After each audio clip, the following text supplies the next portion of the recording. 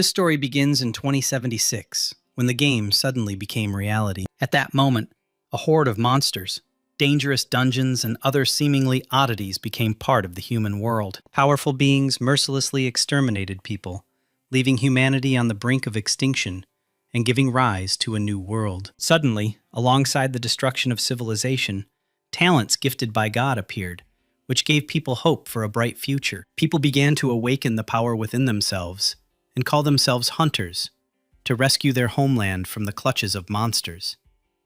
And since then, order has reigned in the world. From that moment on, the strong began to be revered, and survival became above the law. So hunters had to constantly improve themselves and strengthen their positions. In pursuit of power and wealth, hunters descended into dungeons to kill bosses, loot treasures, and level up, ushering in a new era, the Age of Hunters. However, not everyone succeeded in becoming an outstanding hunter. Like, for example, our young man, the main character named Su Yang. The young man hoped to gain a prestigious profession in order to join a guild and become a recognizable hunter, but he became only an ordinary warrior. Warriors once faced difficulties in close combat and suffered many losses, and even after putting in all their efforts and spending time on improvement, their results still could not match those of other professionals. So the warrior became the most primitive profession. And of course, those who had such an ordinary profession were despised in every possible way in society. Su Yang couldn't just ignore the insults directed at him, so he decided to respond to his offender, Wang Fei, who became a magician. A conflict arose between the boys, and it was almost a fight, because Su Yang wanted to prove to Wang Fei and the others that although the warriors were not outstanding, they had more than enough physical strength. But it didn't come to blows, because at that moment they noticed members of a raiding team from the Spirit Hunters Guild, the strongest in the eastern city, climbing the steps. The vice guild leader was Zhao Ming, a level 95 storm archer. Upon seeing him, Wang Fei immediately tried to ask to be accepted into the guild, saying that he had always admired their exploits. However, he was quickly disappointed, being told that the person responsible for the recruits was downstairs, and they had nothing to do with it. However, Zhao Ming, having learned that the young man possessed the rare gift of an ice mage, still asked for a card for entry. After this, several more guys tried to follow Wang Fei's example, including Su Yang, but in response, they were only told to wait. Su Yang was disappointed because the reality now was that only strength mattered in the world, and the chosen profession determined a person's future potential. So for him, everything was already predetermined. Meanwhile, he overheard the other boys talking about how the hunters were planning to raid the Black Dragon's lair today. The Black Dragon's lair is the largest S-tier dungeon in City C, filled with countless small monsters and elite powerful creatures. Of course, death in the dungeon is not the end. The hunter will only lose level and experience until the entire reserve is empty to zero. No one has been able to defeat the dragon itself, the dungeon boss named Athos, and yet the guilds are at each other's throats, especially considering the risk of losing expensive and rare equipment. The Spirit Hunters Guild is full of hunters with skills level 4 and above who have never failed a raid, so most were confident that they would defeat Athos today. But suddenly, Su Yang received a strange notification that resembled a system window.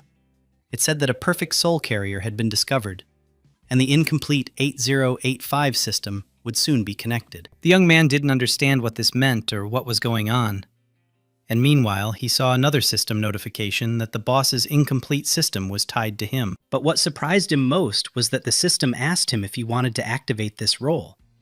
And at that moment, the young man realized that the system wanted him to become the boss. Typically, raiders form a team of at least 4 people and a maximum of 24, although raids of 100 players are not excluded. By killing them all, Su Yang would be able to gain a ton of experience and instantly reach the highest level. And then the worthless warrior would become incredibly powerful. Su Yang decided to put aside thoughts like what will happen and what if, and trust the system, accepting the challenge. And the young man's surprise knew no bounds when he realized that the system had turned him into the level 99 boss of Athos. Not only did he now have 5 million health, he also gained several talents and skills. The dragon was indeed monstrously strong. It was immune to 80% of physical and magical damage, and thanks to its dragon suppression, it reduced all attributes of creatures below its level by 20%. In addition, he had the skill Explosion, which dealt physical damage equal to 300% of the strength attribute, and Dragon's Roar, which could stun all creatures with a spirit level lower than his within a radius of 300 meters for 5 seconds. In addition to all this, he possessed the skill Dragon's Eye, which allowed him to see through space within the territory. Su Yang realized that now, with such strength, he would be able to defeat players and appropriate their experience for himself, something he could not even dream of in his previous life. Meanwhile, while he was figuring things out, he accidentally used the Dragon's Roar skill, which slightly frightened his subordinates, and moreover, even now, with such strength, Athos was at a young age, which meant he could become even stronger. In addition to the subordinates, there was also an elf in the dragon's lair, who was kidnapped and imprisoned in a cage. Su Yang was surprised when he first saw a living elf, but he was even more shocked when the space suddenly began to change. The young man realized that the reason for this was the emergence of the Spirit Hunters Guild, which always emitted an aura of invulnerability. That's why he even began to worry a little. What if this time they managed to defeat the dragon? Because no matter how strong Athos is, hunters are not stupid either. In order not to lose everything that the young man had just received, he decided to act cautiously, and first used the Dragon's Eye to clarify the situation. Then he saw the members of the raiding team approaching him, which included Li Dan, a level 98 Sacred Shield Master, and Qian Yuan, a level 96 Paladin Healer. Also with them was Lei Shan, a level 99 Master Destroyer, and Zhao Ming. The guys were the leading team of the guild and were incredibly strong, because each of them had reached the 4th transformation. Today, the team was 100% confident that they would be able to clear the dungeon and, most importantly, kill Athos. Su Yang also decided not to stand aside and threw difficulties at the guys along the way, calling on his subordinates to attack the unexpected guests. Since the monsters were as high as level 99, this significantly complicated the process of clearing the dungeon. But even so, no matter what enemy was in front of them, the guild members successfully dealt with it. However, all this was just the beginning, and Su Yang, realizing that one monster would not be enough, decided to throw them a few more of them. The guild members were quite stunned, and began to doubt whether they could handle the monsters. But Lei Shan tried to boost their morale, saying that a guild like them would never lose to some monsters. His speech inspired confidence in the rest of the team, and they all realized that they couldn't fail today. Su Yang, meanwhile, noticed something strange, as if they were trying to fool him and were not heading exactly towards him. Using his skills, he realized that the hunters were heading to the Dragon Slayer's tomb, where the quest item Dragon Slayer's Heart was located, allowing the owner to ignore the talents of dragons. The young man did not want to allow this to happen, so he left his lair and decided to deal with the hunters himself. This was a real shock, because the dragon had never left his place before. Of course, Su Yang could continue to harass the hunters by throwing his subordinate monsters in their path every time, but he didn't want them to get an item that could increase their chances of defeating him. Meanwhile, the team was searching for the tomb, but things were not going well for them, as the consumption of materials and weapons exceeded their reserves.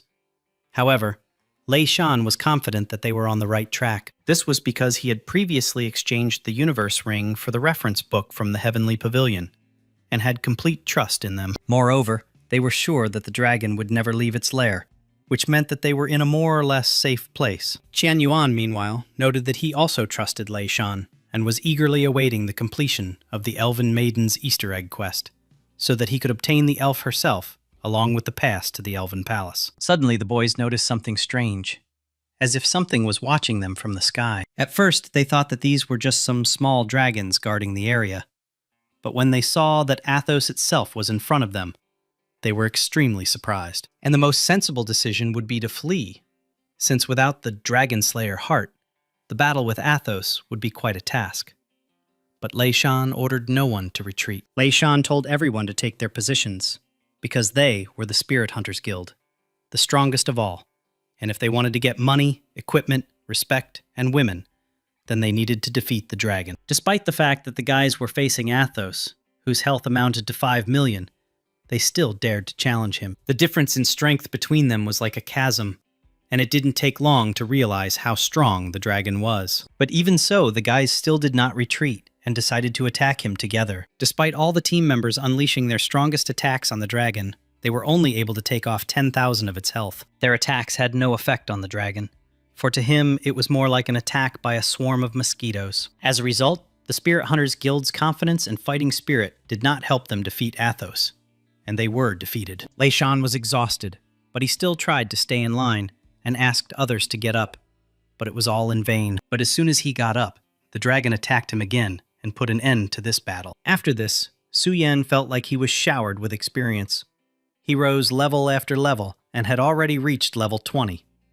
But this was only the beginning. Moreover, he also received a lot of new, high-level equipment that belonged to the guild members. Of course, warriors cannot use all the equipment, but unnecessary ones can always be sold at auction and earn enough money. On top of all this, Su Yang also obtained the Broken Boundless Gem, a special item that can eliminate the level limit when embedded into equipment. Among other things, there was also the Fiery Two-Handed Sword, a platinum weapon of a fire giant that had seen hundreds of enemies and possessed a considerable number of features. Su Yang was beside himself with joy, because he couldn't even imagine such a thing before. But now, it was all happening in reality. The system notified the young man that his dual tasking time was coming to an end, and that he could return immediately. But he didn't think the system would return him back home. However, with his new characteristics, he will be able to become a completely different hunter, and not just a simple warrior. The first thing Su Yang did was to throw 100 points into strength, and the same amount into soul. And the difference between his first level and his current level 20 was simply incredible. And since it was already late at night, there was no point in going anywhere. And this meant only one thing. From tomorrow, the young man would have a bunch of urgent matters to attend to. When the raiding team members returned to the guild, it was a real surprise, because no one thought they would return so quickly.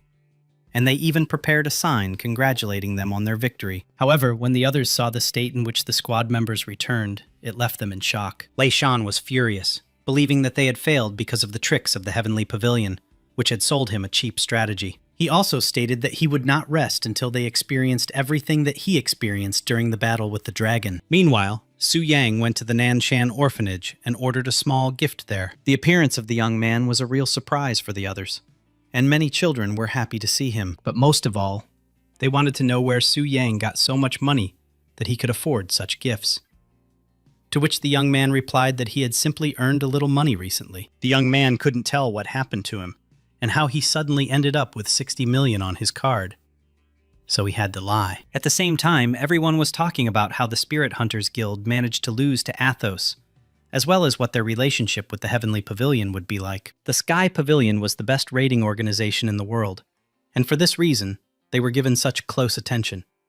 So next time, Su Yang would definitely encounter them. Meanwhile, at the temple, Su Yang met Wang Fei, and the conversation between them was not the warmest. Wang Fei was still hostile towards him, and wanted to teach him a lesson for what he said to him yesterday. But before he could finish his cumbersome speech, Su Yang immediately punched him in the face. After such a blow, Wang Fei only had 5% of his health left. His henchmen were extremely surprised, and did not even want to go into detail about how he managed to defeat Wang Fei with one blow, so they decided to simply run away. Meanwhile, the temple guide approached the young man and asked him if he had any questions. Su Yang replied that he wanted to change his profession, after which the guide asked him to follow her. The girl, meanwhile, was surprised when she saw Su Yang, because at first glance he seemed like a newbie, but his aura was like that of a seasoned professional at level 20. She thought that his strength was inherited, and yet she had never seen anything like it before. Approaching the place where the divine statue of transformation was located, the guide explained that the sculpture itself determines the hunter's profession and level, and then issues a quest, the reward of which will be what he needs. She also explained that the tasks were divided into 4 levels, and before he started, she advised him to take the 3-star task based on his performance. Su Yang didn't quite understand what she meant, so he asked why he couldn't take a 4-star quest. The guide noted that her words might sound harsh, but nevertheless, a 4-star task was too much for the young man, since his profession related to weak warriors. After this, the young man activated the statue and began the process of changing his profession.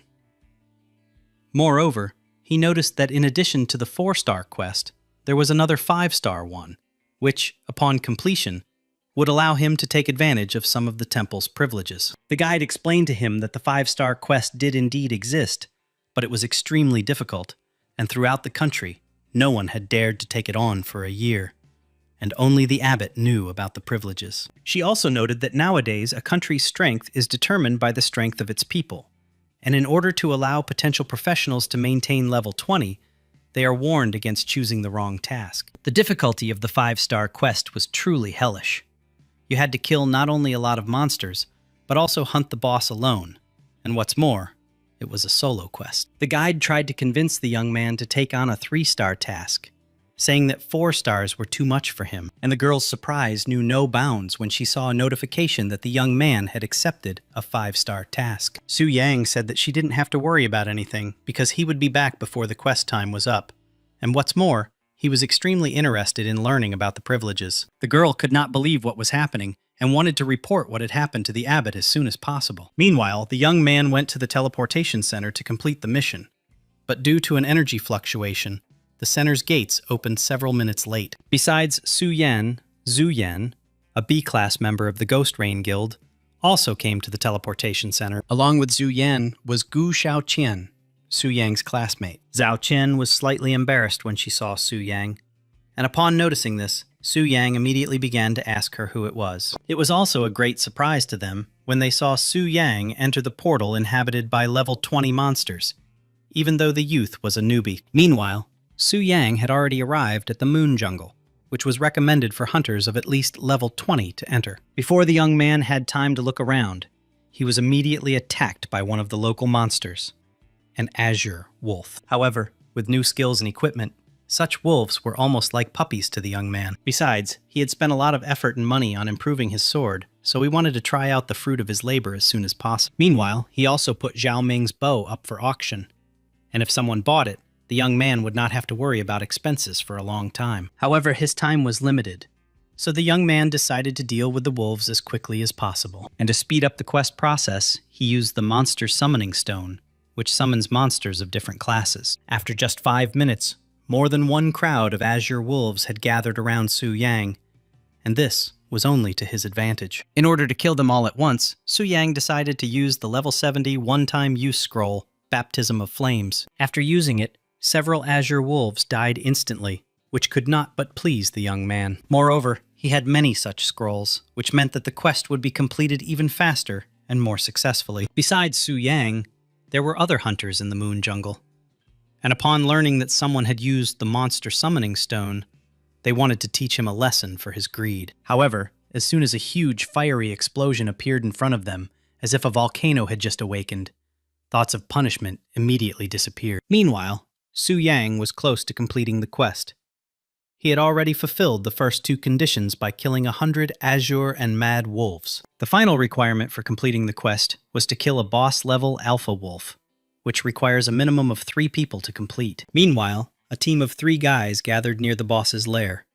A level 22 mage named Zhang, a level 21 defender named Li San, and a level 21 jungle archer named Zhao Wu. The guys were about to go to the boss when they suddenly saw that someone besides them was also going to him. They thought that this would be to their advantage, and when the boss fought Su Yang, they would immediately steal all the jewels from his lair. Meanwhile, the alpha wolf was enraged by the numerous deaths of his subordinates, which caused his stats to increase by 30%. Despite how impressively strong the boss was, a group of guys still wanted to try to steal something from his lair. However, they were beside themselves with surprise when they saw that the young man was able to instantly defeat the alpha wolf, a boss that is recommended to be taken on by a squad of at least 3 people. Su Yang also received the alpha wolf crystal core from the boss, which contains all the boss's magical power and can also be used to enhance the effect of silver weapons. Meanwhile, Zhang approached him and said that he was ready to take the crystal core if he didn't need it. However, Su Yang immediately pointed his sword at him,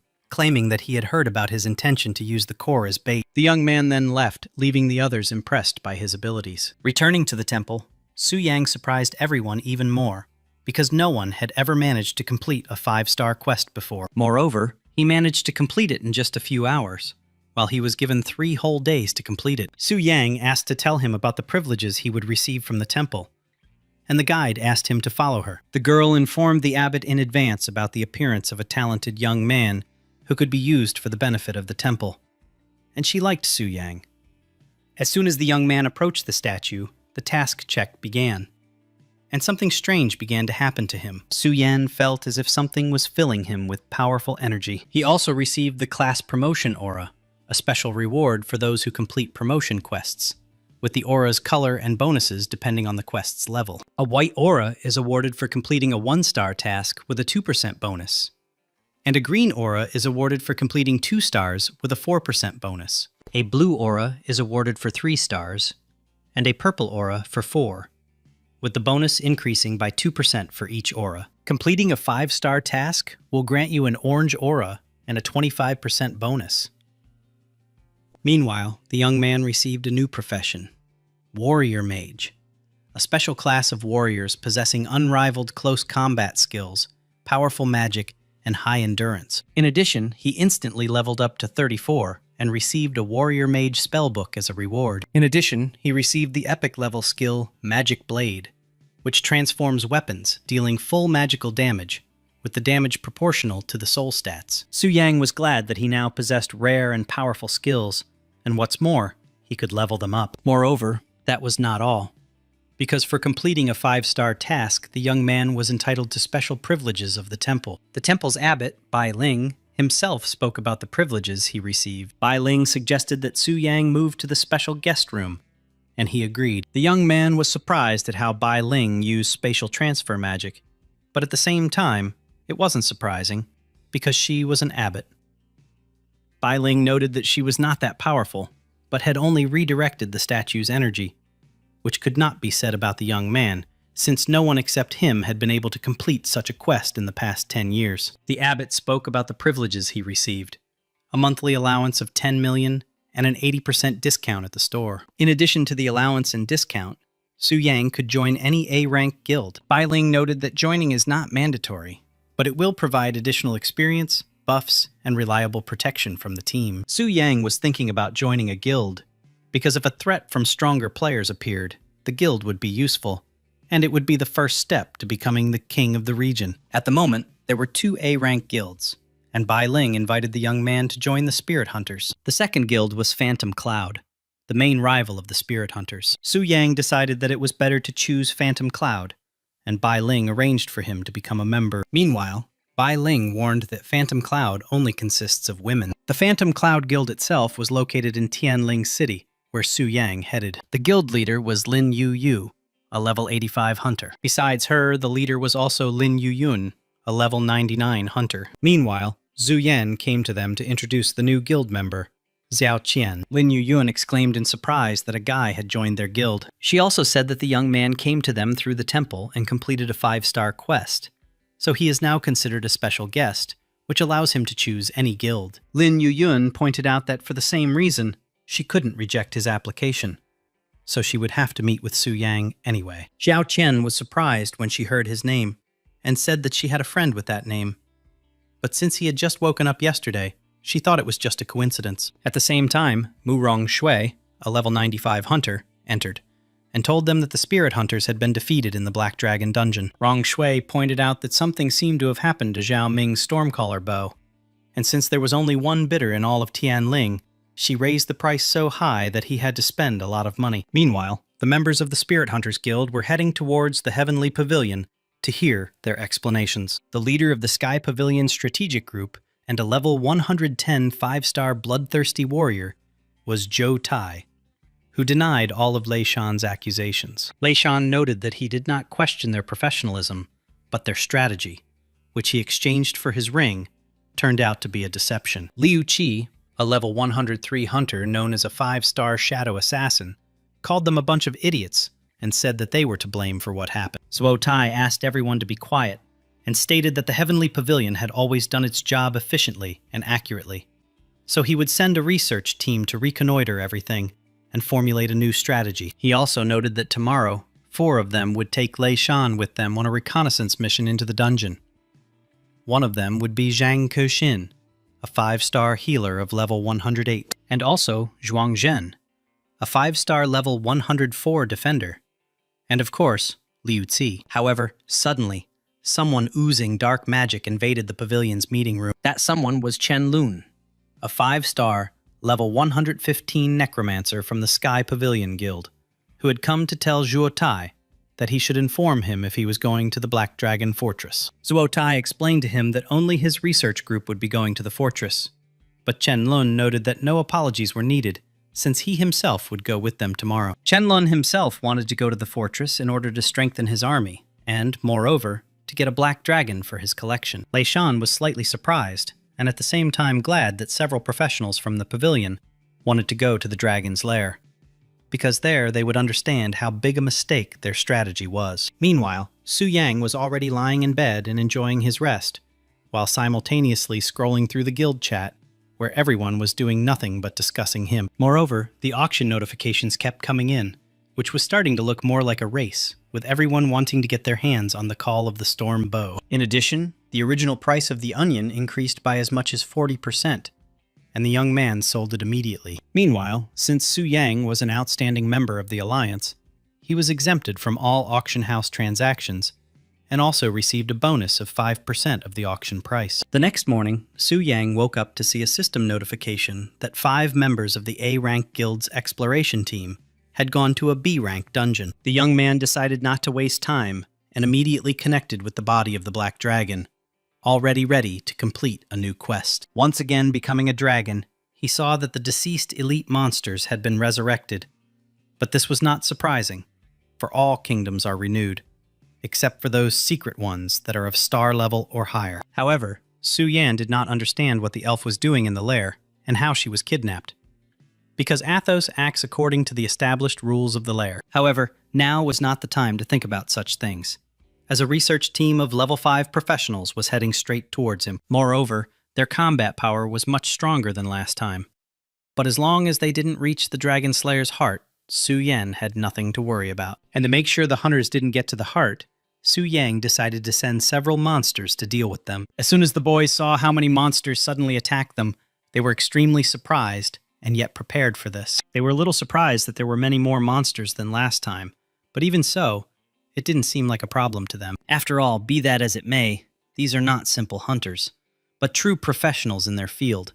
So slaying a couple of dozen monsters, even elite ones, is as easy as pie for them. Su Yang realized that this time he would also have to take part in the battle, so he decided not to delay. The elf could not understand what had suddenly happened to the dragon and why his behavior had changed so drastically, because when he caught her, he was completely different. Meanwhile, the guys finally managed to kill all the monsters, and Qianlun noted that it seemed that Lei Shan's raid had failed precisely because of him, because these monsters did not pose any threat. Lei Shan replied that perhaps their guild was not so powerful in his eyes, but nevertheless, it was all a matter of strategy, to which Qianlun said that it was better not to argue with him if he did not want to become part of his collection. Lei Shan was somewhat surprised by this sudden change in atmosphere, and Zhuo Tai asked Qianlong to refrain from such intimidation and move on. Suddenly, a shadow formed around the group, and this meant only one thing: the appearance of a black dragon. Zhuo Tai was shocked,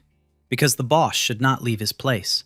Otherwise, it would mean breaking the rules, which is impossible. However, thinking about whether this was possible or not was not the best option now, because Athos stood right in front of them. However, none of the squad was at a loss. They immediately grouped together and attacked the boss, dealing significant damage to him at once. But be that as it may, without the Dragon Slayer's heart, they could not inflict enough damage on him, even being the strongest hunters. Moreover, the dragon tried to attack the hunters who were fighting from afar, but he failed. Liu Ti wanted to suddenly strike the dragon to inflict as much damage as possible, but he only managed to hit it once, after which it attacked back and almost killed him. Immediately after this, Athos used the skill Breath of Extermination to instantly deal with everyone. However, miraculously, the boys managed to survive and protect themselves with a barrier. But what interested them most was why the boss wasn't playing by the rules. Qianlun, meanwhile, decided to act alone, believing that the others would be of no use. Using his necromancer magic, Qianlun summoned the bone dragon Malthus, and now it was like a battle between two dragons. Su Yang was surprised to see a necromancer, as it was an extremely rare profession, and there were rumors that high-level necromancers could even summon deceased bosses. However, now he could not let his guard down, for he was not fighting with simple hunters, but with a dragon whose strength could be compared to his own. But no matter how terrifying the dragon summoned by Qianlun seemed, it was still inferior in strength to Athos. However, Malthus also had his own skills, one of which was the Corpse Cloud. Su Yang responded to his attack with his Breath of Extermination. When the two monstrously powerful energies collided, a powerful explosion occurred that seemed likely to destroy the entire lair. Once everything became clear, Su Yang was a little surprised, because he had never seen Malthus anywhere, and had already thought that he had managed to deal with him so easily. But suddenly something grabbed his leg, and that someone turned out to be Malthus. Malthus then unleashed a series of attacks on him, causing Athos's health to drop to 81%. However, Su Yang managed to escape from Malthus's trap and fly away. At the same moment, he realized that, unlike him, Malthus could not fly. Despite being a dragon, Malthus lacked the ability to fly, but could still attack from a distance. However, no matter how hard Malthus tried, he was unable to reach Su Yang with such attacks. Moreover, Su Yang decided to leave Malthus and target Chen Lun instead, and Chen Lun, realizing this, ordered his dragon to protect him. In fact, it was a simple trick to make Malthus lower his guard so that Su Yang could suddenly strike him. Not only did Su Yang manage to attack Malthus, but the dragon also hit Chen Lun during its fall, pinning him to the ground. However, at that moment, the rest of the group members rushed to Chen Lun and provided him with the necessary assistance in time. Chen Lun asked Zhou Tai where Liu Zi was and why he had not returned yet, to which he replied that he should appear any minute. This made Su Yang wary, as Liu Zi was acting from the shadows and was most likely heading for the Dragon Slayer's heart right now. At that very moment, Liu Zi returned, and the others were already impatiently waiting for him to hand over the Dragon Slayer's heart to them in order to finish off Athos. But it turned out not to be Liu Zi at all, but one of Athos's subordinate monsters, who had managed to take the heart earlier and bring it to his master. This caused a real shock among the others. No one understood how it happened that the Dragon Slayer's heart did not end up with Liu Zi. However, as soon as Su Yang touched the heart, something strange began to happen. And soon, a system notification appeared stating that due to unforeseen circumstances, the dungeon level had been upgraded from Diamond to Star. Meanwhile, something strange was also happening in the ordinary world. An earthquake suddenly began. The temple was worried about what was happening, and Bai Ling sensed a powerful aura emanating from some hidden realm, although she couldn't imagine that it would affect the ordinary world. Then, in the distance, she saw a bright beam, which meant only one thing. Something big was coming. At the same time, the group that was in the dungeon did not understand what happened and why the dungeon suddenly became a star level. Moreover, the dragon had also changed. It had become much stronger, and a monstrous aura emanated from it. The whole point was that Su Yan raised the Athos dragon's level to 100, after which all of its stats increased, and a new star-level skill, Fiery Tongue Purifying Hell Prison, was unlocked. This skill created a hellish prison with an incredibly powerful black flame that destroyed anyone who dared to resist, dealing 1000% magic damage, and Su Yang could decide for himself whether to destroy the hunter's soul or not. He also received a buff for finding the key item, Dragon Slayer's Heart, which returned the dungeon's previous difficulty. However, it still remained a mystery to him what early growth stage meant, but even so, the situation had completely changed. Meanwhile, Liu Zi returned and said that he had not found any heart. However, as soon as he saw that the Dragon Slayer heart was right in his possession, he decided to try to take it. Liu Zi was confident in the dexterity of his skills, even though Zhou Tai ordered him not to do so. But in the end, Su Yang managed to stop Liu Zi with a single clap of his hand, resulting in his death. Zhou Tai didn't understand what was going on, because usually, a star-level hidden realm boss would require a team of 10 to 20 people to defeat, while they were only a group of a few people. After this, Zhou Tai decided to flee and ordered the others to retreat, saying that they could not cope with the boss. Running away was the rightest and wisest decision, but Su Yang had no intention of letting anyone go. Before the boys had time to run far, the dragon was already in front of them and blocked the exit. He then used Breath of Annihilation, and the damage from this attack was so monstrous that the hunters were ready to bury themselves. Their strength and mana were almost exhausted, so any further attack from the dragon meant only one thing for them: the end. Zhuo Tai ordered everyone to put their valuables in the Endless Ring so as not to lose them forever, as it became clear that they would not survive. Chen Lun thought differently and was not going to give up, declaring that he would kill the boss no matter what it took. After that, he summoned his undead army using the skill Cloud Legion, which gathered all the dead creatures on the battlefield, and its duration depended on the caster's mana. Soon, Chen Lun's entire army rushed towards the Black Dragon, and the necromancer was confident that he would now definitely be able to achieve victory. However, for Su Yan, who had just raised Athos's level to 100 and gained new skills and strength, destroying them was not difficult. As a result, Chen Lun's powerful army was instantly routed and destroyed. Chen Lun admitted his defeat, but stated that this was not their last meeting, and he would definitely return soon. Su Yang didn't take his words seriously and decided to try out his new skill. After this, everything was engulfed in a bright flame, which burned the body of everyone who found themselves inside it. However, after some time, the boys noticed something strange. Their health dropped to 0.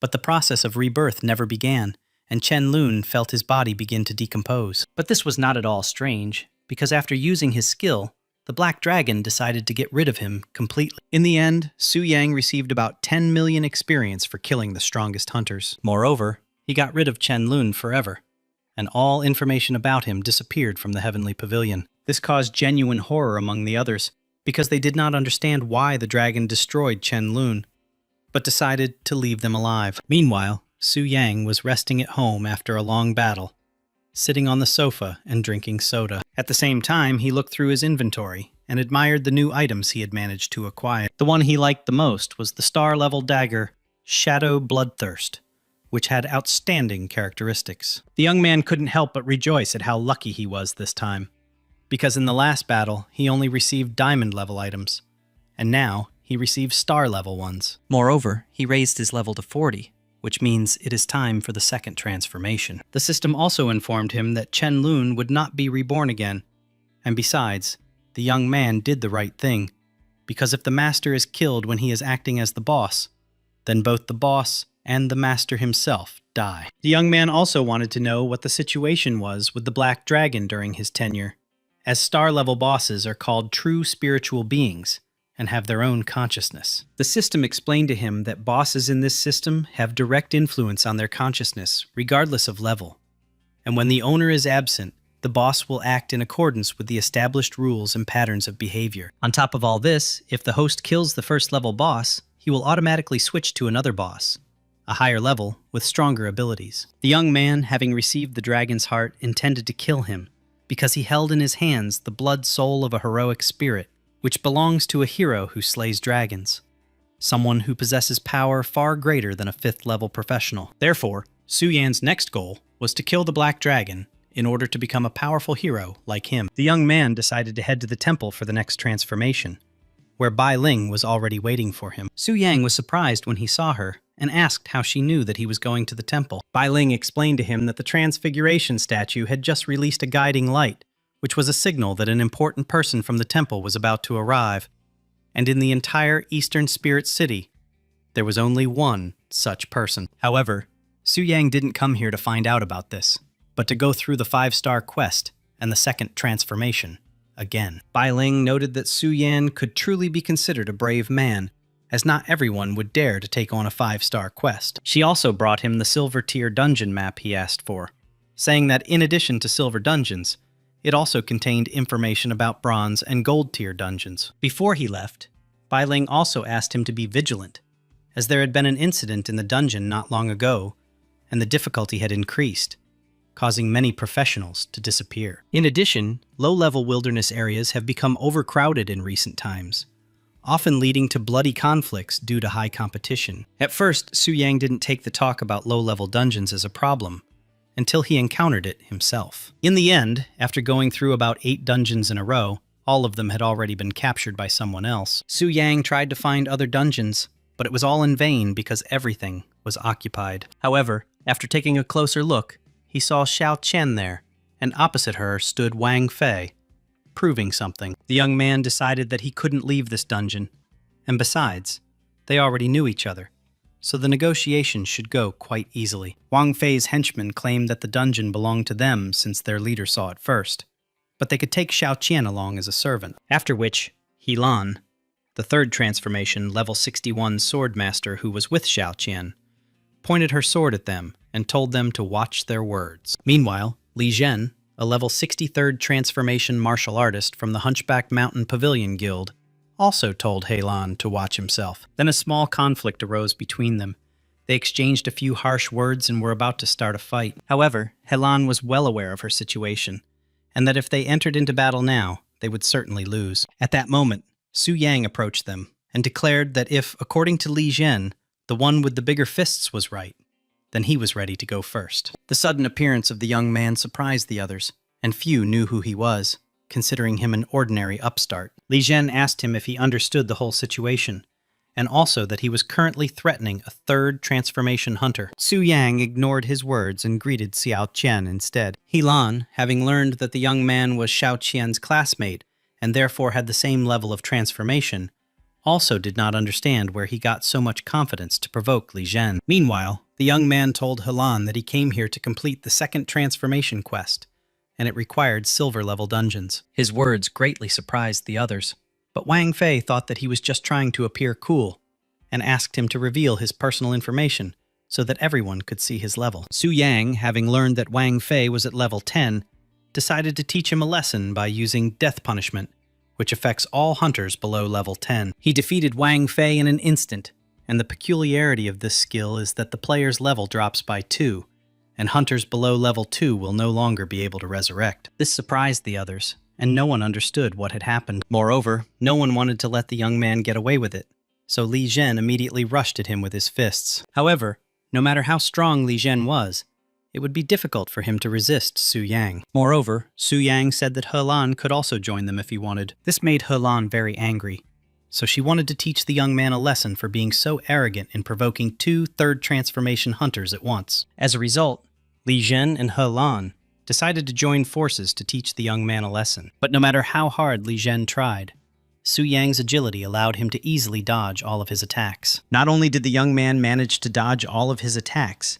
including the super powerful one, he also counterattacked him. Helan tried to attack him from behind, thinking that now was the best moment to strike, but it was no use. Li Zhen lost his temper and could no longer control the anger that enveloped him. However, no matter how loud his statements were, it was not difficult for Su Yang to defeat him. Realizing how strong the young man really was, Helan decided to retreat. Su Yang said that he didn't want to fight her, because after all, they were guild friends, so it would be somehow ugly. Neither Helan nor Xiao Qian thought that the person right in front of them was the same Su Yang who had recently joined their guild. After this, Su Yang entered the dungeon, asking to tell the guild leader that it now belonged only to him. It was a dungeon called the Cave of Pain, which contained level 35 goblins. However, such monsters did not pose a threat to the young man, and dealing with them was very easy for him. While wandering through the dungeon, he came across not only goblin archers, but also goblin butchers,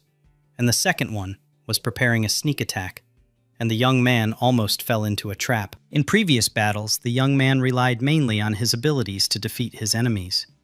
But if he faced a stronger opponent, he would have to rely on his skills. However, this was also a unique opportunity for him to try out his new skill, Demon Blade, on monsters. Su Yang didn't have to wait long before the goblins decided to attack him from behind, and in an instant, he activated the skill Demon Blade Shield, repelling their attacks. Finally, he finished them off with the same skill, but this time using a hammer. The archers also attacked him from behind, but the young man used the skill Demon Blade Crossbow and managed to kill them all. On his way to the boss's room, Su Yang killed the goblins one after another, receiving very little experience from them compared to what he earned in the dragon's body. After some time, he finally reached the dungeon boss, a giant, level 40 ice tiger. But no matter how strong the boss was, he was never able to defeat the young man. As a result, the young man killed the boss and received some experience from him, and also successfully cleared the dungeon. But it didn't end with just one silver dungeon, because he needed to go to another one. Coming out of the dungeon, he saw Helan and Xiao Qian hiding near the entrance, but the girls assured him that they were just passing by. Helan herself was surprised at how the young man was able to clear the dungeon alone, and in less than 5 minutes. After some time, the young man found another dungeon, in which the boss was a blood-boiling orc, and after defeating him, Su Yang completed the 5-star quest. In addition, since the young man perfectly completed the quest to overcome the 5-star barrier, a hidden mission was unlocked. The first phase of the secret quest was to find a lost, rusty key. Successful completion would increase all of the young man's attributes by 5%, and he would also receive a legendary skill book for warrior mages. Since secret missions only became available after completing 5-star quests, and the rewards for them were quite valuable, Su Yang simply couldn't refuse them. The description said that the young man needed to go to a wild place in the city of Tianling, where there was a terrible beast that was hiding something. Su Yang decided that this was a good way to test his new weapon. But to use a weapon of such a high grade, not only a full set of limitless gems was required, but also a Grandmaster blacksmith to craft them. Meanwhile, in Tianling, there is a branch of the Heavenly Pavilion which sells not only dungeon crawling strategies, but also other important information, which is where the young man wanted to go. Moreover, the Sky Pavilion was one of the members of the X Alliance, so Su Yang was curious to see how they would react when they saw his black X Alliance membership card. Arriving at the location of Alliance X, the young man was surprised to see how many people wanted to purchase the strategies, which also testified to the merits of the strategy group. There were indeed quite a few people, and everyone wanted to buy a strategy and go to the dungeon as soon as possible. Among the hunters, Su Yang also saw Zhuo Tai and Liu Zi, and was slightly surprised, as he didn't think they would cross paths so soon. While Zhuo Tai continued to remain calm and tried to control the situation, Liu Ci did not hide his emotions after his recent defeat. Meanwhile, Liu Ci kicked a tree stump, which flew right towards Su Yang.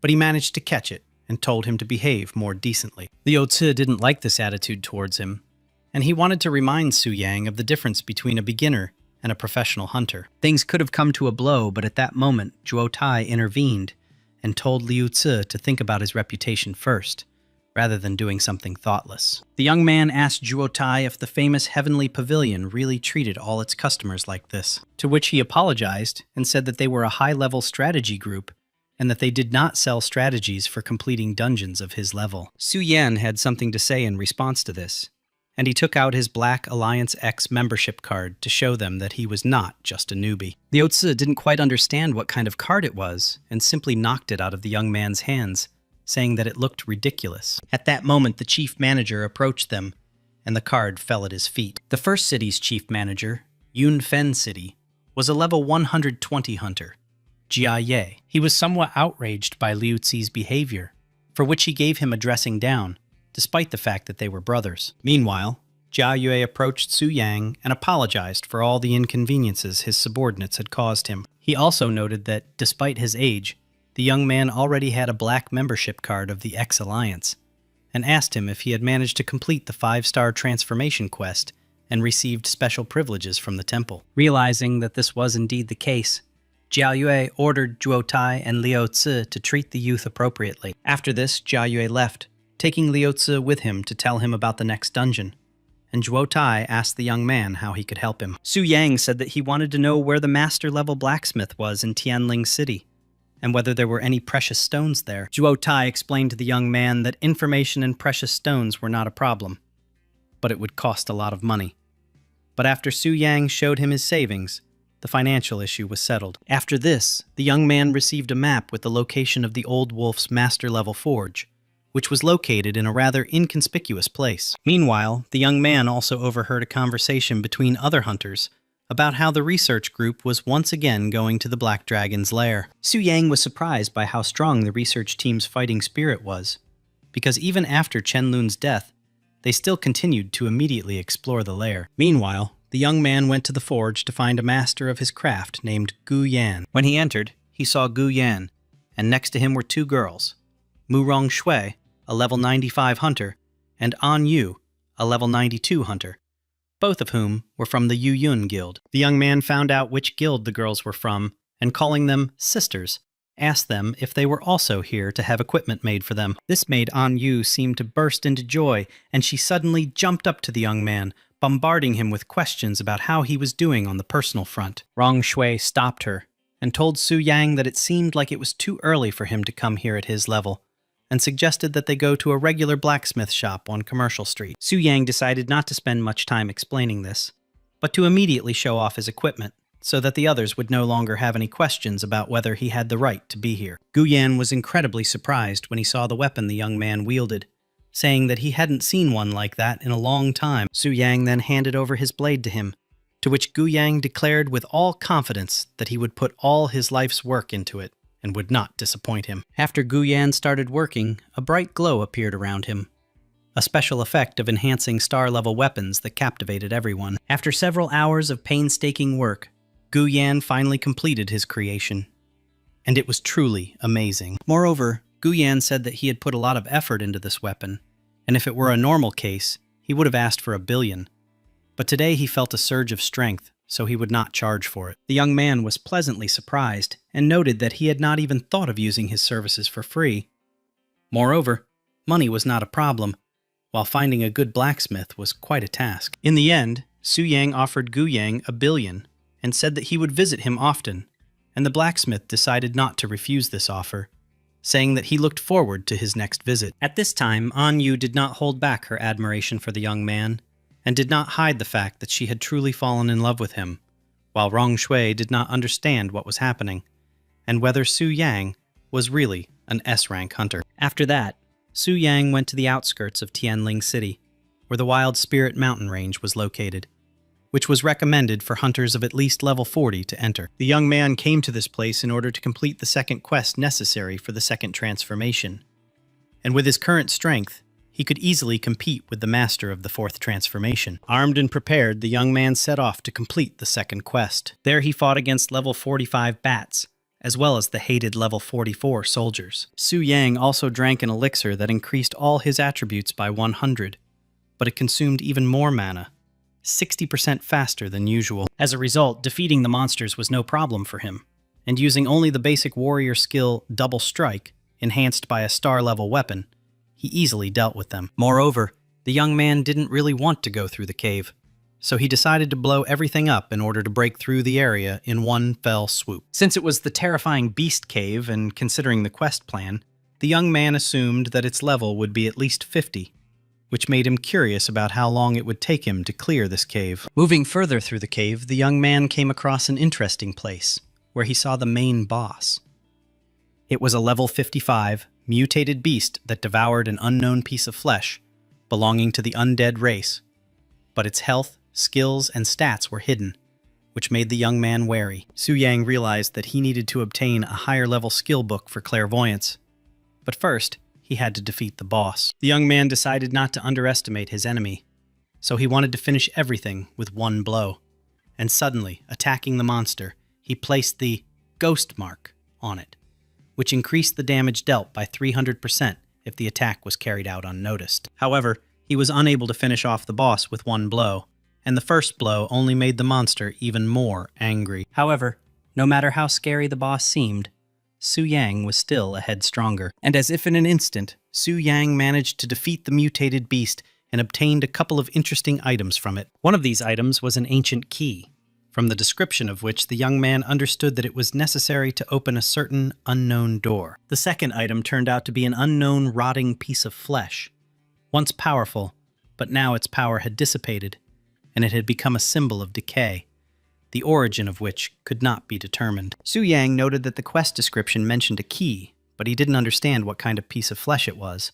But from the description, it was clear that its previous owner was incredibly powerful. Meanwhile, the young man decided to put all new subjects aside for now, and return to the task of the second transformation. The young man successfully completed a 5-star quest again, and all of his attributes increased by 25%, in addition to receiving an exclusive passive skill, Double Spirit Enhancement, which increases his spirit and strength attributes by 10%. Now, all of his attributes have surpassed 400, and his spirit attribute is approaching 600. In addition, he has received the legendary skill Blade of Double Annihilation, which combines the blade with the weapon to carry out a powerful attack that deals 200% damage from the strength and spirit attributes. Meanwhile, Bai Ling approached him and congratulated him on completing his second 5-star transformation, and also told him that he would now receive 1.5 million monthly, and would also receive a discount of up to 30% in the X Alliance. Bai Ling also asked him what he would do next, to which the young man replied that he would take a short break for now, as he had become a little tired over the past few days. However, he didn't plan to lie on the bed all day, but wanted to visit the Heavenly Pavilion and buy some things to prepare for slaying the dragon. Meanwhile, Jia Yue gathered Zhuo Tai and Liu Ci to tell them about the next expedition to the dragon's lair. This time, about 30 hunters will join the research team. Moreover, headquarters has already prepared countermeasures and equipped them with life rings that will activate the boy's resurrection. Jia Yue also noted that he relied on them, and if he had a little more time, he would gladly spend it with them to stretch his decrepit bones. However, Their conversation was interrupted by a girl who suddenly burst in and said that it was not their turn to attack the dragon's lair. It was Miss Luo Ling-er, a level 130 Beastmaster, and also the daughter of the owner of the Heavenly Pavilion. Jia Yue immediately bowed his head to her and apologized, saying that they didn't know about her plans to visit them, so they greeted her in such an inappropriate manner. Ling-er noted that she had not informed anyone of her intention to visit in order to prevent news from leaking, and from now on, she forbids anyone from entering the Black Dragon Fortress without her permission. To which Jia Yue asked her if someone had allowed her to do this, and the girl took his question as an attempt to challenge her father. However, Jia Yue apologized and said that he was just curious, after which Ling-er left and ordered that all known information about the Black Dragon, as well as a restroom, be prepared for her. Liu Zi was still stunned by the appearance of Lin-er, as this was the first time he saw the daughter of the pavilion owner, as well as the World Beast Association. The World Animal Association, in turn, was the largest association specializing in collecting exotic animals. And thanks to her unprecedented talent, the girl joined it at a very young age. And today, Lin-er has come to defeat the Black Dragon. And if everything goes well, she will become the best Beastmaster on the entire continent. The first thing Jia Yue ordered was to bring Ling-er the Dragon Training Manual. But Zhuo Tai and Liu Zi discovered that someone had already bought it, and that someone turned out to be Su Yang. Jia Yue noted that this seemed like a simple coincidence, as the young man had no way of knowing about the lady's arrival, and yet he was curious as to why Su Yang needed guidance. Zhuo Tai suggested asking him to return the book, but Jia Yue said that would only create a stir, so they needed to find other sources of information. Meanwhile, Su Yang was already studying the manual and was quite satisfied with his new purchase, for the contents of the book justified its cost of 5.1 million gold. After some time, he finally found the page with the Black Dragon, and was immediately surprised, because nowhere was there mentioned the dragon's talent in the form of reducing damage by 80%, given the professionalism of the Heavenly Pavilion. Su Yang began to wonder if the research team had been unable to discern the further characteristics of the Black Dragon, and that they did not know all the information. The manual stated that during the research, a dragon was discovered in the northwest region of Luoshui City, Anbei City District, which was in the juvenile stage, which corresponds to the Diamond Period. A dragon in its adolescent stage, which corresponds to the period of the Shining Moon, was discovered in the central area of Yi City, Linjiang City District, in Longmai Mountain. And the last unconquered kingdom was located in the southeastern region of the city of Yunfeng, in the city's Tianling district, the well-known lair of the Black Dragon, which was in its adult stage, which corresponds to the period of the scorching sun. Upon closer inspection, the young man discovered that the Black Dragon, while in its juvenile stage, had accidentally consumed an unknown piece of flesh, which led to its ascension. This gave Su Yan the idea that he could use the previously obtained unknown flesh for his own purposes to become even stronger, and then even the fifth transformation hunters would not be his rivals. At the same time, the system notified the young man that by killing the dragon, he would be able to get it as a pet, which surprised and pleased him at the same time. Meanwhile, a new message came into the guild chat,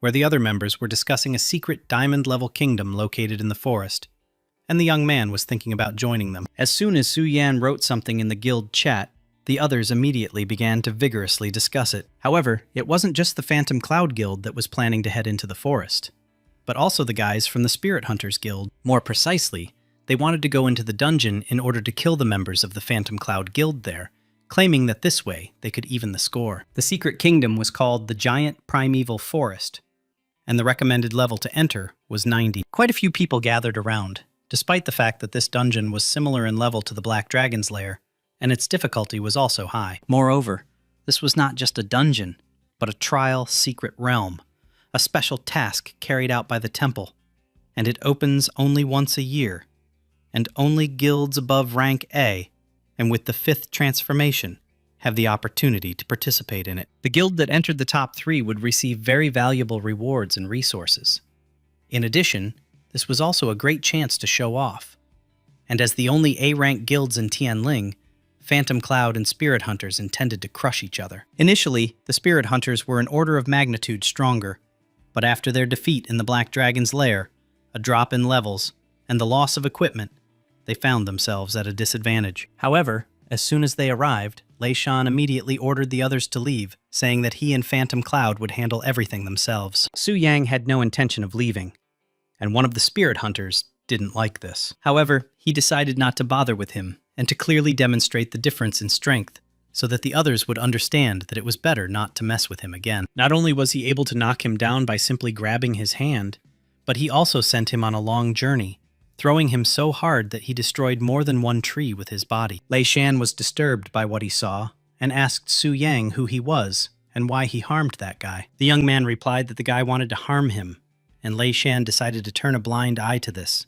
believing Su Yang's words. Zhao Ming asked the leader why he ignored what happened, to which Lei Shan explained that the guy was one step away from the fourth transformation, and considering how easily Su Yang defeated him, it would be better for them not to get involved in trouble. Meanwhile, the rest of the guys arrived, and Lin Yuyun demanded that Lei Shan explain what he was planning. Lei Shan suggested that they go to the dungeon first and then discuss everything, but Lin Yuyun called him ridiculous, reminding him that their previous group outing had once led to everyone's death. Lin Yuyun asked him if he had come here specifically to hinder them, since they had failed to deal with the lair themselves, causing them to lose all their equipment and levels. Her words deeply hurt Lei Shan, and he declared that if that happened, they would never be able to enter the secret realm. In response to his words, Rong Shui attacked him and demanded that he stop all this chatter, to which Lei Shan suggested that they decide everything before they entered the dungeon. Su Yang also decided not to stand aside, and asked Lei Shan who he was to so confidently declare that they would not enter the dungeon today. Meanwhile, with them were also Zhu Yan, a level 94 demonic windmaster, and Ji Muzi, a level 92 bard. Su Yang apologized to Lin Yuyun for not having shown up at the guild yet. Lin Yuyun was surprised by how capable Su Yang was, as at such a young age he could already be assessed as an S rank. Meanwhile, Zhao Ming attacked Su Yang, starting their feud. The young man decided not to ignore the sudden attack and responded to Zhao Ming in kind. Lei Shan also wanted to intervene, but Su Yang asked him if they had come here just to create unnecessary trouble for them. The young man noted that in that case he would have to teach them a lesson, and these words greatly surprised the others. However, upon seeing him take out the scrolls, Lei Shan immediately ordered the others to immediately activate defensive magic. However, all of this was useless, because now Su Yang possessed truly destructive power. Lei Shan couldn't believe his own eyes, and he couldn't even resist the youth's strength. As a result, the spirit hunters suffered another defeat, and were once again left empty-handed. The members of Phantom Cloud were also surprised, and couldn't believe that such a strong guy had joined their guild. Thanks to this, Ji Muzi managed to draw Su Yang, and Lin Yuyun realized that he had used the scrolls to destroy the protective formation, and then used his own abilities. The girls were extremely impressed with the young man, and already considered him the most powerful member of the guild. After this, the guys finally went to explore the dungeon. The first monster they encountered was a level 89, two-headed velociraptor. However, dealing with such a monster was as easy as pie for the holy knight Lin Yuyun. In addition to the two-headed velociraptor, the boys also encountered a giant bear, an elite level 95 monster. Su Yang decided to keep up with Lin Yuyun and entered the battle by attacking the giant bear. The young man dealt over 100,000 damage to the monster in an instant and defeated it as if it were a low-ranking mob. Thanks to the teamwork of Su Yan and Lin Yuyun, the first batch of monsters were cleared without any difficulty. After some time, the guys reached the dungeon boss, the failed hybrid giant, level 98, with 4.5 million health. Despite the boss's terrifying appearance, Su Yang assured everyone that they would defeat him today. Meanwhile, Zhao Tai reported to Jia Yue that, according to a tip-off, the Spirit Hunter and Phantom Cloud guilds had recently clashed in a battle in the giant deep forest. Jia Yue was not surprised to learn that the Spirit Hunters had fallen, for the more people despair, the more they commit rash acts. At this time, the Phantom Cloud Guild defeated the dungeon boss, and the finishing blow was delivered by Lin Yuyun. In addition, the guys completed the trial in the secret realm. Lin Yuyun thanked Su Yang for the opportunity to deal the finishing blow, and in doing so, raised her level to 100. The young man became a real hero in the eyes of the others, and almost every girl wanted to ask him at least something. While most were trying to make friends with Su Yang, the rest were already examining the rewards they had received from the boss. Lin Yuyun suggested that Su Yang also take some reward, but the young man refused, saying that he already had everything. An Yu, meanwhile, suggested that everyone celebrate the victory over the boss and invited Su Yang to join. Su Yang wanted to go with the others, but at that moment the system alerted him of an intrusion into the lair, after which the young man immediately connected to the system and only apologized to the girls that he would not be able to have dinner with them. As soon as Su Yang returned to his dragon form, he decided to see who had invaded this time. He was surprised to see only one person, but his appearance was frightening, and it seemed that he was not quite human. It turned out to be not a human,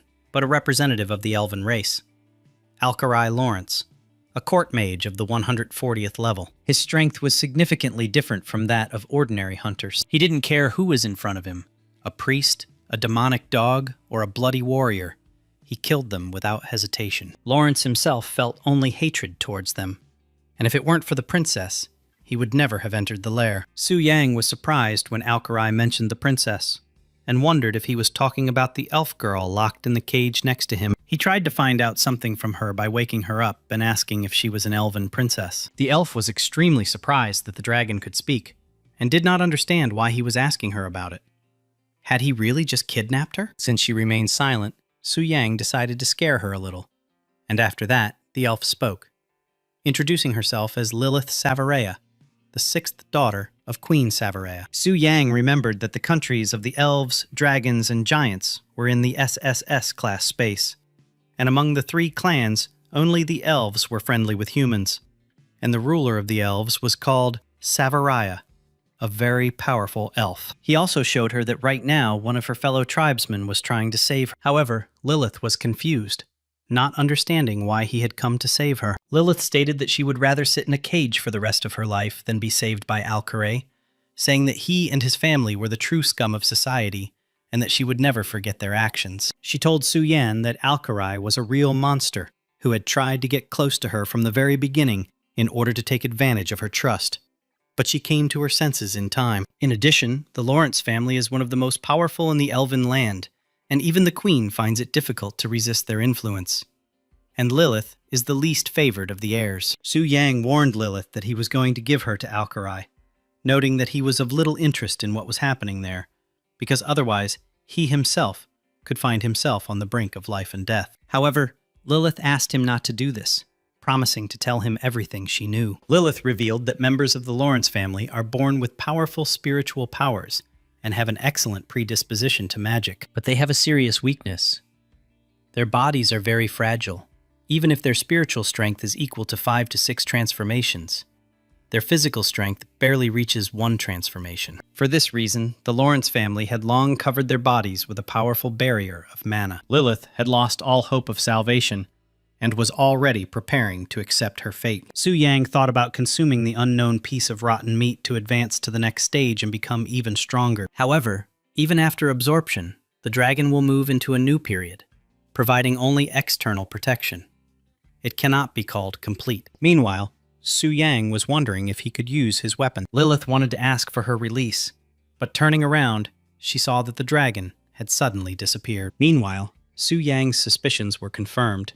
He was indeed able to use his equipment in dragon form. Thanks to the Shadow Kill and Shadow Body equipment, his stats have increased significantly, and the attributes of the equipment, weapons, and his own skills have also been transferred to the dragon. Alkarai was looking forward to meeting Athos so that he could rescue the princess and marry her as soon as possible.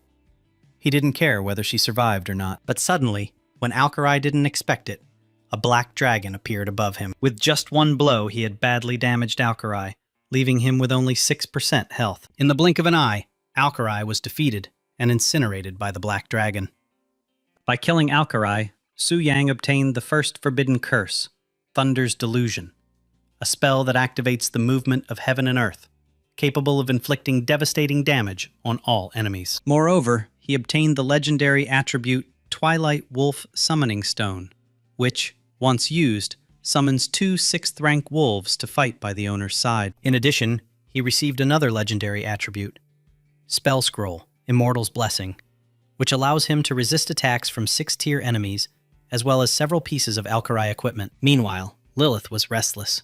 She was worried about the dragon, thinking what would happen if he lost. However, as soon as she thought about the dragon, it suddenly appeared right in front of her and slightly frightened her. Su Yang told Lilith that after his surprise attack, Alkari was burned to the ground, so she could rest easy. This worried Lilith even more, because Alkari had incredibly powerful defenses, but even so, the dragon was able to kill him. Meanwhile, Su Yang asked her why she didn't have powerful abilities like the other members of the elf royal families. Lilith told him that since she carried the curse placed on the elves by the giant king, it not only blocked her powers, but also significantly shortened her lifespan. This is because in every generation of elves there is someone who will bear this curse, and this time, she was the victim.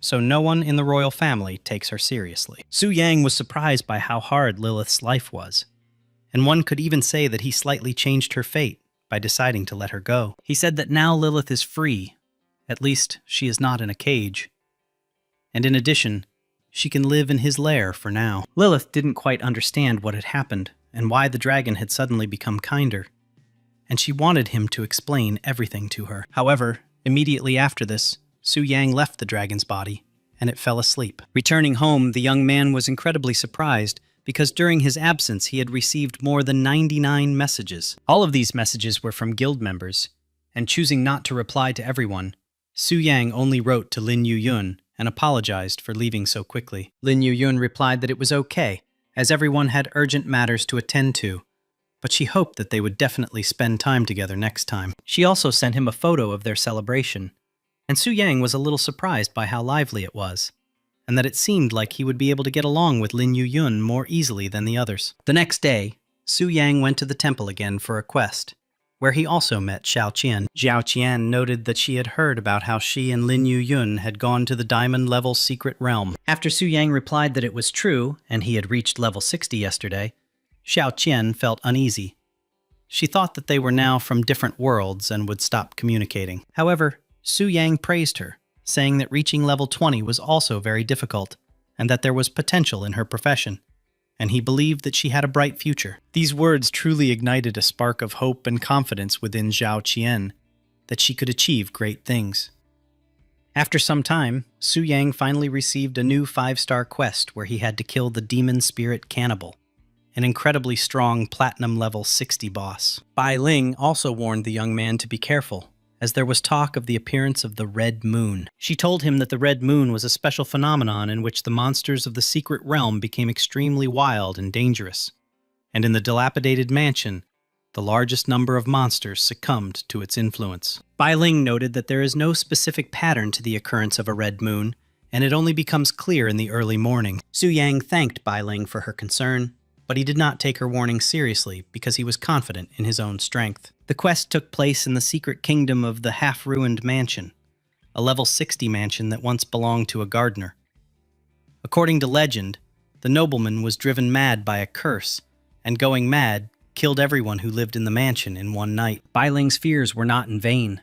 The blood moon had indeed risen. The guard wanted to warn that a particularly dangerous phenomenon had begun, but before he could do anything, someone had already entered, despite the red moon. That someone was Su Yang, whom the guard didn't notice because he was very drunk. The young man fought with the ghost boys, and at first glance they seemed quite weak to him. But there was one but. Due to the influence of the red moon, monsters suddenly went mad and their levels were raised. The monsters were significantly different from their former selves. They became faster, stronger, and much more dangerous. Suddenly, the demon blade activated on its own, as if a defense against attacks had been activated. The system then informed the young man that 10 points had been taken away from his 100 points, and when his points reached 0, the system would go into a frenzy. Su Yang didn't quite understand what this meant, but one thing was clear. He had underestimated the effect of the red moon, and didn't even think that the monster's attack power and defense would be doubled. Now the young man needs to be much more serious and remain vigilant, so as not to fall into the clutches of monsters. After some time, Su Yang defeated a few more monsters, and his points dropped to 60, and his mana reserve was about 20%. Su Yang was surprised at how difficult this quest was, because he hadn't even gotten close to the boss yet, and he had already lost a lot of strength. Moreover, suddenly another level 82 elite monster, a giant corpse, appeared in front of him. Initially, the young man wanted to use only his skills, but seeing the threat in front of him, he decided to play his trump cards. He summoned the very same wolves he had received after killing Alkari, and they instantly dealt with the monster. Fortunately, the spirits have no problem recognizing their master. Otherwise, Su Yang would have had a hard time, considering both wolves were level 125. After some time, Su Yang finally found the room with the boss, and was in anticipation of what awaited him there. As soon as the young man opened the door, he was quite surprised, because some kind of scene was playing out in front of him. And in the center of this very scene was the Red Moon Erosion, a cannibal, a level 90 boss of the immortal species. However, no matter how strong the boss was, for Su Yang's moon wolves, he was just easy prey. Su Yang dealt the final blow, and for killing the cannibal, he received about 100,000 experience points, as well as platinum rank equipment, the Ring of Will-o'-the-Wisp, the Crystal Core, and the Cannibal's Indignation. The Crystal Core was an item that contained a large amount of mana, which could be used in conjunction with pills or to enhance attributes, increasing them by as much as 80 points. Platinum gear was indeed a good reward, but until the young man reached level 80,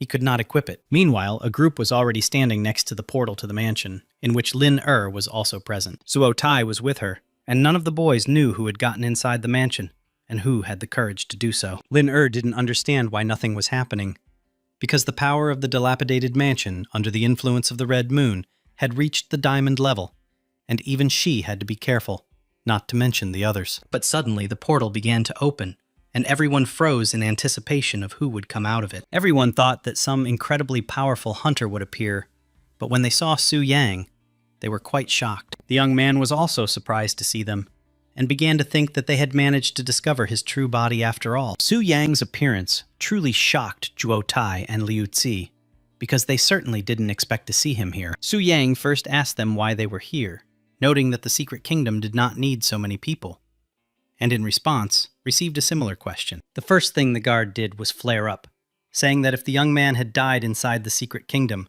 it was scary to imagine what punishment would have awaited him. However, Lin intervened and ordered the guard to leave, and she asked Su Yang if he had really managed to cope on his own. After Su Yang confidently declared that he had done it himself, Ling acknowledged his abilities and demanded the crystal he had obtained from the boss, offering to name the price. In response, Su Yang just laughed and asked her who she was to demand something so brazenly. The young man had no idea that right in front of him was the youngest genius of the association and the daughter of the owner of the Heavenly Pavilion. One of Lin servants was about to teach the young man a lesson, but she quickly stopped her. Su Yang realized that he was in a very difficult situation and had just made it even worse. Ling summoned her level 90 falcon and said that if the young man could withstand it for 3 minutes, she would pretend that nothing had happened. This was quite unexpected, causing Su Yang to be a little confused and unable to concentrate immediately. Liu Qi noted that the guy was definitely finished now, but Zuo Tai was confident that he could handle the falcon,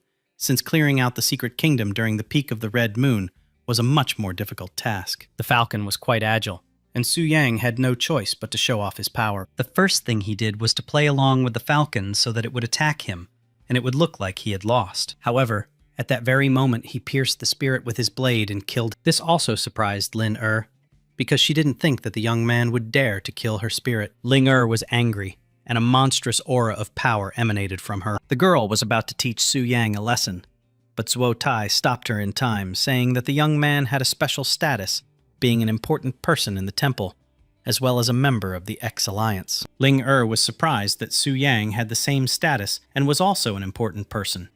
Moreover, he also took on 5-star missions. Moreover, she herself had a hard time during the first 3 transformations, and even needed the help of the Heavenly Pavilion, while Su Yang went through it all alone. This hurt and angered Lin but she did not want to stay here any longer, and told everyone to return. The young man planned to go and kill the Earth Dragon that was in the Stone Abyss, and finally complete the 5-star quest for the 3rd transformation. Meanwhile, Lin and the others arrived at the place where the dragon was located. The girl was eager to defeat the monster, since Su Yang had outsmarted her back then in the mansion. But she didn't want to let that happen again. However, not everything was as smooth as she thought, and then she was informed that someone else had also come here, and that someone turned out to be none other than Su Yang, who had come to kill the dragon. As soon as Lin saw him again, she was beside herself with rage. Su Yang asked her what brought her to this low-level wild boss area, and whether she was itching to torture newcomers. Zuo Tai told the young man that Ling was preparing to subjugate the Black Flame Wing, and that she only needed this earth dragon for practice, and asked him not to interfere. But the young man declared that this dragon was his goal. Ling said that in that case, let him do as he saw fit, and warned him that once she subjugated the Black Flame Wing, even the temple would not be able to protect him. In the end, the young man only told her not to boast about what she had not yet done, and entered the portal. In fact, Ling statement that she wanted to subjugate the Black Dragon made Su Yang wary, because with her strength and the support of the research team, she could really do it. However, his main goal now is the Earth Dragon. The Rocky Abyss Earth Dragon was a level 61 wild boss, and although the youth couldn't use the Moon Wolves and Demon Blade, he wanted to finish it off with a star-level weapon. Su Yang dealt him a lot of damage, and the dragon immediately woke up. Moreover, despite its size, the dragon was quite agile, and could even have harmed the young man if he had not dodged. But be that as it may, Su Yang was now at a fairly high level, and defeating such a boss alone was not difficult for him. As a result, after just a couple of attacks, he left the boss with only half health. However, everything was not as simple as it seemed at first glance. And as soon as the boss had half his health left, he immediately entered a state of rage. Now Su Yang had problems, because the dragon still wouldn't stop, and he didn't know how to stop it himself. While running around the area, the young man came across a small clue in the form of a granite wall, and decided to lure the boss there. The dragon crashed into the wall, which stunned him and increased the damage dealt by as much as 20%. On the other side of the portal, the rest of the guys were still waiting for him.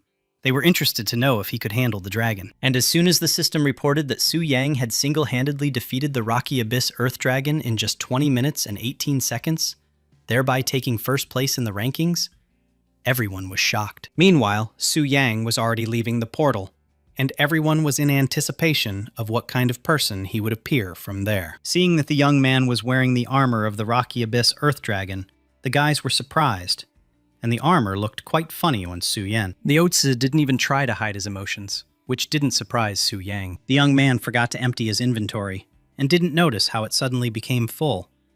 And as luck would have it, the dragon's armor had good characteristics, but looked ridiculous. Meanwhile, Lin said that she acknowledged his small abilities, but she saw no reason to be proud because he was just an Earth Dragon, which was far from her goal. In response, Su Yang declared that he would subjugate the Earth Dragon much sooner than she did, which angered her even more. However, full of confidence, he told Ling to remember his name, because he was not only a VIP in the temple, but also the one who would subjugate the Black Dragon. Su Yang himself planned to go on a secret quest. According to legend, in the deepest part of the Sleeping Mountains lies an underground prison that no one dares to approach, where once stood the secret laboratory of a great magician who researched the power and glory that comes from blood. Su Yang said goodbye to Ling wished her good luck, and headed to Sleeping Mountain.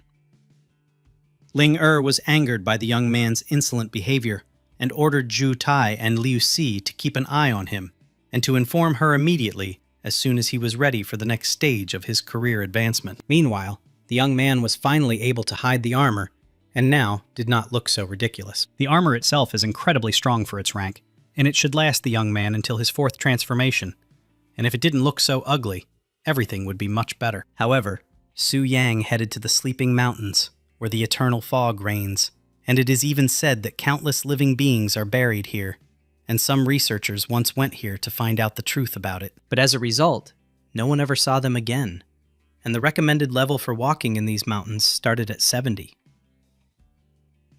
The fog was so thick that the young man could hardly make out his surroundings, and it was also quite gloomy, cold, and quiet, just like in a cemetery. Su Yang decided to look at the map to see where this dungeon was, and when he saw how far away it was, he was stunned. Moreover, he also shouldn't let his guard down, because there were monsters secretly hiding in the fog, waiting for the right moment to attack. The young man sensed the presence of the monster and was about to strike him down, when suddenly, someone did it instead of him. That someone was Zhao Yan, a level 75 Thunder Sword Master, and seeing that a youth with such a low level had gone to the Sleeping Mountains, she was quite surprised. Su Yang thanked her for her help, and said that he came here to complete a mission, which surprised Zhao Yan, who asked what quest could be completed in the Sleeping Mountains at level 60. Zhao Yan told him that she had also come here to collect materials for the 4th transformation quest, and invited him to join her. However, the young man said that his assignment did not involve team play, so he was forced to refuse. In reality, Su Yang simply wanted to use his abilities without any problems, and to prevent anyone else from seeing his true power. Moreover, he wanted to head to the dungeon as quickly as possible, so he summoned the Moon Wolves using their high-speed dash. The young man was surprised when he saw the red light emanating from the soul summoning stone, and began to think that the object was under the influence of the red moon, which he wanted to ask about later at the temple. Perhaps it was a time bomb. After a short time, he reached the door of the dungeon and went inside. Su Yan didn't like it inside from the very beginning, because the smell in the dungeon wasn't the most favorable. There were a lot of human corpses around, and it looked like they had died instantly, and something had sucked the blood out of them. But be that as it may, the young man came here not to see what happened to the dead, but to find the one who did all this. Walking a little further, the young man saw a level 75 boss, a dead mage possessed by a zombie. Previously, he was a mad mage who once sought the glory of blood, but for some special reason, he inevitably died. However, even after death, his evil intentions did not dissipate, which is why he kills anyone who breaks into his place. However, even though the monster was quite terrifying and powerful, it posed no threat to Su Yang. In the end, the young man easily defeated him and received the Mad Magician's Experiment notebook from the monster. After reading his notes, Su Yang realized that he was simply a crazy mage who wanted to become incredibly strong and was willing to sacrifice everything for it. Su Yang also received the Blood Blessing Ritual as a reward, a special ritual described in a mystical book that allows a person to gain power from blood and restore the glory of their family. To use the ritual, you must stand in the Blood Blessing spell circle, drink the blood of a powerful creature, and begin the ritual. This led Su Yang to think that the madman most likely died because he used the blood of ordinary people, while the youth had the blood of an earth dragon with him. However, when it comes to powerful beings, there is hardly anyone who can compare to the wing of the black flame, Athos, which gave the young man a bold thought. So the young man decided to contact the system and asked if he could connect to the boss when there were no strangers in his lair. And fortunately for him, it was possible. Su Yang decided not to hesitate and immediately began connecting to the dragon's body. Meanwhile, Lilith continued to sit in the lair, waiting for the dragon to help her get out. But he continued to sleep. But as soon as Lilith thought about this, the dragon immediately woke up, which slightly frightened her. However, it didn't end there. Lilith was shocked when she saw how the dragon pierced its own belly with his own hands. Su Yang did this to check what kind of blood was flowing inside the dragon, and was pleasantly surprised to learn that it was golden blood. Immediately after this, Su Yang left the dragon's body, and it fell asleep again, without answering Lilith's questions. Returning back, the young man was glad that there were no intruders nearby. But even if there had been, the Moon Wolves would have dealt with them in an instant. Having prepared himself, Su Yang stood in the spell circle, and then, following the quest description, he needed to drink the life force and blood of a powerful creature. Throwing all doubts aside, the young man immediately drank the blood of the black dragon. After that, something strange started to happen. Su Yan's body seemed to scream in pain, and everything inside was turning inside out. It was an indescribable feeling, as if the body was immersed in lava, causing everything to melt. The blood clung to him, as if trying to absorb him, merging into one. The wolves suspected something was wrong, but the young man assured them that everything was fine, and that it was just part of the ritual that he needed to endure in order to become stronger. After some time, the weaving of the so-called cocoon was completed, and Su Yang was covered in blood. In an instant, the cocoon of blood began to crumble, and the young man seemed to be reborn. Su Yang felt as if he had been completely reborn and could now match the strength of a 5-level strongman. After completing the ritual, all of Su Yan's stats increased by 50%, and he also gained a new skill, True Black Fire, the destructive power of black flames wielded by Athos, allowing him to instantly burn everything in his path. As the boss, Su Yang didn't feel anything special, but now everything seemed to have turned upside down. Meanwhile, he decided to immediately test his new skill, but he went a little overboard with the force. As a result, Su Yang destroyed the dungeon, and along with it, buried the secret of the blood blessing ritual. And now, it cannot be used again. The young man was about to head back to the temple to undergo the transformation, but suddenly, he heard a voice asking for help. It was the voice of Zhao Yan, who was suddenly attacked by a group of ill-wishers. While wandering around the mountain, she came across Chen Jin, Zhao Si, Wang Xiao'er, and Lei Pu, and their levels were above 90. Zhao Yan asked them if they weren't afraid that the Temple Guild would punish them for what they did. However, Lei Pu declared that they didn't care about the laws, because they had been wandering through the wilds for almost a month, and now a fat prey, a beauty at that, had fallen into their hands, and they couldn't miss such a chance. Zhao Yan understood what they were getting at, and was not willing to endure such humiliation, preferring to kill herself. But suddenly someone cut off Lei Pu's hand, and he didn't even have time to react or understand who it was. And it was none other than Su Yang who heard the voice of Zhao Yan, who had also heard about a certain bandit gang attacking solo hunters. However, the bandits did not consider him a threat and wanted to get rid of him immediately. Despite the fact that Zhao Yan told Su Yang to leave, since they were not his rivals, the young man insisted on his own and wanted to teach the impudent people a lesson. Previously, the young man would have needed to use the legendary artifact to fight 4 hunters of the 4th transformation. But now everything was different. Now even level 90 hunters weren't a problem for him.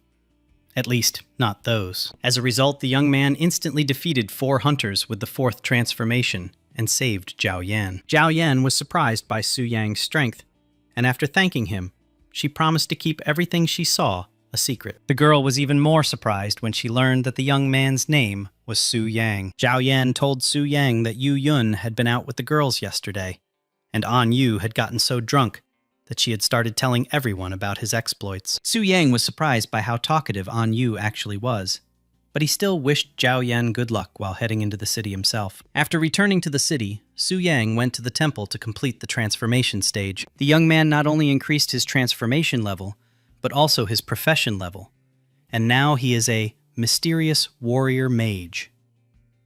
Moreover, he has unlocked a new level cap of up to 80, and he also has 7.2 million additional experience reserves. Su Yang gained the skill Legendary level, All Spell Destruction, which allows him to neutralize magical attacks and deal double damage in response, as well as the epic skill Armor of Magic. In addition, he received the skill book he had been longing for. The young man had become so strong that now, given his current stats, his physical attack damage increased by 248%, and his magical attack damage by 159%.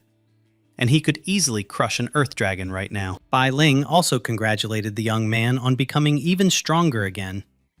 But she looked upset. She told Su Yan that the temple in the eastern city only provided services up to the 3rd transformation, and now, in order to further develop, he needed to go to the City of Heaven, which made her sad. But suddenly the statue began to glow in a special way, and something strange began to happen. The statue's beam pierced Bai Ling's body, as if it was a blessing from a divine statue. What was happening reminded Su Yang of that very scene of the blood-blessing ritual.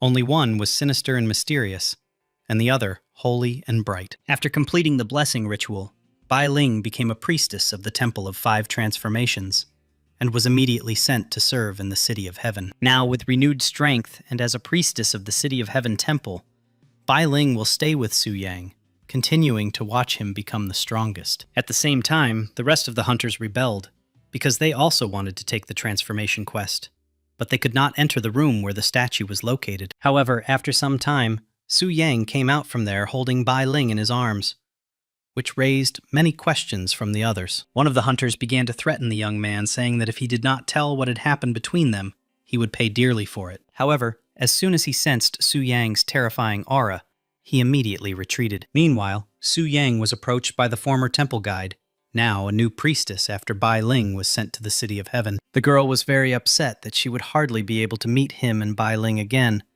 but Su Yang replied that this was not so, because he would definitely return. For her, this was the most joyful news, and also a hope that she still had a chance to get to know the young man better. Meanwhile, Su Yang carried Bai Ling to the temple in the City of Heaven, as she was still unconscious. There he met a former temple priest, who assured him that everything would be fine, and as soon as Bai Ling woke up, she would replace him in the City of Heaven. And since Su Yan's base would now be in the City of Heaven, he began to think about buying a house there, and also resolving issues with his grandparents. After which he sent them a letter and told them where he was and what he was doing now. And in addition, he sent them some money. The young man himself was already inspecting his new cottage with a beautiful view of the sea, which cost him almost 10 million. Moreover, since such a large house is very difficult to maintain, the young man acquired several maids who had to take care of the house on a daily basis. For the first time in a long time, the young man understood what it was like to relax when you had a lot of money. This kind of life truly made Su Yan happy, and he enjoyed every moment, because before he could not even imagine that he would live like this. Meanwhile, Bai Ling finally woke up and did not immediately understand where she was. There was a priest next to her at that time who told her everything, and also noted that the divine statue had not given prophecies for many years, and this time the appearance of the spirit seemed to be connected with a new hero, and asked her what she thought of the young man. Bai Ling said that he is like a heroic man who always performs miracles, and he not only has exceptional courage and strength, but also a kind and steadfast heart. So she is confident that he will bring new light to this world. The old priest confided in Bai Ling, saying that she was a good judge of character, so he could confidently entrust the city of heaven to her.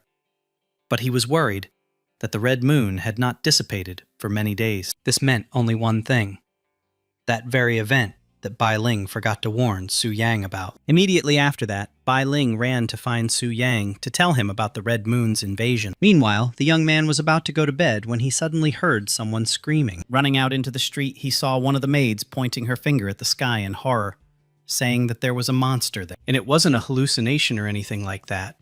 The system immediately notified the young man that a rare event, Red Moon Invasion, had been activated, and now he needed to defeat the invading monsters. Moreover, the first monster he encountered was the giant Axe Hands monster, a boss from the demon clan whose level was unknown. But the strangeness didn't end there. Suddenly, Su Yang noticed Ling appear, declaring that he was the target of the event that night. Ling told him to leave, saying that this time she would be the one to eliminate the Red Moon's invasion. The young man didn't understand what was going on and asked Ling to explain what the Red Moon Invasion was. But she replied that she didn't have to tell him, and that it would be better to ask someone else. Then, Lin released her spirit to fight the monsters. After that, a battle began between the monster and the spirit, and it seemed like they were about to destroy everything around them, which did not make Su Yan happy at all. Meanwhile, Bai Ling finally found Su Yang and ran to him to tell him everything. Bai Ling told him that after the red moon appeared, monsters from an unknown space called the Scarlet Withering would emerge for a certain period of time. Monsters invade the areas where the heroes are located in order to kill them, and only they can destroy these monsters.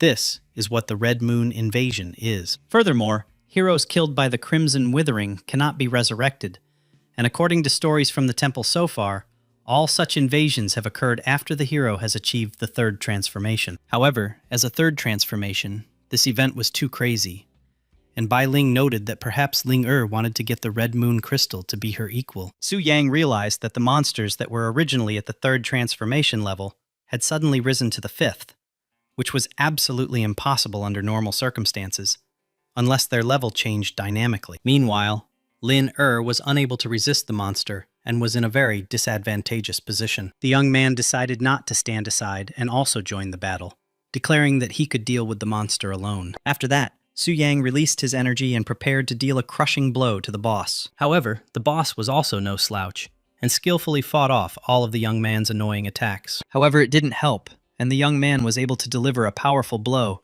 leaving him with about 40% health. Lin couldn't believe what she saw. The young man was able to reduce the boss's health to less than half with just one blow. Su Yang's guess that the monster's strength changed depending on the current target was also confirmed. And right now, he was fighting against a boss that was only in its third transformation. This in turn meant only one thing. Now for the young man, it was just a monster, and not a demonic boss. However, just 2 or 3 blows were not enough, and after the last blow, the boss went into a rage. But even in his rage, it did not help him defeat the young man, because his strength was many times greater than his. Bai Ling was amazed at how quickly Su Yang was able to defeat the boss without even blinking an eye. Ling was also happy for him, but not from the bottom of her heart, and she also became curious about what kind of person this Su Yang really was. However, she planned to deal with this later, and immediately after the death of the boss, she left, only saying at the end that next time she would show him what she was capable of. Meanwhile, Su Yang took out the Red Moon Crystal and asked Bai Ling what was unique about it. However, before Bai Ling could say anything, something strange happened, as if the crystal had activated on its own. Following this, the young man fell to his knees and could not move. His body seemed not to obey him. Su Yang lost consciousness and woke up on the bed next to Bai Ling, which made him very confused and scared. But she explained to him that she had only performed the purification ritual. Bai Ling told him that according to Article 992 of the Temple Rules, when a hero fights a scarlet wither, he will be infected by its scarlet power, and accumulating too much of this power could cause him to turn into a scarlet wither himself. Therefore, after the battle with the scarlet withering, the priest is obliged to free the hero from its influence. However, such a ritual requires close contact between two people, but there is no other choice. Moreover, this also has consequences for the priest. However, the priest's body is special, and with the help of the divine statue, is able to independently cleanse itself from the infection of the scarlet power. But this requires at least a day or two. Su Yang pointed out that she should not take such a risk under any circumstances, because if something happened to her because of him, it would be on his conscience. This made Bai Ling quite embarrassed, and in the meantime she decided to change the topic of conversation and tell the young man about the privileges of the third level of the 5-star transformation. Starting with the third transformation, the hero becomes a VIP member of the temple and can enjoy some privileges, such as an increased monthly allowance of 1 billion instead of 50 million. In addition, the discount on the purchase of goods increases from 30% to 50%, available with the Alliance X Black Card, and what's more, the young man gains the right to join an S-Class guild. But that's not all. The most important thing is opening access to the Red Moon Crystal Core exchange point, opened by the temple, where you can exchange Red Moon Crystal Cores for various items. Moreover, he can exchange the cores for various forbidden spells and artifacts, and to see the items available for exchange, one only needs to place one's hand on the divine statue. Su Yang decided not to waste time and immediately look at what items were available for him to exchange. Opening the exchange point, the young man saw that he had access to the First Order spell for 300 cores, the Second Order spell for 900 cores, and the semi-artifact longsword Song of Day and Water for a whopping 4,000 cores. In addition, another half artifact, the spellbook Heart of the Ocean, was available for 4,000 cores. And finally, a full-fledged artifact, the Eternally Golden Spear, for a whopping 10,000 cores. Su Yang was surprised not only by the items put up for exchange, but also by their prices, because even the lowest item was worth around 300, while he only had 3 such cores. Meanwhile, Bai Ling was forced to return to the temple and warned Su Yang that an important foreign guest would be arriving in the City of Heaven today. At the same time, a portal appeared in the center of Longsha, from which the same foreign guest emerged. This guest turned out to be Minzi Zhenqi, a level 128 Beastmaster from the Flower Realm, and also the daughter of the Minzi family. Elder Li Lao, the consul for external relations of Longsha, himself came out to meet such an important person. Li Lao hinted to one of Zhenqi's servants, Wu Ji, that she should think twice about her decision regarding her intention to tame the most merciless black dragon. To this, Wu Zi replied that if Ling Er didn't succeed, it didn't mean that Zhenqi wouldn't succeed. Meanwhile, Zhenqi intervened, asking if they had really become friends just by meeting for the first time. Li Lao himself was surprised at how naive the daughter of the Minzi family really was, and how completely different she was from her father. However, Li Lao told Zhenqi that the Black Dragon's lair was outside the City of Heaven, in the City of Eternal Winds, and the teleportation point was right in front of them. Afterwards, Li Lao wished them good luck, saying that, unfortunately, he would not be able to accompany them due to government duties. Hearing Zhenqi's boys whispering behind her back about how strange Li Lao and the people from Longsha were, the girl told them to stop such talk and show respect. Ling Er, who came to look at her from the outside, could not miss such a visit either. But what worried her most was Su Yang. Zhuo Tai reported to Luo Lin that they had conducted a small investigation, during which they found out that Su Yang had again become several times stronger, but he had no support. Even in the guild, he had only gone into the dungeon once. After learning how amazing Su Yang had become, Ling Er became even more angry and was sure that he was hiding something. Meanwhile, Zhenqi went into the portal, and before entering, looked at Ling Er and waved her hand. This surprised Ling Er and Zhuo Tai, because they used items to hide, and even so, Zhenqi was able to see them. Meanwhile, Ling Er said that she had changed her mind and told Zhuo Tai to immediately gather all the people and meet at the entrance of the Black Dragon's lair in half an hour to prepare to seize the secret kingdom. Meanwhile, Su Yang continued to enjoy his carefree days surrounded by maids. However, Upon receiving a system alert about an intrusion into the lair, he immediately connected to the boss, and his sudden disappearance greatly frightened the maids. This time, it was the S-rank guild exploration team, whose leader was Lin Returning to the dragon's body, the first thing Su Yang saw was two elite monsters he had never seen before, and they confidently declared that they would deal with the invaders themselves. Meanwhile, Lilith explained to him that on the day he suddenly went berserk and started harming himself, the two licked his blood and thus mutated. However, only they were able to successfully mutate, while the rest turned into a useless bunch of monsters. Su Yang was quite surprised by this situation, and ordered the two mutated ones to head towards the invaders, and, if possible, detain them or eliminate them. At the same time, Lilith looked dissatisfied, but did not reveal the reason for this. This was because the hero squad was incredibly powerful this time, and they might be able to defeat the Black Dragon, which was what was bothering Lilith. Meanwhile, Lin and the others continued to kill the monsters one after another, breaking through to the dragon. After some time, those same two elite mutated monsters appeared before them, but even so, Lin ordered no one to retreat. Even though the monsters were significantly different from the previous ones, Lin was confident in her strength and believed that today was the day they would slay the dragon. As a result, with the combined efforts of the two, the monsters were defeated instantly, just like low-ranking mobs. Lin also decided to try to tame the fallen monster and make it part of her army. The monster tried to resist Lin pressure, but it was to no avail. As a result, one of the monsters succumbed to the girl's charms, becoming her servant. Su Yang was not happy with this outcome and decided to resort to extreme measures and eat that piece of flesh. Even though the taste was a little peculiar, he had no other choice, or he would lose.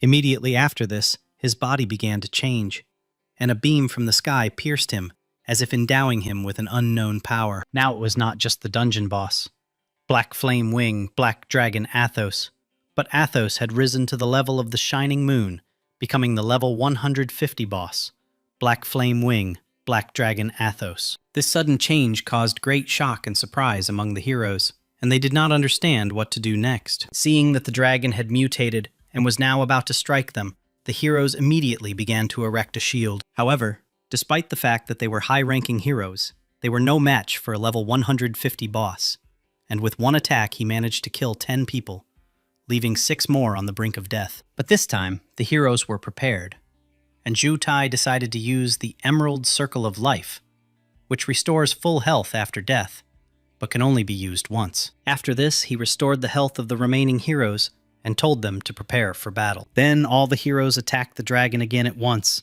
inflicting a colossal amount of damage on him.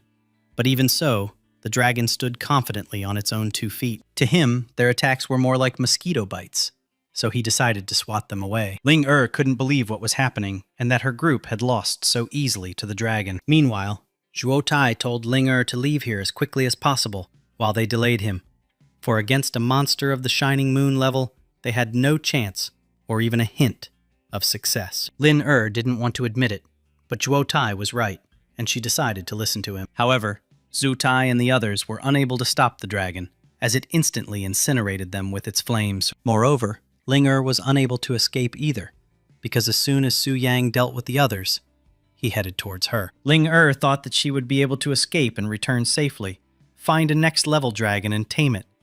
But in the end, she ended up in the clutches of a black dragon. The dragon wanted to swallow her, saying that she would pay with her own life for her stupidity and naivety. However, he was unable to eat it, because Ling was so frightened that she began to sob uncontrollably. Su Yang noted that he understood her desire to win, but he could not let her go, so he gave her a quick death. Meanwhile, Su Yan's experience was around 32 million, and his level had risen from 72 to 79. Meanwhile, with Ling he received the ring, Whisper of Dong, of the Shining Moon level.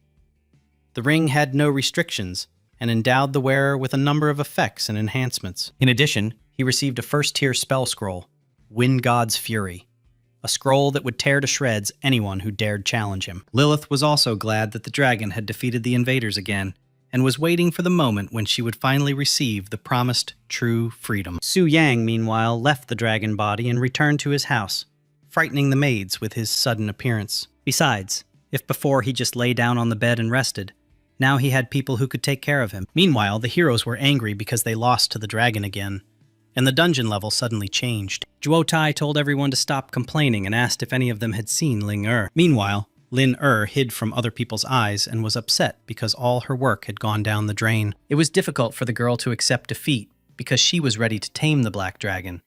But in the end, she lost, and hardly had the right to continue to be called a brilliant master of beasts. Seeing Zhuo, Ling Er became frightened and ordered him to go back and tell Jia Yue everything. Zhuo tried to console her, saying that no one expected such an outcome, and that the dragon had suddenly leveled up, and that losing to a boss of such a level was not at all shameful, and also suggested that she choose another target to tame. This made Ling Er think that neither Zhen Ji nor Su Yang would be able to defeat the Black Dragon of the Shining Moon. So if she managed to tame the other dragons before them, she would remain the first genius beastmaster in Longsha. After all, besides the Black Dragon, in Longsha there is also a red and even a silver dragon. Of them, the red one is a little weaker, the silver one is stronger, but they are both star level, and if Ling Er can tame the silver one, she will be the first one to do so. After this, Lin Er came out to the other heroes and declared that all lost items would be compensated, and told everyone not to despair. However, it didn't end there, because suddenly Zhen Shi, the one Ling Er wanted to see the least, came to them. Zhen Shi tried to befriend her, while Ling Er decided to simply leave, not wanting to get closer. Wu Zi laughed, saying that Ling Er probably failed at taming the dragon, for which she was immediately hit on the head by Zhen Shi, who told her not to gloat. Meanwhile, Zhen Shi also asked to open the dungeon so she could go and tame the dragon. But when Wu Zi saw that the dungeon level was a Shining Moon level, she was shocked, as it was previously said that this was a star-level dungeon. They immediately reported this to Li Lao and demanded an explanation, to which he suggested that they rest in the City of Heaven and discuss everything later. Li Lao himself didn't understand why the dungeon had risen from the diamond level to the Shining Moon, because this had never happened before. The next day, Su Yang went to the portal to the dragon's lair to challenge him. After all, despite the fact that even the strongest heroes couldn't defeat the boss, the young man was confident that he could handle it. Entering the dungeon, he was slightly surprised, because for the first time he saw it from the hero's side, and not from the height of the dragon's fortress. The first thing Su Yang did was demonstrate his strength, an energy reminiscent of the aura of Athos emanating from him, which surprised the local monsters. The young man decided to focus on the dragon, and to keep the smaller monsters from interfering, he summoned the moon wolves and ordered them to deal with them. Su Yang himself decided to possess the boss and start the battle while in his body. When he appeared before the moon wolves, they were frightened, not knowing what to do, since they were unlikely to defeat the dragon. What amazed them even more was that the dragon suddenly pierced its own body. One day, the young man realized that the dragon's damage reduction talent did not work on him, and that if his health was significantly reduced, it could affect critical equipment. Meanwhile, he ordered the black dragon to stay put, suppress the health regeneration, and ordered the other monsters not to move. After this, Su Yang left the dragon body and returned to human form. He then attacked the dragon, confident that he could finally defeat it. However, everything turned out to be not so simple, and after 2 hours of hard fighting, the boss's health dropped to only 19%. It was a long battle, but the young man was not going to give up and wanted to finish everything as soon as possible. Suddenly, Lilith woke up from a scream that resembled the roar of a black dragon. Moreover, the monsters from the dungeon began to disappear, as if dissolving, and the dragon's aura disappeared along with them. This marked the end of the black dragon Athos, who fell at the hands of Su Yan. The young man couldn't believe it was all over, because he had received over 1 billion experience points for killing the dragon.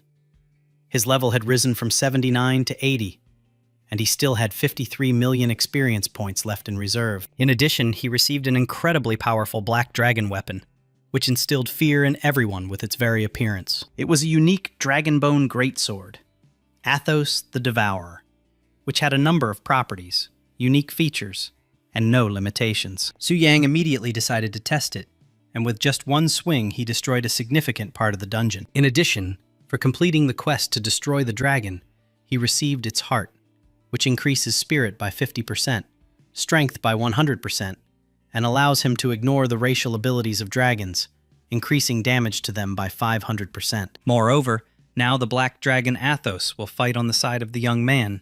You just have to summon him. Thus, Su Yang gained not only incredible strength, but also a powerful ally. Immediately after that, he went to the top of the dragon fortress to meet Lilith. He extended his hands to her, saying that he had come to save her, which left Lilith confused. She couldn't believe that someone had managed to subdue the black dragon, because she considered it impossible. The elf believed that black dragons were the strongest and most cruel, and even death could not force them to submit. In the past, the strongest elves tried to tame the black dragon but failed, whereas the young man before her succeeded. Lilith wasn't entirely sure that the young man could be trusted, and yet she had no other choice. This ended the black dragon's lair dungeon. Athos fell, and the kidnapped elf Lilith was freed. Meanwhile, in the wasteland beyond the black dragon's secret realm, a group of hunters fought, and seeing that the boss himself appeared right in front of them, the guys were shocked and immediately started running. Meanwhile, Su Yan suggested that Lilith go to the city authorities' residence so that they could help her return to the land of the elves.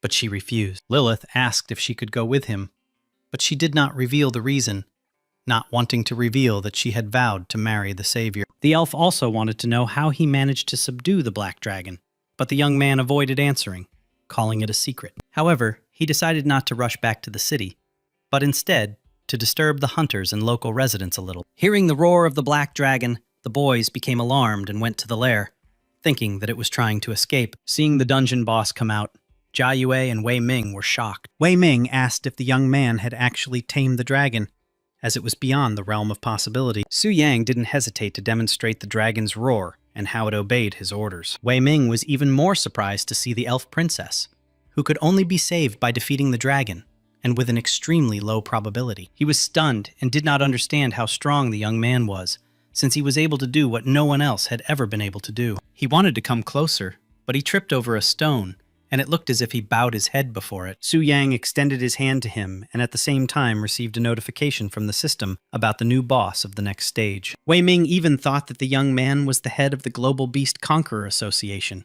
and apologized, introducing himself as the mayor of Heaven City. Su Yang didn't quite understand what was going on when Zhen Shi intervened in the conversation. She also greeted the young man, introducing herself as a beast conqueror from the land of flowers, and asked about his experience. However, the young man replied that he was not a beast slayer, which surprised everyone present even more. He added that he had his own secrets that he was not going to share, and asked Wei Ming to warn the city's residents. Wei Ming was pleasantly surprised that the young man thought about the safety of ordinary people, even after taming the dragon. Meanwhile, Zhen Shi asked if she could tell her teacher about all this, but he did not immediately understand what was going on. Wei Ming explained that Zhen Ji was a member of the Global Beast Conqueror Alliance, and her teacher was one of the 9 leaders. The young man was surprised, but did not want to meet the leader of the association yet, and flew away on the dragon.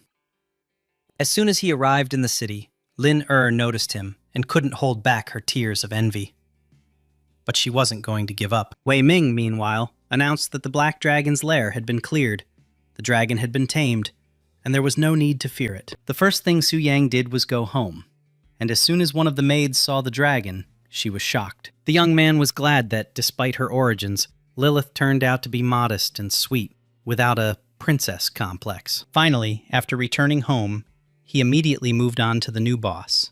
It was the Demon Abyss boss, the divine-level original Sin Lord. The young man was surprised because he didn't know what a divine level was, since according to the system above the 5th transformation, each one is equal to 50 levels. There are also 6th, 7th, and 8th transformations, called the Starlight, Shining Moon, and Scorching Sun levels, which together form the legendary stage. Only by passing the so-called Test of God can one attain the status of a demigod, and then, by overcoming the long path to God, reach the divine level. Su Yang was excited to see how strong his boss would become, and decided not to waste any time. Having connected to the boss, the young man immediately understood the difference between him and the Black Dragon, because his stats were several times higher, and he also had resistance to physical, fire, water damage, and the elements of darkness and light. In addition, he possessed a number of special talents, such as immortality, and the ability to resurrect any demons in the abyss. The Demon Abyss is not an ordinary dungeon in a secret realm, but a huge astral rift, similar to the Elven or Dragon Kingdom. But unlike them, It is connected to the human world like a secret dungeon. Moreover, each country has a portal to enter the demon abyss, and starting from level 1, you can fight endlessly, gaining experience and rewards for killing demons. But at the same time, the difficulty of the abyss is extremely high, and the average level of demons at the first level is 40, and the human record for exploring the abyss is 386 levels. Su Yang was a little shocked that this record was set by the combined SSS rank guilds Circle of Mages and Knights Sanctuary, and he didn't understand how he would move on to the next boss if even they couldn't do it. Looking more closely, he noticed 4 thrones nearby, only one of which glowed in a special way, while the other 3 did not. The young man decided that this was the right moment to use his talent for resurrecting demons. So he resurrected the boss of the 7 deadly sins of the Scorching Sun level gluttony, named Beelzebub. Su Yang was a little disappointed that the demon was only at the level of the Scorching Sun, because he had hoped for at least the strength of a demigod. However, everything turned out to be not so simple, because Beelzebub had a special talent of eternal hunger, devouring everything non-demonic, becoming stronger and could reach the divine level. Suddenly, the young man heard a knock at the door and ordered Beelzebub to return to the throne and await further orders. Beelzebub felt himself chosen, because lust and greed were dead, and the ruler resurrected him, because he wanted to prove his loyalty. Su Yang, meanwhile, severed the connection with the boss and returned to his human body again. At that moment, one of the maids came to him and said that Wei Ming wanted to talk to him personally. Su Yang didn't understand why Wei Ming had come, but he explained that the young man's feat had caused a real sensation among the beast tamers. This is because black dragons are the strongest and most brutal species, and their domestication was a real breakthrough in the history of animal control. At the same time, many beast conquerors doubted this, as they had not seen everything in person. So the Beast Conquerors Association announced that one of the leaders had already arrived in Longxia to meet with the talent. Moreover, he was supposed to arrive no later than 10 minutes later, which surprised Su Yang. Meanwhile, Luo Dashi, one of the 10 leaders of the Global Beast Conquerors Association, arrived at the teleport center of the City of Heaven. Ling was surprised to see Luo Dashi, and he was also amazed and said that he had heard about her attempt to tame the Black Dragon. The girl admitted that this was indeed the case, but her strength was insufficient, and the title of Lungxia's first talent no longer belonged to her. Luo Dashi advised her not to get hung up on titles, because the most important thing is what she is truly strong in. Ling said that there was a secret realm called the Dragon Spirit, and recently the association found a special shrine in it that was connected to the Dragon Kingdom. However, the conditions for entry are extremely strict, and to do so you must have your own huge dragon. And there is only one person in the world who has succeeded in doing so. That person is Vela from the Eagle Federation. Since then, many hunters have started trying to tame dragons, and Ling too. According to researchers, the stronger the dragon in the secret realm, the higher the chance of receiving blessings and rewards, which is why Ling wanted to tame the Black Dragon. However, Ling was not going to give up, and now wanted to tame the Silver Dragon, because despite its weakness, it surpassed the Red one in potential. Luo Dashi advised her not to rush, since the secret kingdom of the Silver Dragon had already been secured for her family, and suggested that she go with him to meet that mysterious hunter. But Ling didn't want to see Su Yang after he tamed the dragon, and made up an excuse to leave. Meanwhile, Luo Dashi went to Su Yang to personally see his outstanding talent. But a small incident occurred. The Black Dragon reacted aggressively to the phoenix Luo Dashi, frightening the bird and causing it to fly away. However, Luo Dashi managed to calm the phoenix and returned back to Su Yang and Wei Ming. He noted that true hunters are born with talent, and despite his young age, the young man managed to subdue the Black Dragon. He was pleasantly surprised by Su Yang's success, and said that he should not be modest, because he became the first person in the world to tame a Black Dragon. Luo Dashi wanted to invite him to join the association, but Su Yang replied that perhaps he shouldn't join since he wasn't a beast subjugator. Luo Dashi almost lost consciousness from what he heard, not believing that the Black Dragon had not been tamed by a beast conqueror. He didn't know what to do, so he turned to his colleagues for advice and told them the whole situation. The chairperson of the association from northern Siberia, Carolina, suggested inviting the young man as an honorary participant, and the others supported her. Luo Dashi extended an offer to the young man to join the association as an honorary member with certain privileges, and in exchange, they would like to receive lessons from him on how to tame a giant dragon. Su Yang couldn't refuse, as the privileges of an SSS-ranked guild were quite tempting. although he said he wasn't sure if his lessons would be useful. Luo Dashi remarked that there was nothing wrong with that, since even Velia had given them lessons that had been of no use, and they still wanted to hear the young man's personal experience. From the moment monster hunting became a reality, and statues of job changes appeared all over the world, the Temple of Job Changes was founded, which, by decision of the World Council, was allocated a site in the center of the world. Thus, the Holy City came into being, the headquarters of the Temple of Change of Profession, and its supreme leader was the sacred Great Priest, who never left the city. The priest's origins, status, and power remain unknown, as do those of the Holy High Priestess, Euphemie Vega, who appeared only once, 10 years ago. The head of the SSS-ranked guild, Circle of Mages, Orgus Stone, the strongest mage in the world who completed the god's trial of 9 transformations and reached the level of a demigod, one day decided to challenge her. But even at level 300, Orgus was unable to penetrate her protective light shield, after which no one dared to doubt the temple's power. At this time, the statue informed Euphemie that an abnormal phenomenon had occurred in the abyss. The previously killed king of the original sin gluttony, Beelzebub, had reappeared, and the reason was unknown. Euphemie decided to see with her own eyes what was happening in the abyss, and asked the statue for a blessing. Using the Eye of Insight ability, which allows her to see any place in the world regardless of distance and time, she peered into the abyss. As expected, the inside of the abyss was dark and ominous, which is not surprising for such a place. Euphemie discovered the throne room of the 7 original Sin Kings, and according to records, the maximum depth of the abyss was 386 levels. For every 100 levels, one of the kings of sin appeared. At the 100th, Beelzebub. At the 200th, Asmodeus. At level 300, there should have been Mammon, greed, and all of them were thought to be destroyed. But for some unknown reason, Beelzebub was resurrected. Euphemie wondered how this was possible, whether the source of this was a magical power that even the Eye of Insight couldn't detect. Using even more force, Euphemie was finally able to determine who was behind all of this, and was shocked to learn that it was a human. But that was not all. Suddenly, she felt the presence of someone behind her, and this someone told her to get out. It was Pride.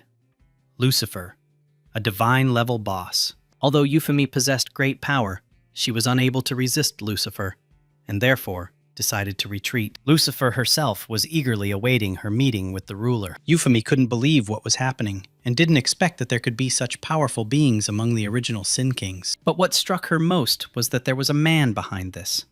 Who was he, if even the king of original sin served him? Soon, a global announcement was issued that the world boss, the Lord of Original Sin, had appeared in the deepest part of the demon abyss. Killing him will reward you with a unique, limited divine weapon from the Confrontation of Sins series. This series of weapons is considered essential for the battle against the Overlord, and the chance of receiving a trophy increases depending on the profession level. Additionally, killing the world boss will unlock a new expansion, Ascension to Divine Status. The expansion will also add a 10th transformation, the Divine level. After the announcement, Luo Dasha went to meet with the chairman, wished Su Yang good luck, and said that they would be in touch again. At this time, Bai Ling noted with concern that anomalies were starting to occur in the world, one after another. However, Su Yang assured her that everything would be fine, as he would definitely take care of everything, so she had nothing to worry about. Moreover, the largest SSS-ranked guilds will definitely begin to act in the near future, and given the previous events,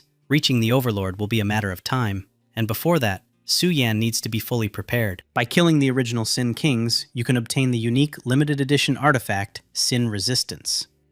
And although Su Yang's Devourer is also unique and limited, it still lags far behind. Meanwhile, he wondered if he could obtain the Sin Confrontation series of weapons by killing the demons inside the Lord's body. The weapons of the Sin Confrontation series have unique, limited, and divine wombs, and their power is beyond the realm of possibility. That's why the young man wanted the demons who obeyed the Lord to sacrifice themselves. And besides, he would be able to resurrect them later, although the recovery would take a long time. The young man also thought about the fact that at the moment, the strongest hunters in the world have only reached the level of demigods, and the next expansion is called Ascent to Divinity, and is connected with the assassination of the Lord of Original Sin. Su Yang was curious to see if he could kill the Overlord alone, and thus become the first to attain divinity, because after all, he was the real cheater in this world. However, for now the young man decided to put such thoughts aside and instead complete another 5-star quest for the 4th transformation. Meanwhile, some guild leaders were summoned to the temple to discuss further actions, and among them was Orgus, the leader of the Circle of Mages Guild, a 9th transformation holder with the Elemental Destroyer profession. Besides him, Carolina, the chairperson of the Global Association of Beast Conquerors and the holder of the 9th transformation, was also present. Tang Zhan, a 9th transformation hunter and the head of the Eternal Battlefield Guild,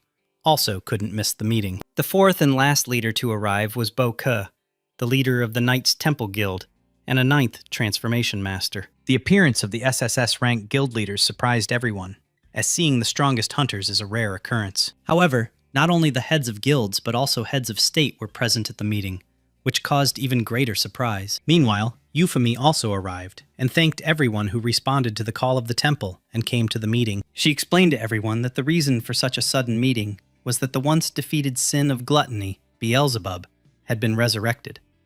And most likely, this was due to the appearance of the world boss, the Lord of Original Sin. Euphemia noted that, as the deity statue stated, only by killing the original Sin Kings and obtaining the Sin Confrontation series weapon would it be possible to destroy the Overlord. And to increase the chance of getting a weapon of this series, the boss must be killed by a high-level hunter, and everyone present at the meeting is precisely the elite of the modern world. Euphemy asked all the hunters to unite and defeat the absolute evil, and the current record for completing the Demon Abyss is 386 levels, during which time the 3 sins, gluttony, lust, and greed, were killed. Furthermore, it's reasonable to assume that there are another 100 levels to complete before meeting the next king of the 7 original sins, meaning there are 314 levels to complete before reaching the boss at the end. Meanwhile, the priestess asked Orgus and Tang Zhan, both level 372, how many levels they thought they could clear in the abyss. Orgus replied that he was already quite old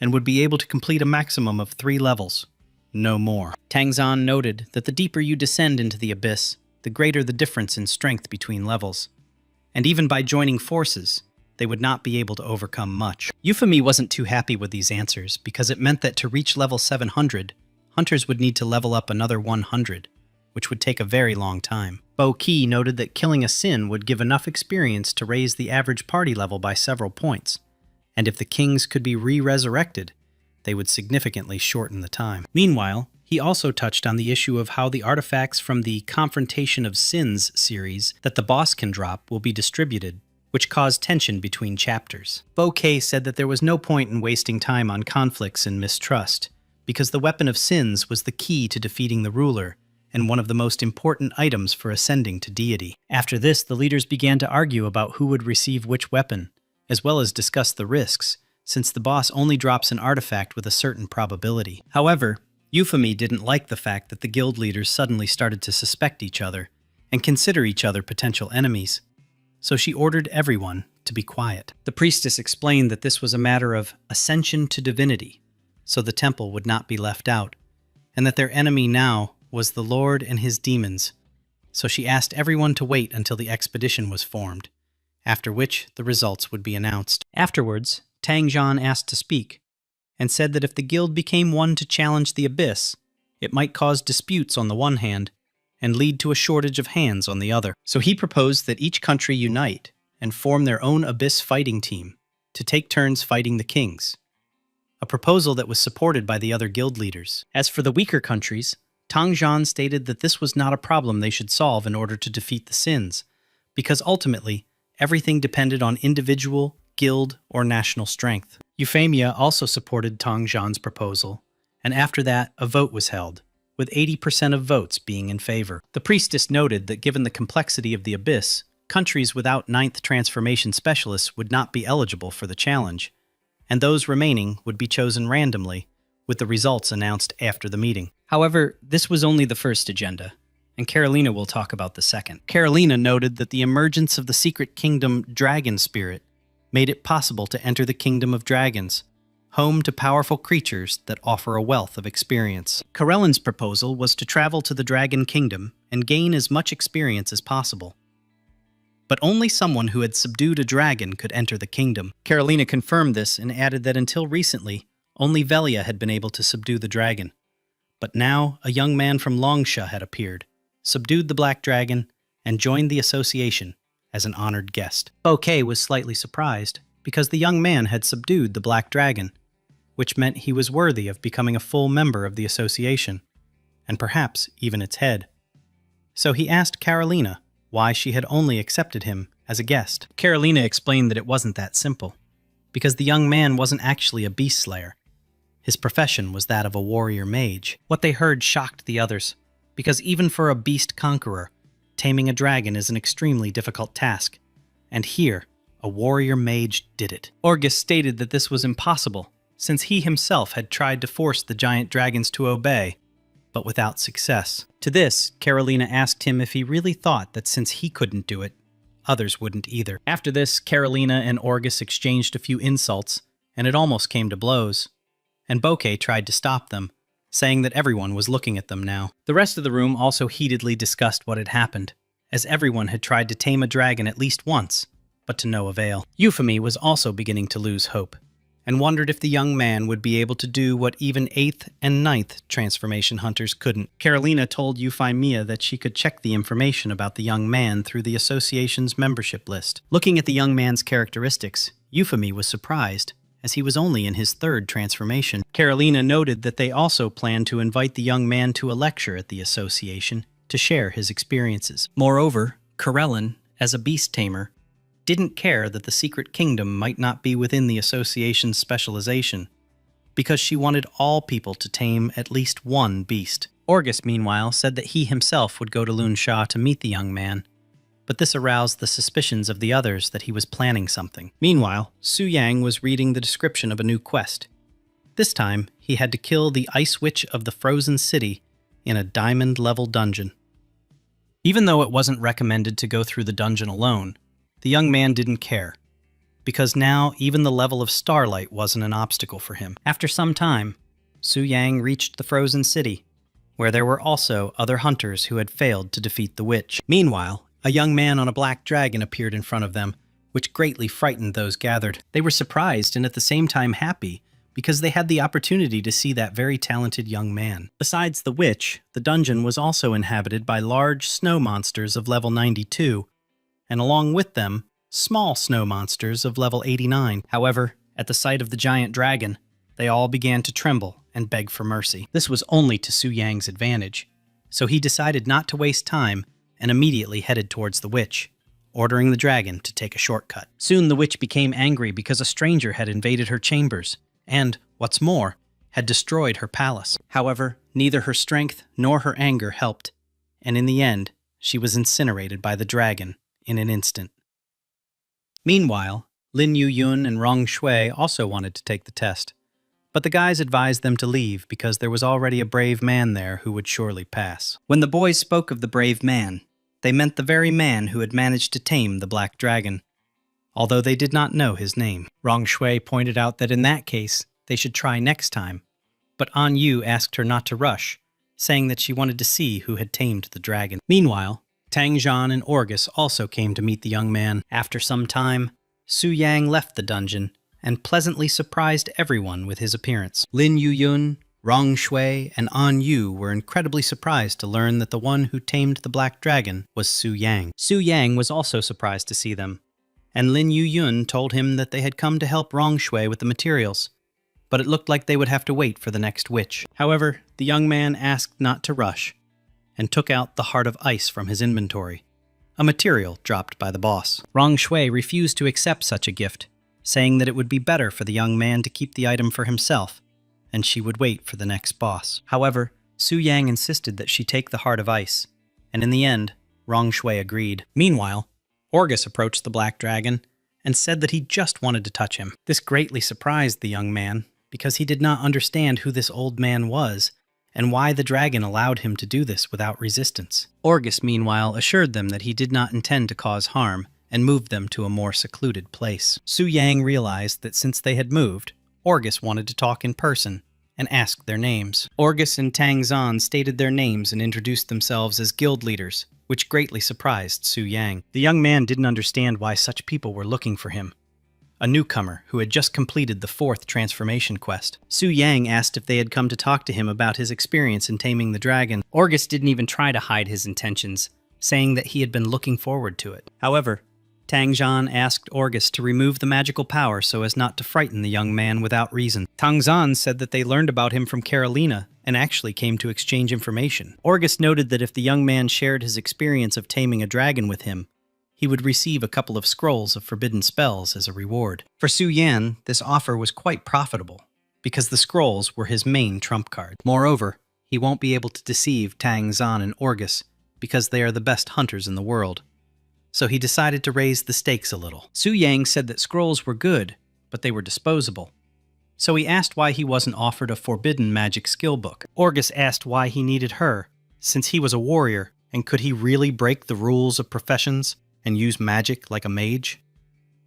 Tang Zhan said that there was nothing strange about this because the warrior profession has two paths, and one of them is a warrior mage. Orgus then decided not to hesitate and was ready to give the young man a second-level skill book of forbidden spells, Lightning Destruction Technique. He also warned that such spells required high mental strength, and the young man might have to wait a long time to achieve the desired transformation. Su Yang replied that he knew about it and was going to save the book for the future. After this, Orgus erected a small soundproof barrier so that no one could overhear their conversation. A few minutes later, the young man finished his story, after which Orgus immediately went to look for the giant dragon to try to tame it. Tang Zhan admitted that he had doubted it at first, but now he realized that the young man really knew the Black Dragon dungeon like the back of his hand, and had talent. Before leaving, Tang Zhan gave him a second-tier warrior skill book, Ultimate Destructive Strike. The young man had previously heard that Tang Zhan was a 9th transformation master, the tyrant of the extreme path,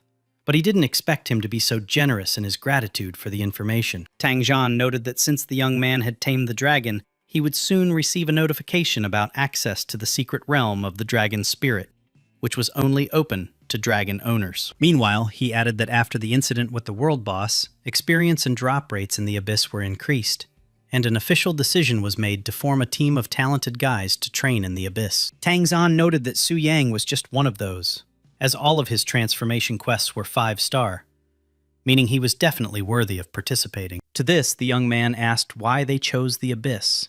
Because if the goal is training, then the location doesn't matter, and experience and drops are not the most important thing. Tang Zhan told the youth that his point was correct, and since he had completed the 3rd 5-star transformation, he had most likely already survived the Red Moon invasion. He also explained to Su Yang that although several hundred years had passed since the Age of Hunters began, it was still unclear what the Red Moon was, and even the temple did not give a clear answer. As a result, all they know is that with each new 5-star transformation, the chance of encountering an invasion increases, and those killed by the Scarlet Withering die forever. Tang Zhan suspected that the Red Moon's goal was to eliminate the most talented hunters, so they couldn't sit still. And since the monsters in the abyss were most similar to the Scarlet Withering, they decided to go there. Su Yang then wondered if the temple really had a purpose since they opened a shop where rare items could be exchanged for Red Moon crystals. However, all he knew now was that he needed to become stronger.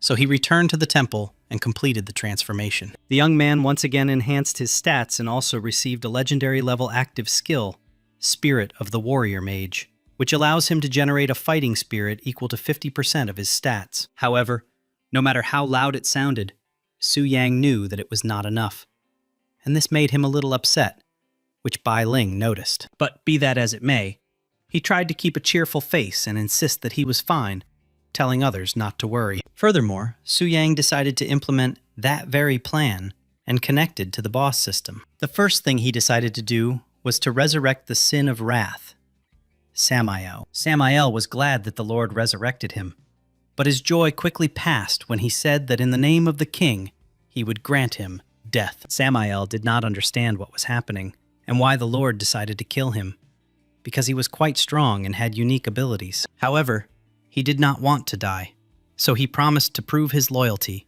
and do whatever it took. Su Yang explained that he had reasons for granting death and ordered him to return to the extreme darkness, promising to ensure a majestic return. The Lord's words gave rise to optimism in Samael.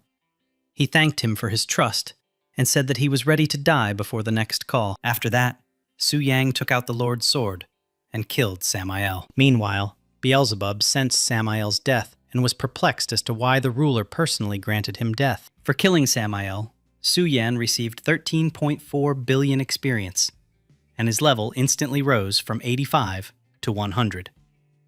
And the surplus of 7 billion went into reserve. Moreover, he also received rare items such as Samael's flesh and blood, which increases health by 10 million, and Samael's broken heart, which gives 10,000 strength. In addition, he received the demonic horn of Samael, a powerful forging material, and the demonic spring of Samael, which grants immunity to destruction by demonic power up to level 400. Su Yang was stunned by these items, because his current strength was only 2,127, and his health was 53,175, and by using them, he would increase his parameters by 1,000 times. With such a huge amount of health, even without activating the boss form, he can already be considered a full-fledged boss, and this is without taking into account other artifacts. With such strength, Su Yang would be able to easily defeat even the strongest black dragon, and this made him happy.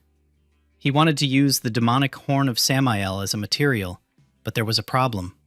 He needed a demigod-level blacksmith, and he hadn't met one yet. While thinking about how to use the Samael demonic source, the young man recalled Tang Zhan's words about the monsters from the abyss being similar to the Scarlet Withering. Su Yang thought, if encountering the Scarlet Withering could lead to infection by the Red Plague, then fighting the demons could lead to being corroded by the demon's power. This raised the question, if the abyss is similar to the Red Moon, perhaps there is also a being similar to the Lord of Original Sin hiding behind the light door of invasion. Moreover, hunters who died in the abyss can be resurrected, while those killed by the Crimson Withering cannot, which suggests that there might be someone stronger than the Overlord. However, he decided to put these thoughts aside, because now his goal was to kill the ruler. Meanwhile, he received a new drop, a semi-divine artifact, Armor of the King of Wrath, which increases stats and has a passive skill, Thirst for Destruction, which increases attributes by 1% for every 1,000 kills. In addition, the artifact had an active skill,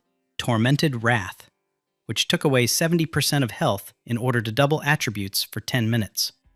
But this was not what Su Yang wanted. Of course, the young man was glad that he received an artifact with such unusual abilities, but he still wanted to get the weapon. Su Yang was about to disconnect from the boss when the system suddenly notified him of the presence of an unconfirmed special drop. The young man was curious to see what was there, and it turned out to be an artifact from the Confrontation of Sins series.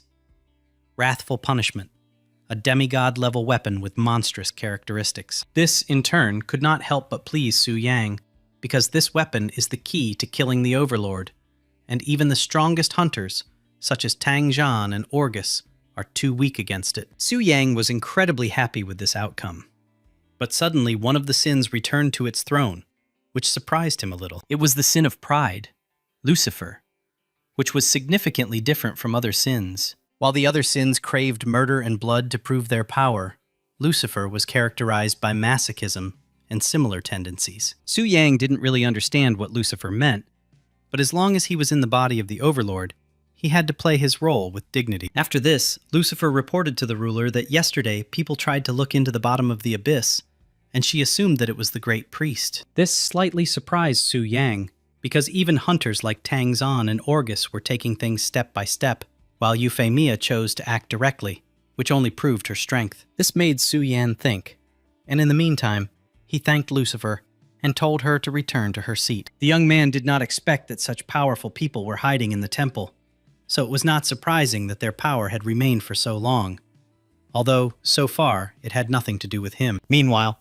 Orgus went to the nest of the giant silver dragon and tried to tame it using Su Yang's method, but to no avail. In one day, Orgus had already visited 3 dragon dungeons, and there were almost no such dungeons left, so he was thinking about heading to the Longshot dungeons. But suddenly a system notification appeared that the first weapon from the Confrontation of Sins series had been received. Upon seeing this notification, Orgus became furious and wanted to immediately find out who dared to break the rules established by the temple. Orgus could not believe that someone could defeat the king in just one day, and wanted to punish the one who broke the laws of the temple. At the same time, in the Flower Kingdom, in the town of Kyoto, They were also surprised that someone had already obtained the weapon of the king of original sin. The shogun of the Flower Kingdom was Tokugawa Senno, who discussed the topic of dragon taming with the head of the Minji family, Junichiro. But as soon as the system's announcement appeared, the conversation suddenly changed, and Sino became curious about who dared to do this. Sino decided not to waste time and wanted to go to the holy city to hear an explanation of what was happening. Meanwhile, the temple was also shocked by this news.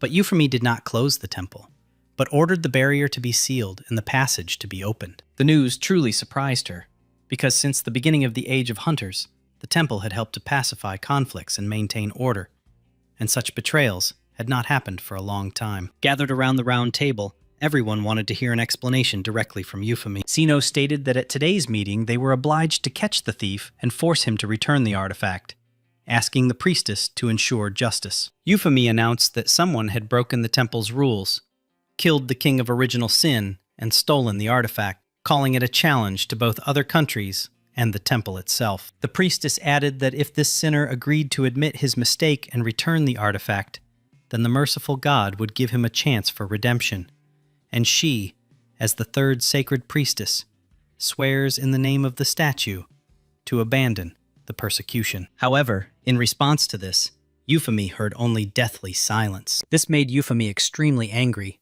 and she decided to not hesitate to use force to find out who was lying and who was the real thief. Now, if anyone present lies, the sacred light above him will disappear, but no light will go out.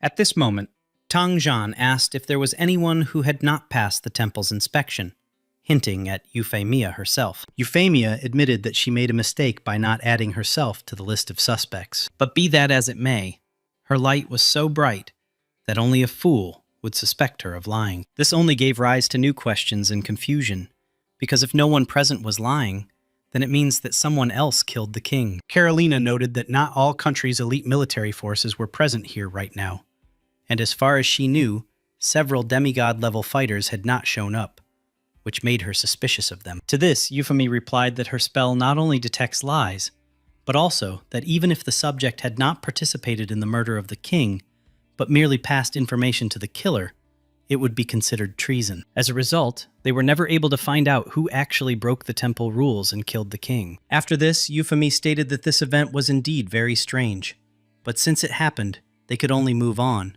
and since Gluttony had been killed, they needed to look for the next king on the 200th floor of the abyss. Meanwhile, she asked Sino if the Flower Kingdom would be able to continue participating in the subsequent battles. He replied that of course they would like to continue, but unfortunately their strength was insufficient, as the original Sin Kings at levels above 100 were already beyond their capabilities. Euphemy noted that in such a case, according to the order of the draw, the Eagle Federation would replace the Flower Kingdom to continue the expedition into the abyss, and also promised Sino compensation from the temple. Moreover, the priestess announced that from today onwards the entrances to the abyss in various countries would be guarded by the Holy City's troops to ensure control of entry and exit, preventing the recurrence of such incidents. Su Yang himself was surprised when the system announced that the first weapon from the Sin Confrontation series had been obtained, and he was also glad that his name was not mentioned in the message. The young man understood that this incident would certainly attract the attention of influential people,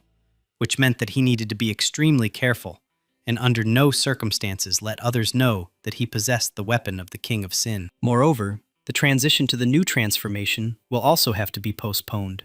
Otherwise, others will have doubts about how he raised his level so quickly. Meanwhile, he wondered if there was any suitable place to level up his experience, where he could spend a little time to clear himself of unnecessary suspicion. Without thinking twice, the young man decided that the most suitable option would be to become a dragon hunter and destroy all existing dragons. However, he had no information about the current dragon dungeons, so he turned to Bai Ling for help. Bai Ling told him that the Silver Dragon Dungeon was located in the Southwest District, Nine River City, and the Red Dragon Dungeon was located in the Northern District, Anling City, and both dungeons were at the star level.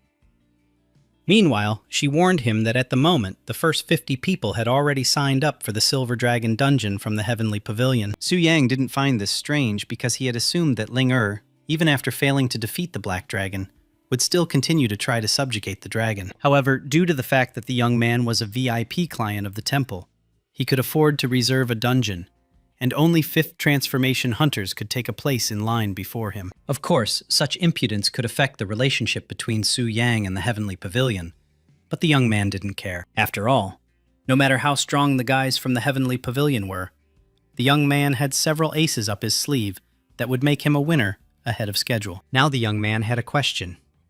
How can he swallow two objects? Because he couldn't just eat them whole, and the taste wouldn't be very good. Su Yan began to fantasize about how best to prepare blood and flesh, and also Samael's broken heart. But this did not last long, and after some time, Su Yang decided to throw away his thoughts and simply absorb Samael's flesh. The taste, of course, was not the most pleasant, but nevertheless it was necessary to become stronger. Moreover, the young man's body changed slightly again and became even more muscular. It was pure madness, because now with such a level of health and strength of almost 30,000, he could stand without wincing under blows, or destroy everything with one flick of his finger. Meanwhile, the young man decided to visit Lilith to find out how she was and if everything was okay with her. Having knocked on the door, the young man did not hear an answer and decided to enter the room, where he accidentally saw Lilith, who had just come out of the shower. This made Su Yang quite embarrassed, but he still said that he only wanted to see how she was doing,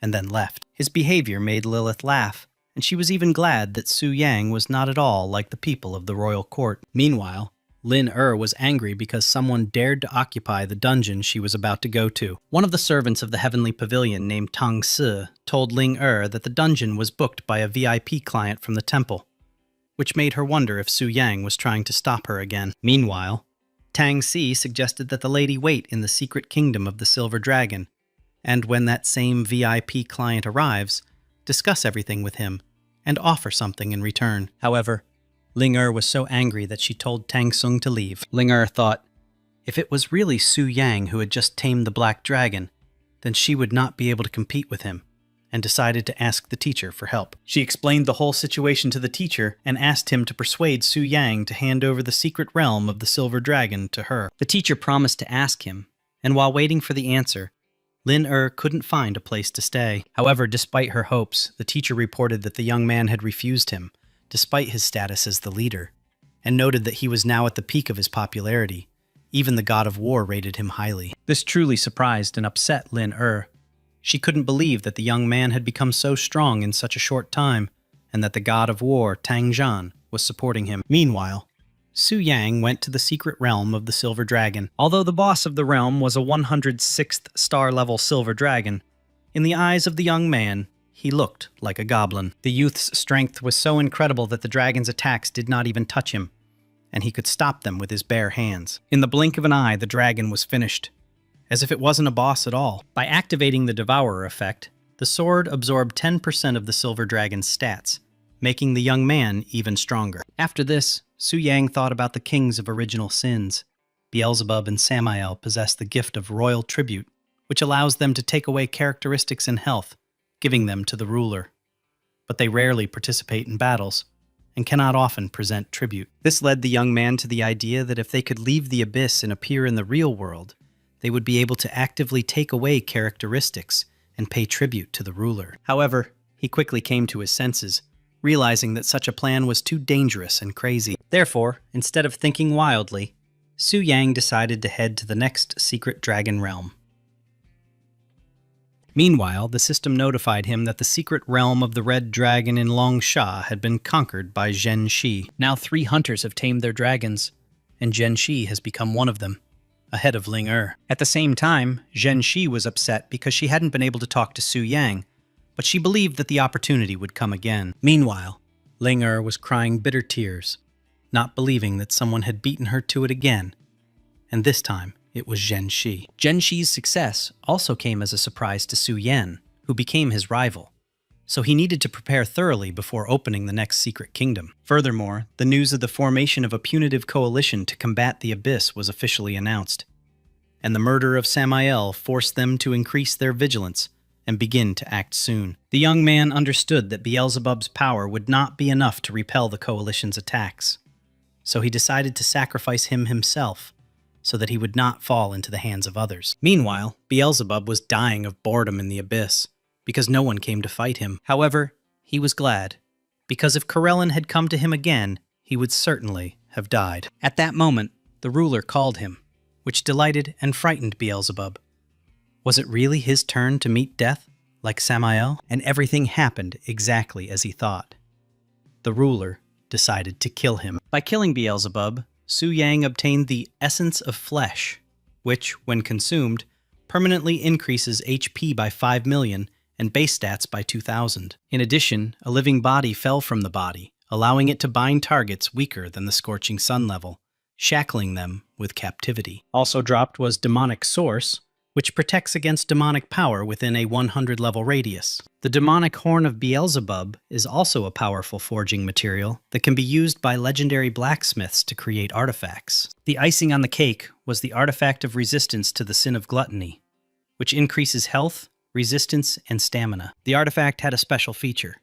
When equipped, 2% of the attributes of a killed object are absorbed and returned to the owner. The only downside is that the artifact can only be used at the demigod level, meaning the young man doesn't have the opportunity to equip it yet. Meanwhile, Euphemy was glad that no serious clashes had occurred between countries and organizations, although the identity of the killer and the thief of the first weapon of sin had still not been revealed. Now the entrances to the abyss in every country were guarded, and entry was prohibited to all but members of the punitive coalition. Meanwhile, Euphemy approached the Great One to check the temple's statistics, and was surprised to see that the Red Moon's damage rate had reached 14%. Furthermore, no one has yet been able to complete a 5-star quest after the 8th transformation, and if the defeat rate reaches 50% and no VIP reaches the Ascension of the Gods level, the inevitable awaits. After the release of another expansion, the main mood will remain despair. At that moment, Euphemy was shocked again. The system announced that the second weapon of the Sin Confrontation series had been acquired. Euphemy didn't understand how this could happen, since they had posted guards and banned entry to anyone who wasn't part of the coalition. The priestess became worried and wondered if this incident was connected with the man she had seen in the abyss. Everyone was alarmed by the situation, so Euphemy decided not to delay and announced an attack on the abyss with several squads at once. At this time, Su Yang was thinking about how soon the coalition members would attack the abyss. And in the worst case, the attack could happen as early as tomorrow. The abyss consists of 700 levels, with every 100th level containing a king of one of the 7 original sins, with gluttony and wrath already under the influence of the ruler. Lust and greed have not yet been resurrected, so the coalition can penetrate up to level 500. Su Yang thought about placing the strongest sin, Lucifer's pride, into the realm of gluttony, so that no one would advance past level 100. Meanwhile, the coalition had already set out into the abyss to clear as many levels as possible. The coalition was joined by a temple knight, Meika, a blazing sun level, 8th transformation, level 301 from the knightly order. The boys confidently rushed into the abyss, thinking that they would easily reach the king. However, on their way they encountered someone much stronger than gluttony. While the others were in a stupor, Mike rushed at Lucifer without thinking that he could easily defeat her. But before Mike could get close, Lucifer pierced his head with magic. This surprised everyone. Right before their eyes, the boss killed the knight of the 8th transformation with one blow. Orgus used the skill and obtained detailed information about Lucifer. She has a divine level of 400. Additionally, being the sin of pride, Lucifer despises all weak creatures and takes no damage from weak attacks. Upon learning this, the young man was surprised. There was no one now who could resist such a monster.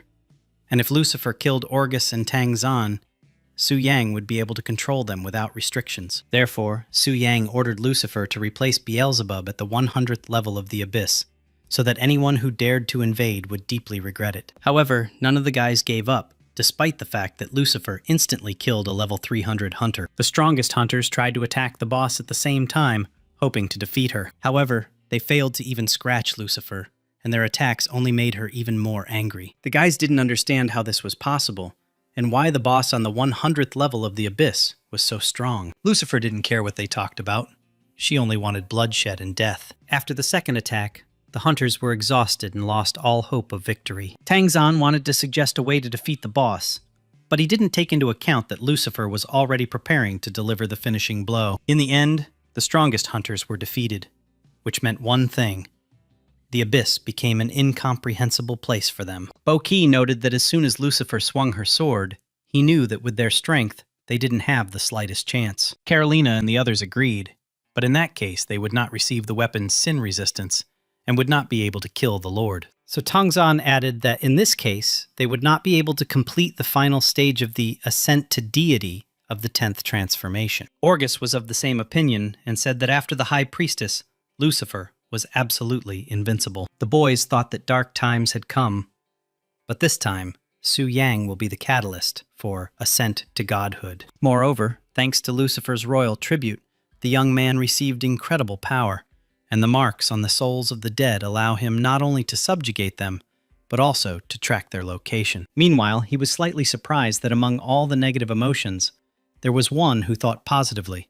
Attar Kazan, a level 329th transformation holder with the profession of miraculous priest. He came from the land of Shiva, which made a strange impression not only because of its exotic coloring, but also because, in the era of the advent of the hunters, it still adhered to the traditional caste system. The young man was interested in what the guy had in mind, and thanks to Lucifer and her mark, he had such an opportunity. Su Yang looked into Ater's thoughts and realized that the Shiva wanted to become a world superpower, which required them to suppress the other most powerful hunters, and most importantly, to obtain the legacy of the Ancient Devourer. Ancient Devourer, that was one of the names of that very sword of Su Yang, knocked out from the black dragon Athos, a descendant of the Ancient Devourer. According to the description, Athos was a descendant of that very Ancient Devourer, but the young man thought it was just a legend. Moreover, even elves and dragons trembled before the shadow of this creature,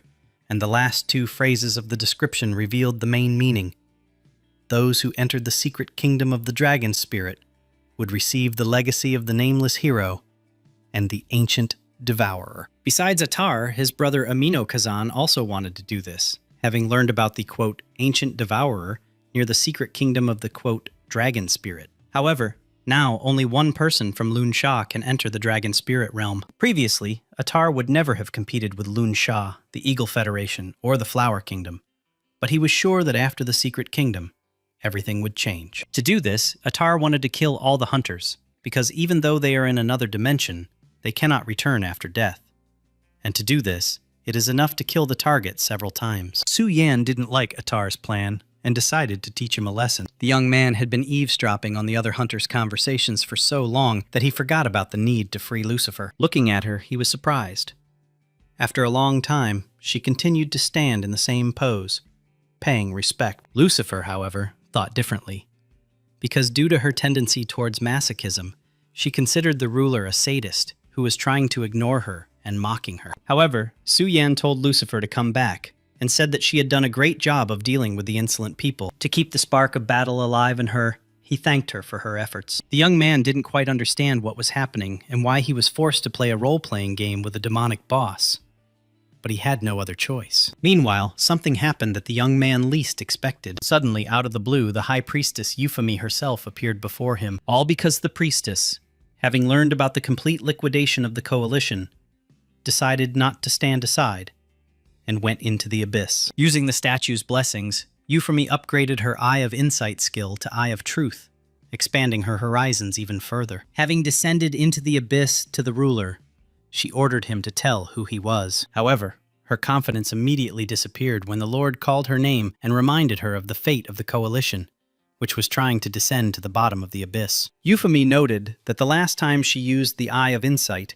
the ruler was in a slumber, but now he gave off a completely different feeling. Realizing she was in a losing situation, she decided to retreat and reconsider her strategy with the coalition. However, Su Yang was unwilling to let her go, saying that she couldn't just come and go as she pleased. The young man was also curious about what items he could obtain by killing the high priestess. But be that as it may, he was unable to kill Euphemy, since the moment his vigilance was relaxed, the priestess immediately slipped away. Returning to the temple, Euphemy felt relieved, as she had previously experienced monstrous pressure from the ruler. At that moment, the priestess of paradise ran up to her, concerned by her appearance, asking if everything was okay. Euphemy decided not to talk about what had happened and asked about the situation of the invasion force heading towards the holy city. After that, she said that she would go and rest and tidy herself up, asking Rhea to let her know if anyone came. Meanwhile, Su Yang, in the body of the Overlord, was observing the temple thanks to the energy of Euphemia,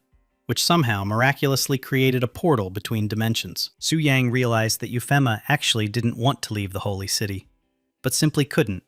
Otherwise, with her strength, she might be able to compete with Lucifer. However, what interested the young man most was whether, while in the body of dark energy, he would be able to subjugate the statue and replace the data. But no matter how hard he tried, protecting the statue was on a completely different level and was beyond his power. However, Su Yang did not give up and decided that if he couldn't subjugate the statue, he would certainly be able to subjugate some priestess. And it worked.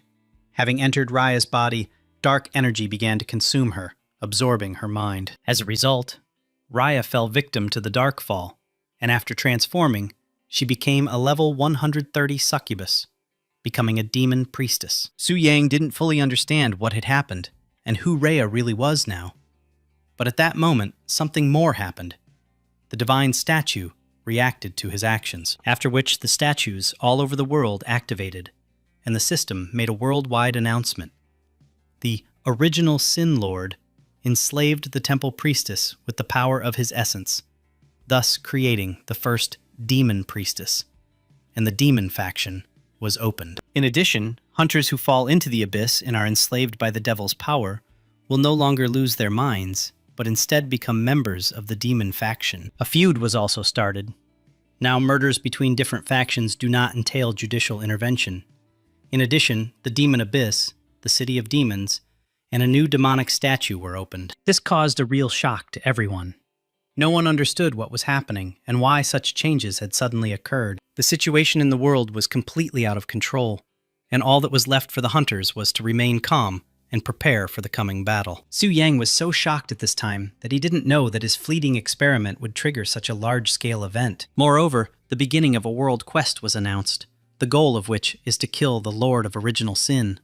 But considering that the hunters were unable to resist Lucifer, things are worse for them. Moreover, under such circumstances, many may feel that this quest is no longer feasible, and then joining the ranks of demons may become a very attractive option. Through the soul mark, Su Yang felt that at least 6 or 7 top hunters were already thinking about this. Meanwhile, the young man could now use the demonic statue, thereby speeding up the leveling process several times. The young man wanted to kill the ruler and resurrect him so that he would retain his power.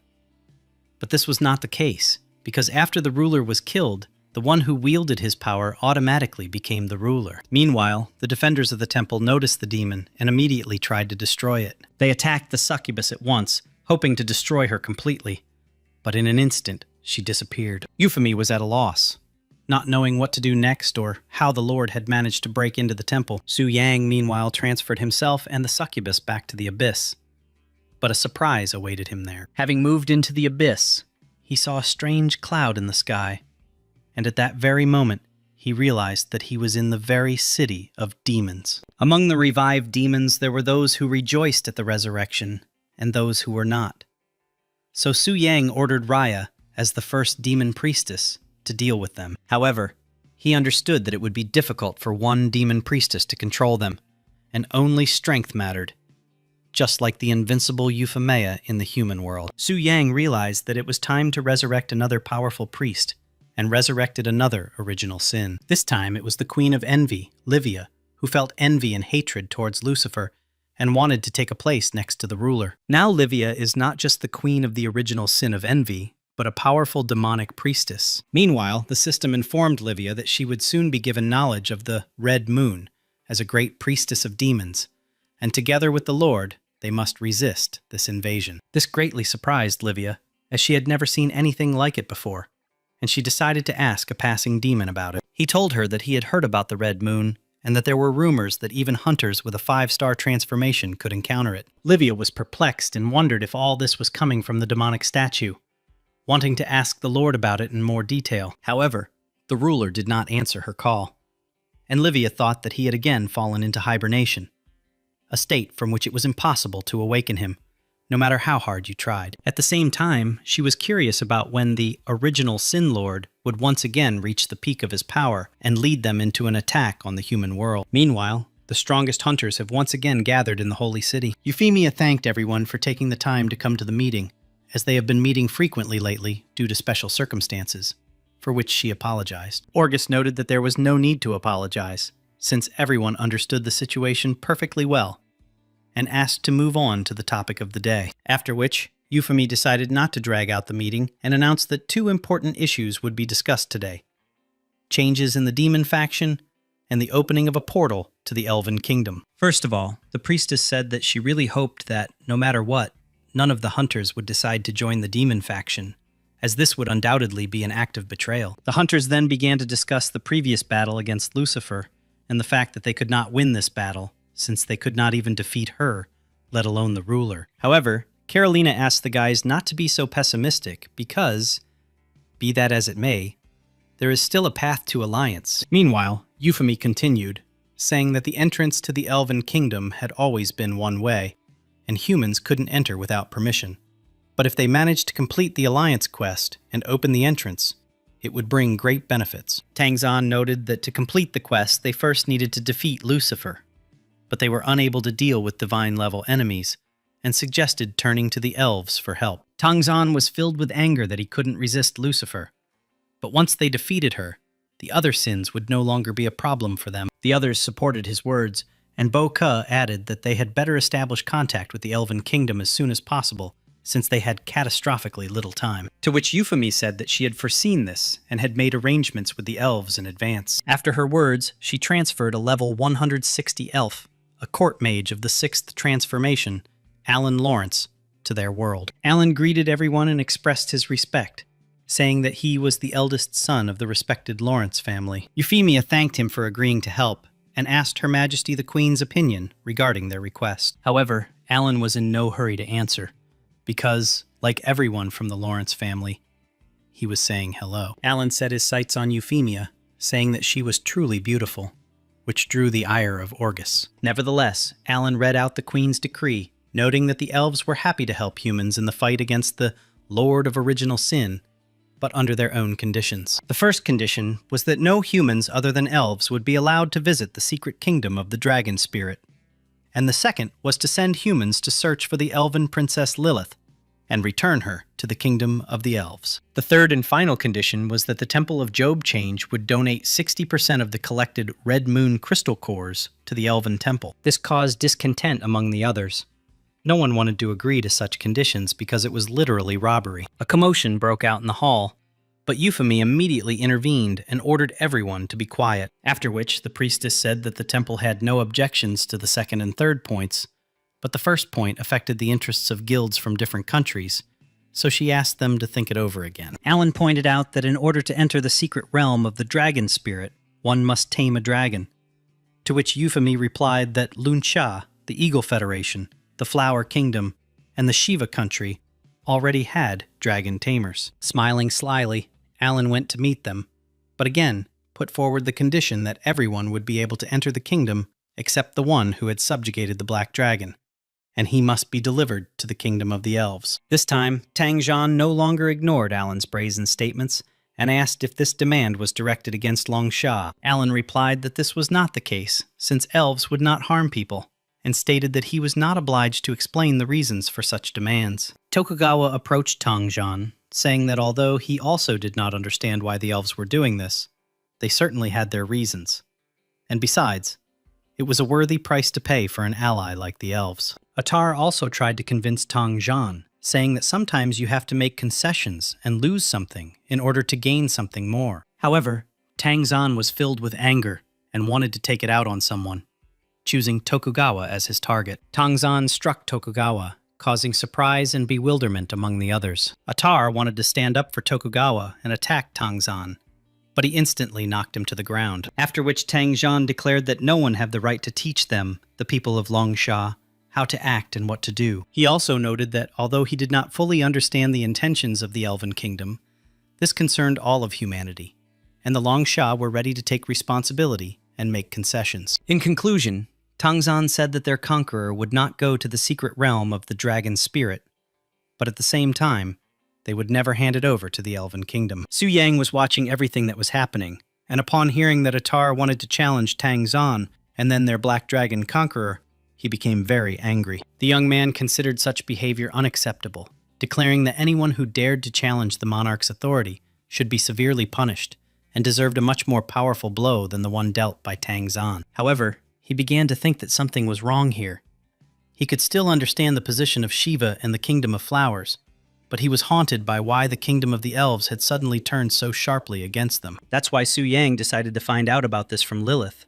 But the elf said that the other elves didn't care about Alkarai's death, because his death would even benefit them. Lilith explained that even among the elves there is no unity for power, and although everyone is nice and polite on the surface, behind their backs they only plot and think about how to screw each other over. The young man realized that since Alkarai's death had nothing to do with it, it was the black dragon itself that was the problem. Or rather, the elves feared the one who had once brought boundless horror, the ancient devourer. Because of their fear of the ancient devourer, they are hostile and wary of all black dragons, and their high demands are understandable. The secret realm of the dragon spirit contains the legacy of the ancient devourer and the nameless hero. And to prevent it from falling into the wrong hands, the elves wanted to restrict access to outsiders. However, Su Yang had a completely different opinion and did not want to allow the elves to carry out their plans. Meanwhile, he said that one of the elves' demands was to find and return Lilith, but the elf said that she would never return to the kingdom of the elves. Su Yang understood everything without her, because, given that she was burdened with the curse of the royal family, the court was clearly not looking for her with good intentions. The only problem is that Lilith has already shown herself to everyone when he subdued the black dragon. And if the elven kingdom shows her portrait, then sooner or later, everyone will find out the truth. Meanwhile, he received a message from Tang Zhan, who came to talk about something important. Tang Zhan asked the young man to remain calm, and said that he might not be able to enter the dragon spirit secret realm this time. Su Yang was perplexed, and did not understand why, after all, he had subjugated the black dragon. But still, they did not let him into the kingdom. Tang Zhan noted that he refused the elves' conditions because, despite slowing down the advancement into the abyss and for the common good, neither he nor the state of Longsha would agree to hand the young man over to the elf. He also asked Su Yan not to worry, saying that the Longsha would definitely compensate him for the damage. In conclusion, he thanked Su Yang for his understanding and asked him not to make any rash decisions. The young man wondered if the two ninth transformation hunters from the Flower Kingdom and the land of Shiva were ready to accept the surprise he had prepared in the secret kingdom. Meanwhile, Gen Shi was upset that Su Yang couldn't go to the secret realm because she wanted to take the opportunity to communicate with him. The Red Dragon thought differently. He was glad that the young man would not come because he did not want to fight with such a wild guy. In the land of Shiva, they were plotting something terrible and wanted to take the chance to get rid of the rest of the dragon slayers. The next day, another elf headed to the secret kingdom of the dragon spirit. Eric, the third prince of the Elven Kingdom, a level 220 elf dragon knight with the 7th transformation. However, no matter how noble the elves may seem, it is still better for girls to stay away from them, for their own good. At the same time, all the dragon conquerors gathered, and the entrance to the secret kingdom of the dragon spirit began to open. A truly significant moment. However, everything was not as simple as it seemed, because Su Yang's surprise was waiting for its moment. Suddenly, Atar noticed Orgus in the sky, who was about to use magic against him. He didn't understand what was happening and why Orgus decided to suddenly attack him. Orgus also probably didn't understand the reasons, because at that moment he was under Su Yan's control. Meanwhile, the young man ordered the black dragon to follow its nature, to devour everything in its path. Tokugawa declared that Orgus had gone mad and that they must be stopped immediately. However, in addition to Orgus, Su Yang also controlled the mind of Atar, who attacked Tokugawa. Su Yang activated forced suggestion, which only lasted for 1 minute, but was enough to cause chaos. And indeed, a battle ensued between the two hunters, during which they destroyed a considerable part of the surrounding area. As soon as Orgus got out of Su Yang's control, he was surprised and didn't understand what was happening. No one understood what had happened and why they suddenly started attacking each other, wondering who had the power to control them. Atar noted that his instincts, as a priest of the divine sign, were not wrong, and someone was secretly controlling them. However, in an instant, this ceased to be important for the boys, because they had just seen a black dragon fly into the secret kingdom. Tokugawa suggested that it was Su Yang who controlled them and forced them to fight each other. But Atar called his assumption crazy and more like a joke, because the young man was only a low-level hunter of the 4th transformation and would hardly be able to control their minds. Orgus noted that ever since they began their campaign against the Abyss, strange events had been occurring one after another, like a curse. Meanwhile, he stated that they had more important matters to attend to. Because of this control, they killed the elven royal guards, and now they must be reborn in the temple of the elven kingdom. And once the royal court learned of this, relations between humans and elves would, at best, simply worsen. So he suggested contacting them first. Meanwhile, the Dragon Slayers were busy exploring a secret kingdom that was significantly different from the others. Meanwhile, the elves had something insidious in mind, and wanted to get rid of the rest of the boys by taking the dragons away from them. However, they were not the only ones who thought so. A tamer from the land of Shiva also wanted to use the stone tablet against them to take control of their dragons. But everything changed when that same black dragon appeared in the sky above everyone. The black dragon's roar terrified the other dragons, and Su Yang's presence caused everyone to be surprised. The elves were unhappy with his presence, because they were promised that the black dragon would not be allowed into the secret kingdom. The dragons were in panic, so Eric ordered the elves to attack the black dragon tamer. However, they were unable to resist Su Yang. The young man instantly killed several level 150 elves at once, which caused even greater surprise. The elves were surprised that the young man, possessing the fourth transformation, had such power, so they decided to also use their trump card. However, Su Yang had far greater trump cards than they thought, which took them even more by surprise. One of the elves tried to escape, but Su Yang was able to stop him using Beelzebub's power. Moreover, the young man openly expressed his disrespect by stepping with his boot right on his face. Meanwhile, Su Yang declared that if anyone dared to offend him, he would take revenge 100-fold, no matter who was in front of him. Meanwhile, the rest of the elves rushed to help their comrade, promising to kill the young man. The elves were confident that they were many times stronger than Su Yang, and even though he was the owner of a black dragon, they would be able to defeat him. But in reality, Su Yang possessed much greater power than they thought, which caused even more surprise. Alan didn't understand how it happened that he died again and lost to the young man. After 2 deaths, the elves had lost too many levels, so Alan decided to retreat using the Scroll of Return. However, Su Yang instantly cut the scroll into pieces, saying that no one would leave the secret kingdom without his consent. Alan realized that he was in a hopeless situation, so he wanted to somehow negotiate with Su Yang, saying that he would fulfill any of his conditions. Su Yang asked him why he looked so scared, since he was the one who openly declared that he would kill him. Alan apologized, saying that they simply didn't know him, and now they truly realized their mistake and were asking to be let go. But Su Yan said that thanks to Alkarai, he already understood what kind of hypocrites the elves were, and he would kill them again and again until their levels dropped to 0 and they could be resurrected. After which the young man staged a real genocide of the elves, killing them one after another, time after time. The elves tried to stop him, saying that this way humans would not be able to fight side by side with the elves.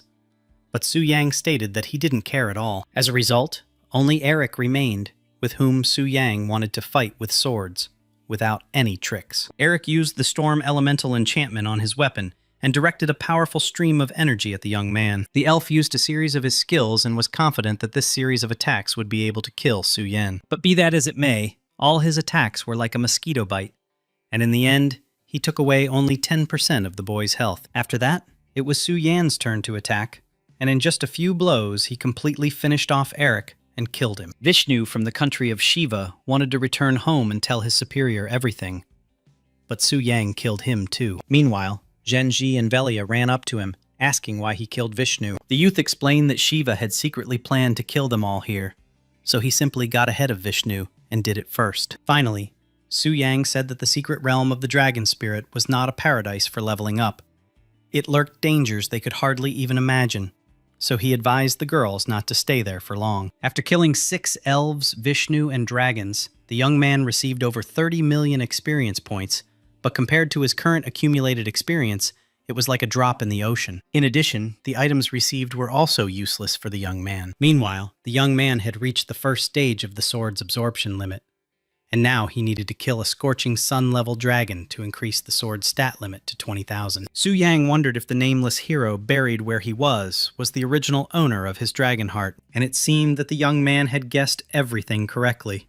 Moving in the direction indicated by the light, he came across the location of the ancient devourer, the path to which lay through thick fog. Su Yang was greatly surprised to see the remains of the body of the ancient devourer, which was several times larger than his giant black dragon. The young man decided that this was an excellent opportunity to examine the monster's body more closely.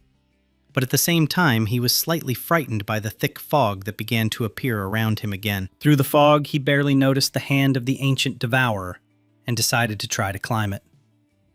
As soon as the young man touched his hand, the monster immediately seemed to activate, and dragons, which apparently had been previously absorbed by the ancient devourer, resurrected around him. It was no problem for the young man to deal with them, and meanwhile he began to think that perhaps this was a test from the ancient devourer himself and the nameless hero. However, as soon as Su Yang killed one of the dragons, it immediately resurrected, which was not surprising. The young man didn't care how many times he had to kill the bone dragon, because he was ready to kill as many times as it took. As a result, after some time, the bone dragons turned into a pile of bones. Su Yang didn't understand why this test was necessary, but it nevertheless took a lot of his strength. But the surprises didn't end there. And when the young man tried to climb to the top, someone stopped him again. Moreover, this someone managed to freeze the black dragon, which greatly surprised Su Yang. After which the stranger attacked the young man, but Su Yang was not at all frightened, and even being in a disadvantageous position, he did not worry. Moreover, such an opponent was only to Su Yang's advantage, since it was a good chance to show off his strength. Moreover, Su Yang was furious because it took him a long time to tame the black dragon, but someone managed to freeze it in an instant. He was already about to take revenge on his offender, when suddenly he announced that the young man had passed the test, after which Athos's body gradually recovered, as if nothing had happened. Meanwhile, Su Yang asked the stranger what his name was, and whether he was really that nameless hero. However, he did not answer, and in return asked him who he was. But after Su Yang introduced himself, he asked again who he was. Su Yang was confused and didn't understand what these two consecutive "who are you" meant. Did the stranger really understand that the young man was the original Sin Lord? But what surprised Su Yang most was that the stranger disappeared again in an instant. It was as if he had been transported back in time and pierced the young man's body with his sword. However, the oddities didn't end there.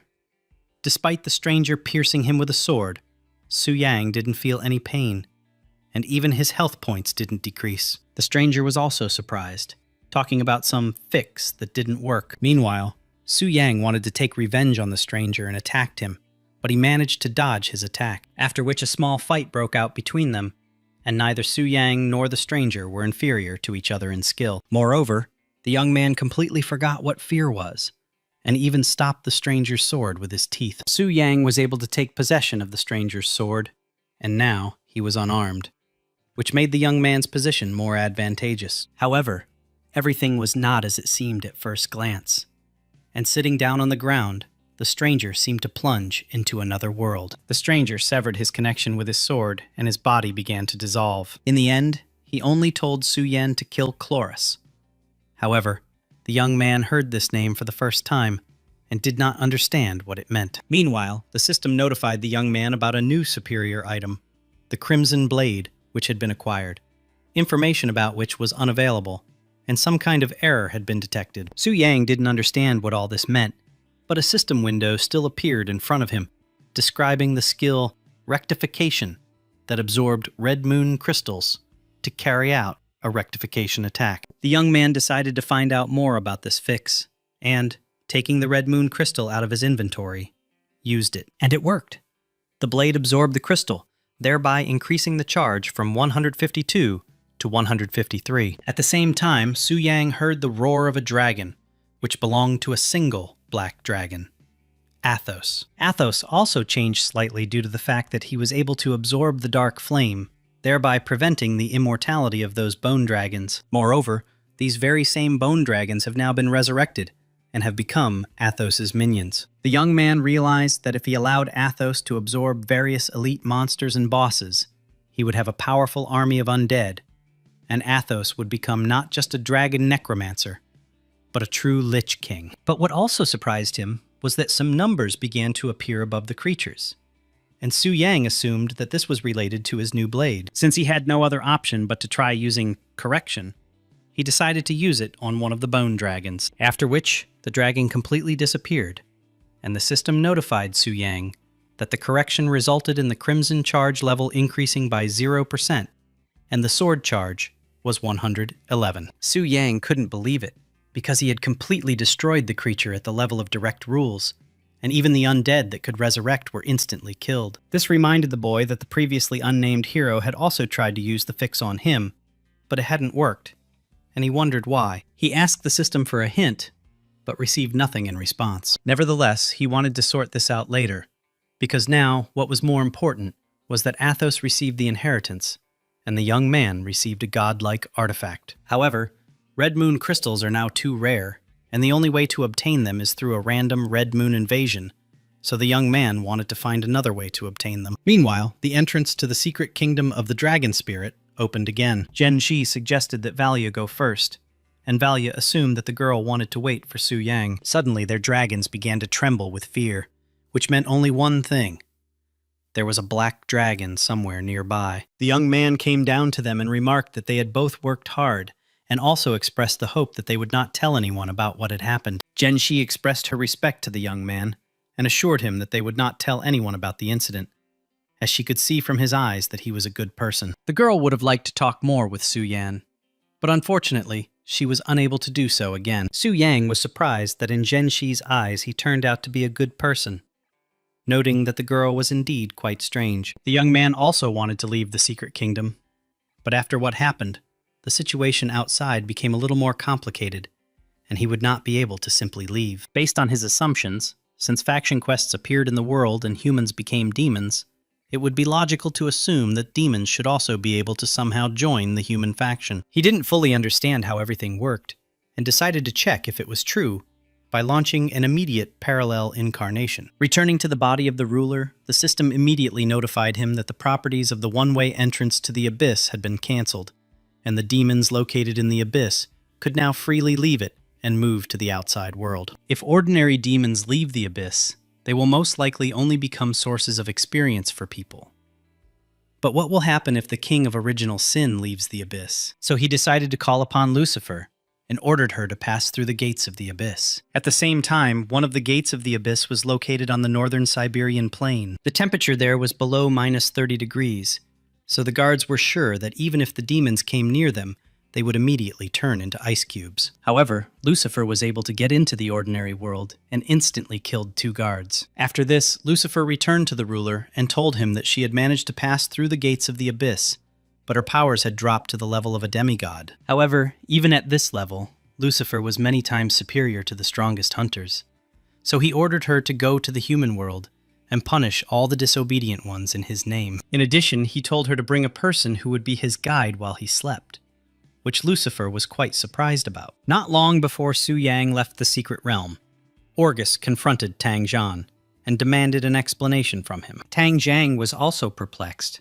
so he said that he had nothing to explain. The elves in turn demanded that the young man who tamed the black dragon be brought to the elven royal court for interrogation. Tang Zhan was also asked for an explanation, but he refused, saying that he did not have the strength to convince him. Just as the situation was escalating, Zhenshi and Velia emerged from the secret realm, not understanding what was happening. They were immediately asked where Su Yang was now, but the girls replied that they did not know, because they had gotten lost and their paths had diverged. Zhenshi noted that, in the end, not only did they not find any treasure, but they also almost died. And after some flash of light, the entrance opened again. This led the elves to the idea that, most likely, someone had managed to obtain the inheritance of the secret kingdom. The elf captured Zhenshi and Vela, declaring that they would both go with him to the elven kingdom for questioning. However, after this, Orgus and Tokugawa intervened, saying that no one would go anywhere with them, after which the elves declared that in such a case people could forget about the alliance with them, and if something happened to the third prince and the eldest son of the Lawrence family, they would be in great trouble. At this point, Attar intervened, telling Orgus and Tokugawa to imagine what would happen if they lost their elven allies, just as they would then confront the Overlord. In fact, Attar said this only to show herself in a good light in front of the elves, and so that they would form an alliance with Shiva. Meanwhile, something strange suddenly appeared in the sky, emitting a monstrous aura. This aura belonged to none other than Lucifer, who had come to kill everyone. Orgus noticed that something was wrong here, and her aura was different from the one in the abyss. The guys decided to put aside all their differences and unite to destroy a common enemy,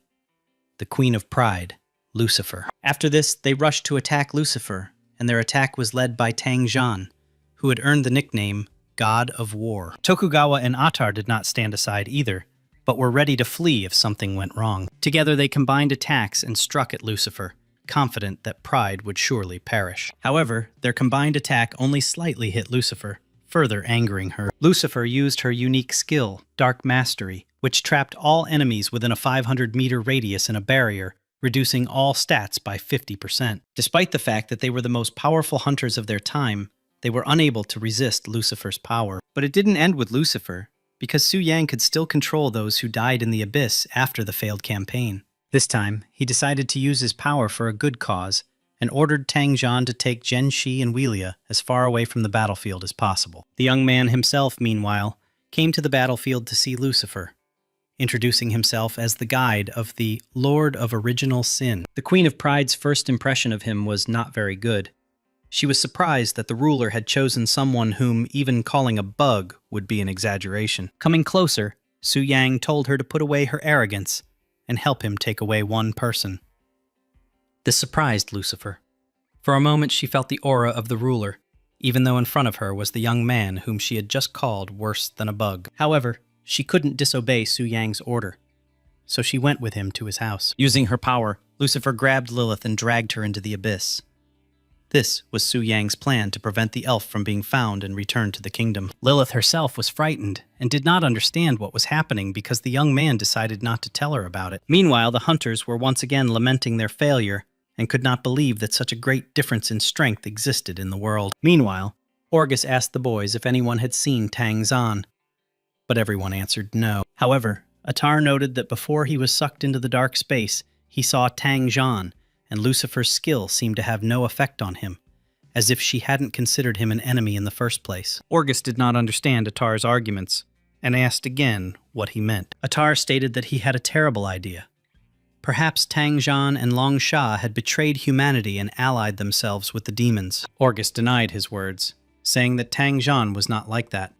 But Atar insisted on his own. Other hunters supported Atar, saying that it was indeed suspicious. He also reminded them of the portal entrance incident, where they suddenly attacked each other, causing Su Yang, who was originally forbidden from entering the realm, to successfully enter, and Long Sha to benefit from it. After which, Orgus also began to doubt Tang Zhang, because the power that could control him was only within the power of demons. However, Tokugawa noted that not only Tang Zhan, but also Zhen Shi and Vela had disappeared, and asked Atar if he suspected that they too were in cahoots with the demons. Atar was agitated because he had forgotten about those two, and said that Tang Zhan probably wanted to take possession of the secret of the Dragon Spirit's secret realm for himself, so he kidnapped them. Atar himself didn't know what exactly Tang Zhan had done and what he had planned, but, having one death less, he wanted to find a way to annoy him. Suddenly, Atar felt someone's presence behind him, but he didn't notice when Tang Zhan appeared. With a powerful blunder,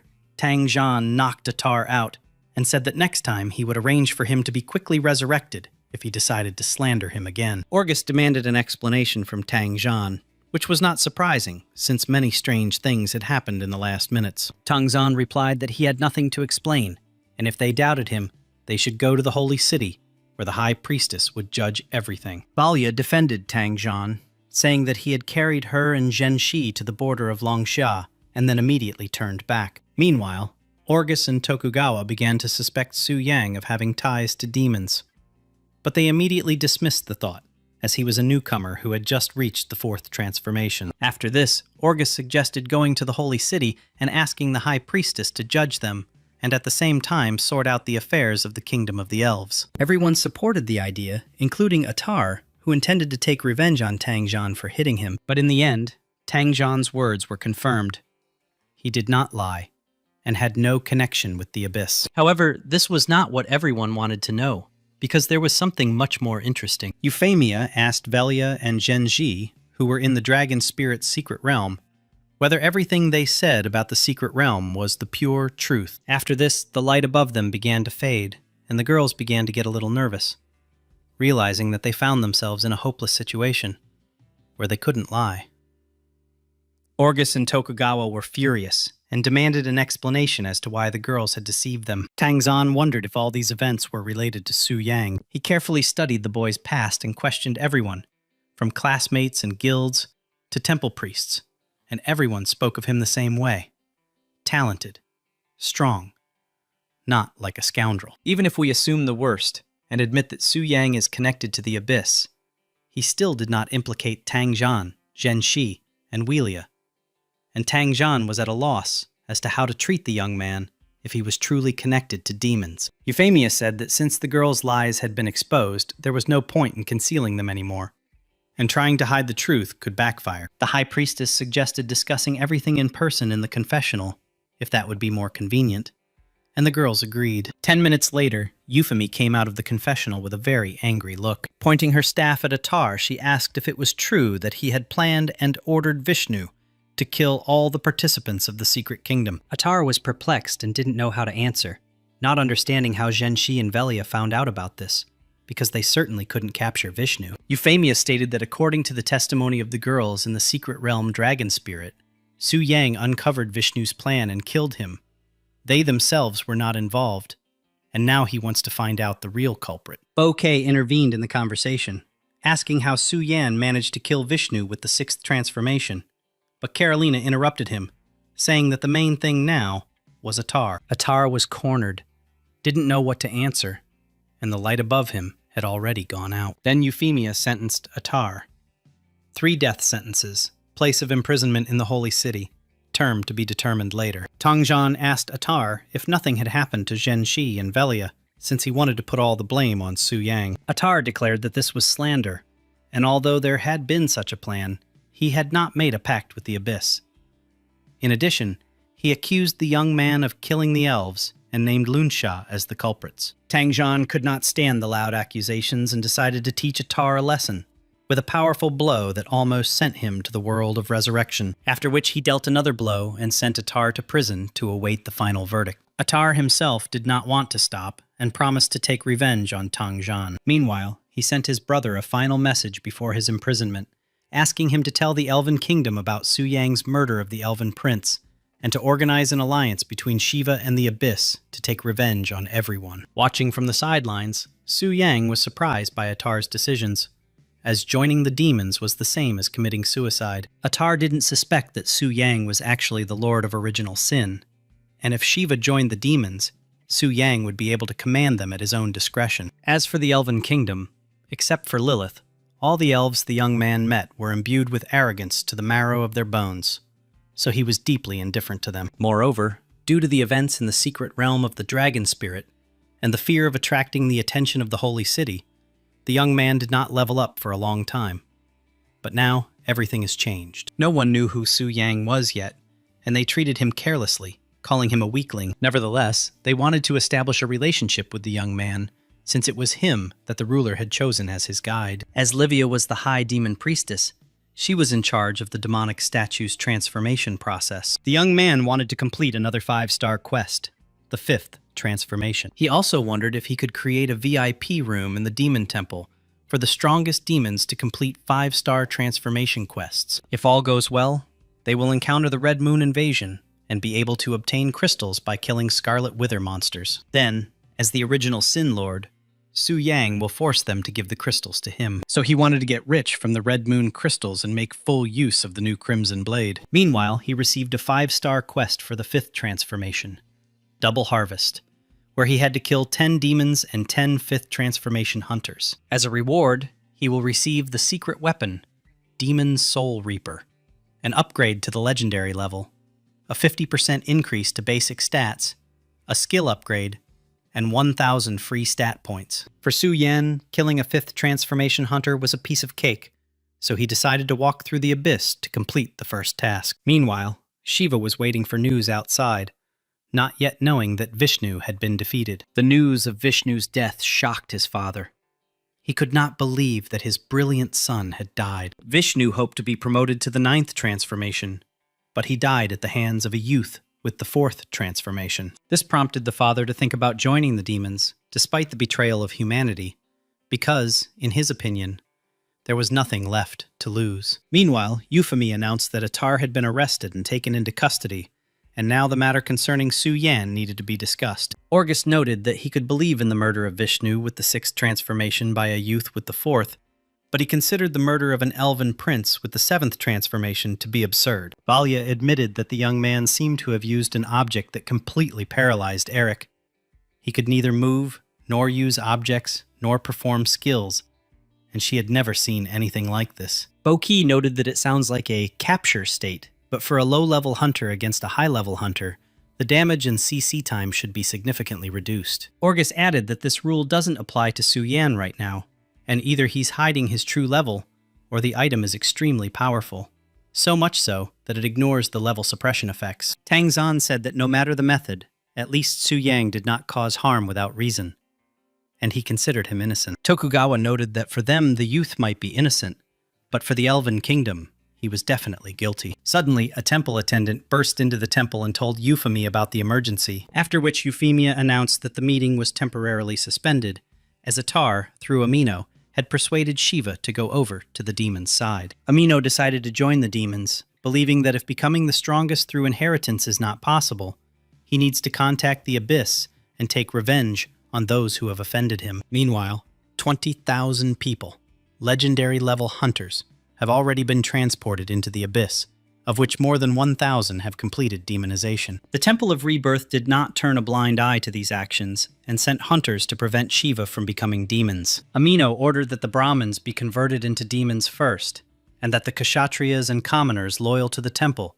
be detained as hunters. Amino didn't want the plans to fail, so he himself went into the Abyss. During this time, the hunters were getting used to the changes in strength, and were looking forward to what lay ahead. However, their joy did not last long.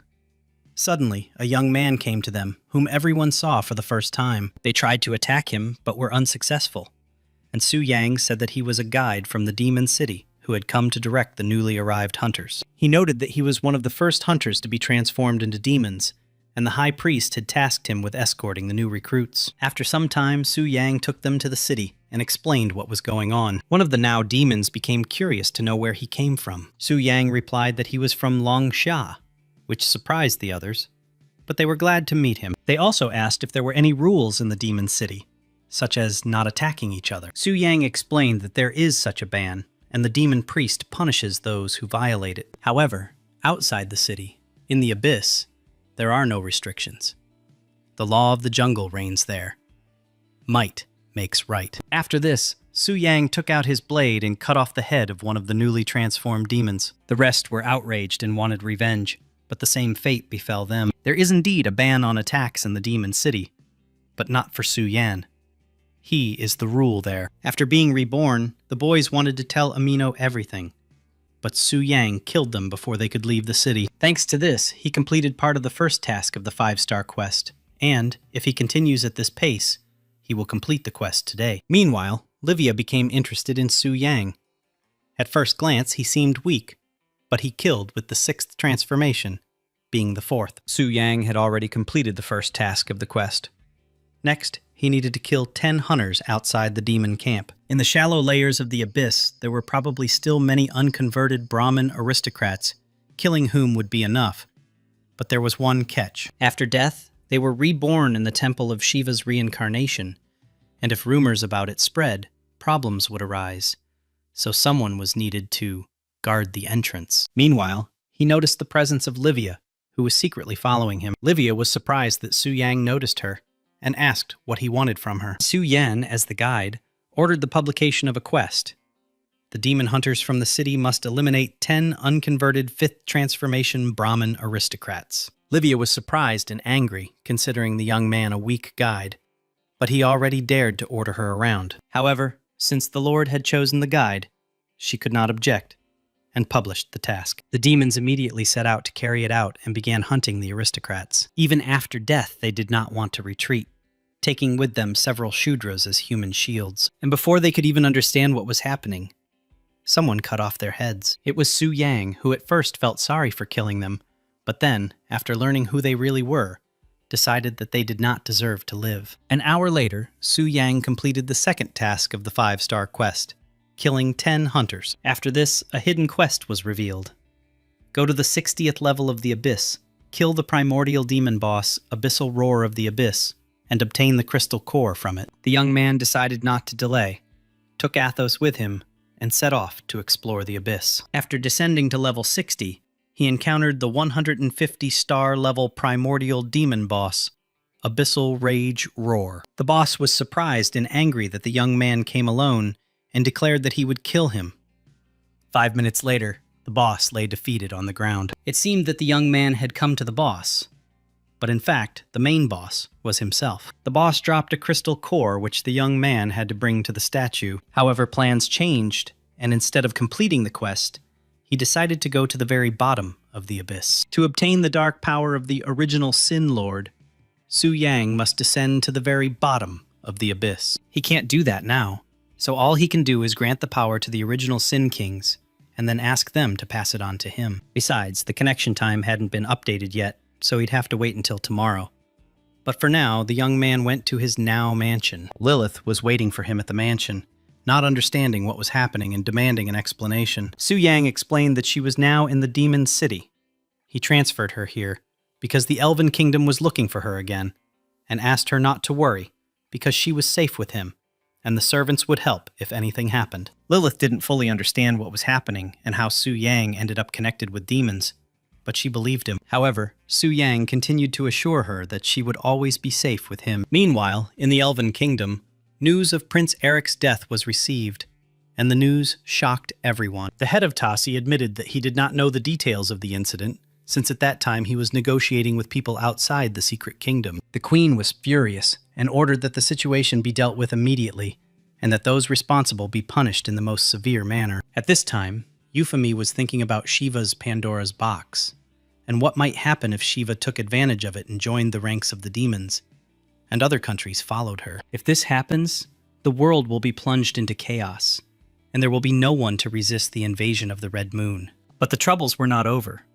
At that moment, the elves, led by Carl Lawrence, entered the temple to find out the truth. Carl demanded that the killer of Eric and Alan be handed over immediately, otherwise their assistants would be replaced by slavery. Euphemie asked Carl to watch his words and said that, as far as she knew, although the elf temple allowed one to reach the divine level, the last transformation was 200 years ago. She hinted that the divine level might have fallen over the past 200 years, and asked if he was being overconfident in calling them a godless race. Carl himself, a level 453 great archmage of the 9th transformation, replied that perhaps so, but they still had a level 500 demigod warrior and 2 strong warriors above level 450. This news shocked the rest of the hunters, because in front of them was one of these powerful warriors.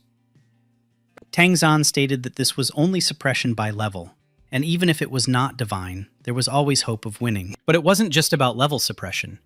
The elves had 2 artifacts that could be equipped during combat. Carl noted that, according to Tassi, the country of Shiva inspires the most trust among the elves, and asked who its representative is. Euphemie explained that Shiva no longer belonged to the human world, as she had chosen to join the abyss. This surprised Carl, and he asked who among those present was sincerely inclined towards an alliance and ready to hand over the killer. Then Tokugawa, without hesitation, named the killer: Su Yang of Longsha. Tang Zan was furious at Tokugawa's actions, but it was no use, because Tokugawa had already told everything. Carl demanded that Tang Zan tell him where Su Yang was now, but he refused. Carl was not satisfied with this answer and wanted to teach Tang Zan a lesson, but one look from Euphemia was enough for him to change his mind and stop the attack. Meanwhile, Tokugawa pointed to Zhenshi and Wheelia, saying that they were survivors of the secret kingdom and could tell about Su Yang's crimes. As a result, Carl took the girls away for interrogation,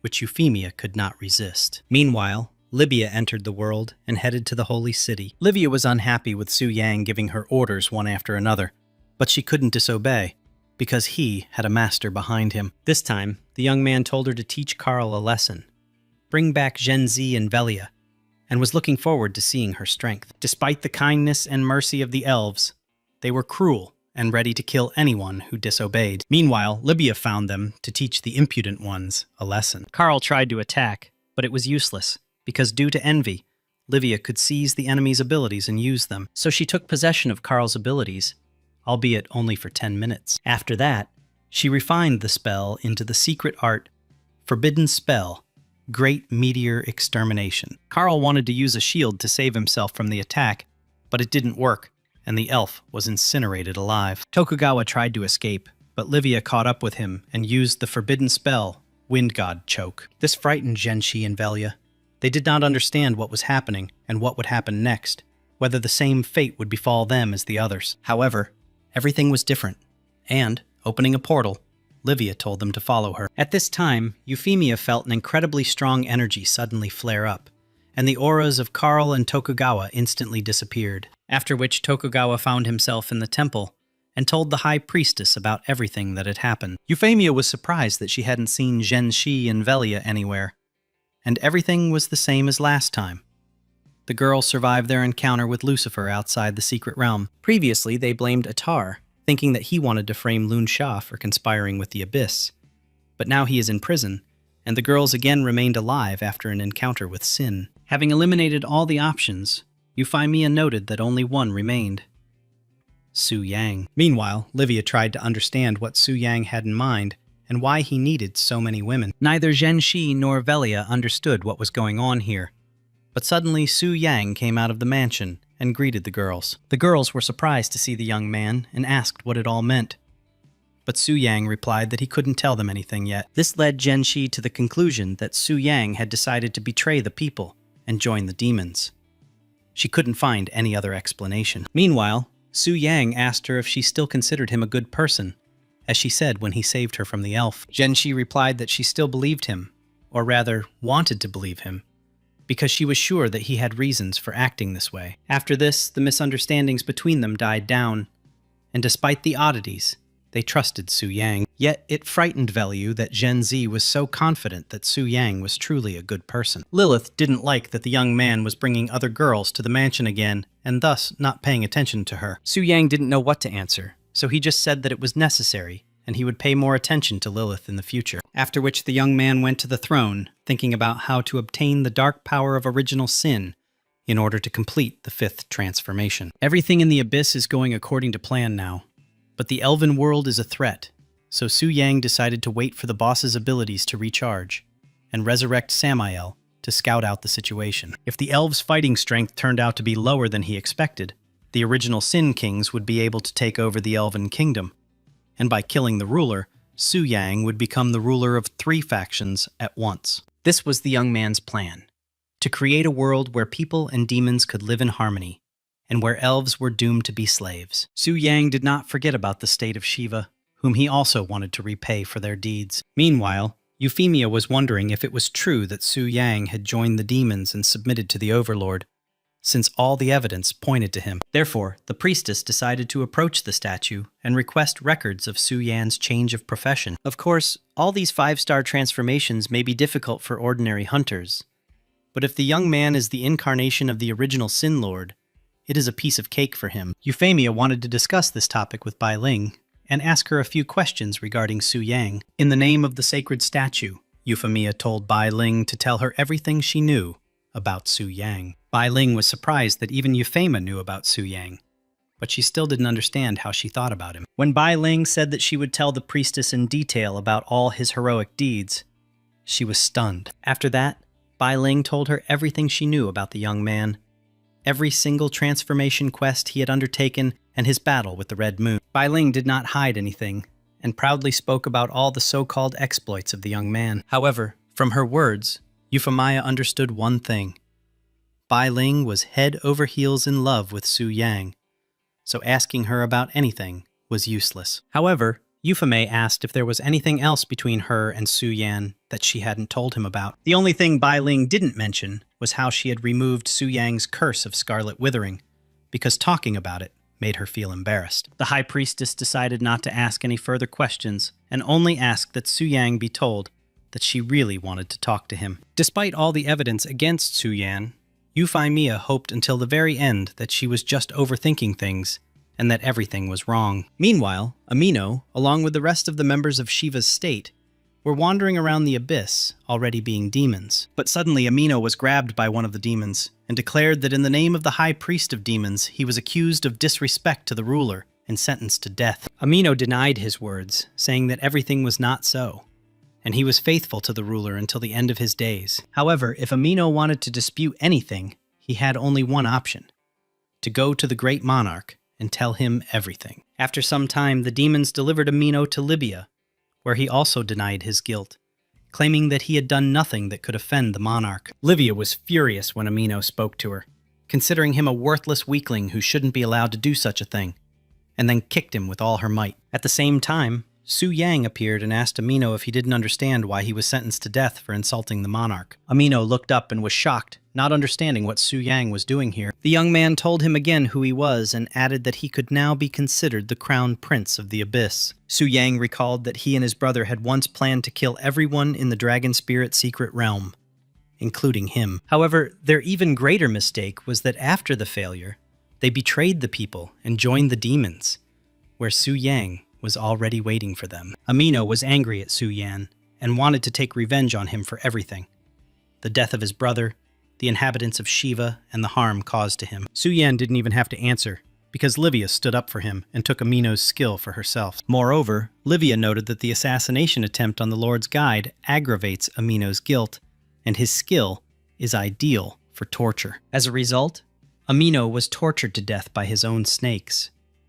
What goes around comes around. Meanwhile, Su Yang told Livia to regard the new demon hunters from Shiva as an inferior race, and only use them as servants. Having rested with Shiva, the young man decided not to stop, and move on to the kingdom of the elves, as well as to another traitor, Tokugawa. Meanwhile, Carl returned to the palace to tell about what had happened and the small problems. Carl himself did not understand who the woman who attacked them was, and where she got so much strength that she killed everyone in an instant. Carl was sure that she was from the abyss, but he didn't know how to tell the queen everything. The queen greeted Carl and immediately asked where Eric's killer was. Falling to his knees, Carl reported that Prince Eric's killer was a young man from the human world named Su Yang, from the Longjia clan, who had subdued the Black Dragon. The queen became angry and asked again where Su Yang was now. In a trembling voice, Carl said that initially there were 2 survivors in the secret kingdom, who perhaps knew the whole truth. But on the way back, they were attacked by a demon, and they all died. Carl added that the demon was incredibly powerful and, apparently, one of the kings of original sin. This caused a violent reaction among the elves. No one could believe that the demon was so strong that he killed Lord Carl. Given the situation, the elves suggested that the queen, in parallel with the search for the murderer, expedite the conclusion of an alliance with the people in order to first deal with the abyss. The queen noted that since all her subjects agreed, in the name of the holy goddess of nature, she was ready to temporarily forget personal quarrels and form an alliance with people against the abyss. However, the investigation into Eric's death will continue, stating that the killer's blood will become payment for the blood of the royal family. In the Elven Kingdom, black dragons have long been extinct. The elves have destroyed 95 black dragons, but no one has inherited the blood of the ancient devourer. Therefore, the queen was sure that the young man was unlikely to be lucky enough to possess the blood of the ancient devourer, and that killing him would be easy. Meanwhile, the cooldown for connecting to the boss was refreshed, and Su Yang became the overlord again. At the same time, he wanted to understand the limitations of the new semi-artifact Wrath King's armor, which required killing 100,000 star-level demons, 1,000 starlight demons, 100 shining moon demons, and 10 scorching sun demons. At first glance, it seemed difficult, but not for Su Yan, who possessed the power of a sovereign, for whom it only took an instant. In an instant, he killed all the demons needed to remove the restrictions from the half-artifact. Immediately after this, he summoned Lucifer and ordered him to hand over the half-artifact to his guide, himself. Meanwhile, he asked her what she thought about his guide, to which Lucifer replied that the guide was the choice of the ruler, and she had no right to question his choice. At the same time, Livia approached him, saying that there was a matter that required his attention, and asked for an audience. Livia came to him to tell him about the resistance to the Red Moon invasion, because she knew nothing about it, was confused, and wanted to hear an explanation from the Lord. Su Yang was surprised that the Abyss had never encountered the Red Moon before. But since the Job Transfer Temple already had a well-established system related to the Red Moon, he decided to simply borrow it. And before the young man could begin his speech, something strange suddenly happened. Out of the blue, for unknown reasons, the Red Moon invasion began. Moreover, the Crimson Gates were activated in the Abyss, where nothing was previously known about the Red Moon. From the Crimson Gates, monsters of the Crimson Withering began to emerge, the first of which was a level 100 Whispering Chaos. Lucifer immediately tried to destroy it, but her attacks did not affect the monster in any way. This truly surprised Lucifer and angered Livia, who asked her if she couldn't deal with such trash. After which, Livia attacked the monster, piercing its body with a blow, but even she could not kill it. Su Yang was surprised that even the attacks of divine-level kings were useless, and in that case, the legend that only a chosen hero could overcome the Scarlet Withering was true. However, no matter what the legends, for the Lord of Original Sin to wipe the monster from the face of the earth was a piece of cake. However, it didn't end there, and suddenly a giant eye appeared from the Crimson Gate, looking straight at the ruler. Su Yang understood what this meant and felt a monstrous pressure, but he did not think of retreating and advanced straight to the gate. But no matter how powerful the original Sin Lord was, even he couldn't resist the pressure of the Crimson Withering. It suppressed him without a chance to escape. But what kind of ruler is he then, if he cannot resist anything? As a result, Su Yang was unable to explore the world beyond the Crimson Gate, as he was barely able to escape due to the incredible pressure. Lucifer and Livia noted that the Lord's soul seemed to have changed slightly. Strangely, it seemed like he had been subjected to the Scarlet Desecration. Su Yang stated that it didn't matter, and suggested that they first continue the previous conversation by telling them what the Red Moon was. After this, the Lord ordered Livia to spread the news of the Red Moon, and if the Crimson Gates appeared, to immediately kill the heretics coming out of them and bring him the Red Moon crystals. Moreover, he promised to grant a thread of primordial power to anyone who brought 1,000 Red Moon crystals. At the same time, Euphemy was perplexed. Not even half a month had passed since the last Red Moon, and another one had appeared, in addition to the Abyss, world bosses, and a bunch of problems with the Elven Kingdom. Euphemy did not understand what was happening to the world, and prayed to the Lord to send a true savior to the faithful servants, who would lead them out of this hopeless future. Su Yang decided to visit Lilith, and as soon as he opened the door, the elf immediately threw herself into his arms, because she had a nightmare that the Red Moon had swallowed him, which frightened her. However, their conversation was interrupted by Lucifer, who came to give him a small gift from the ruler.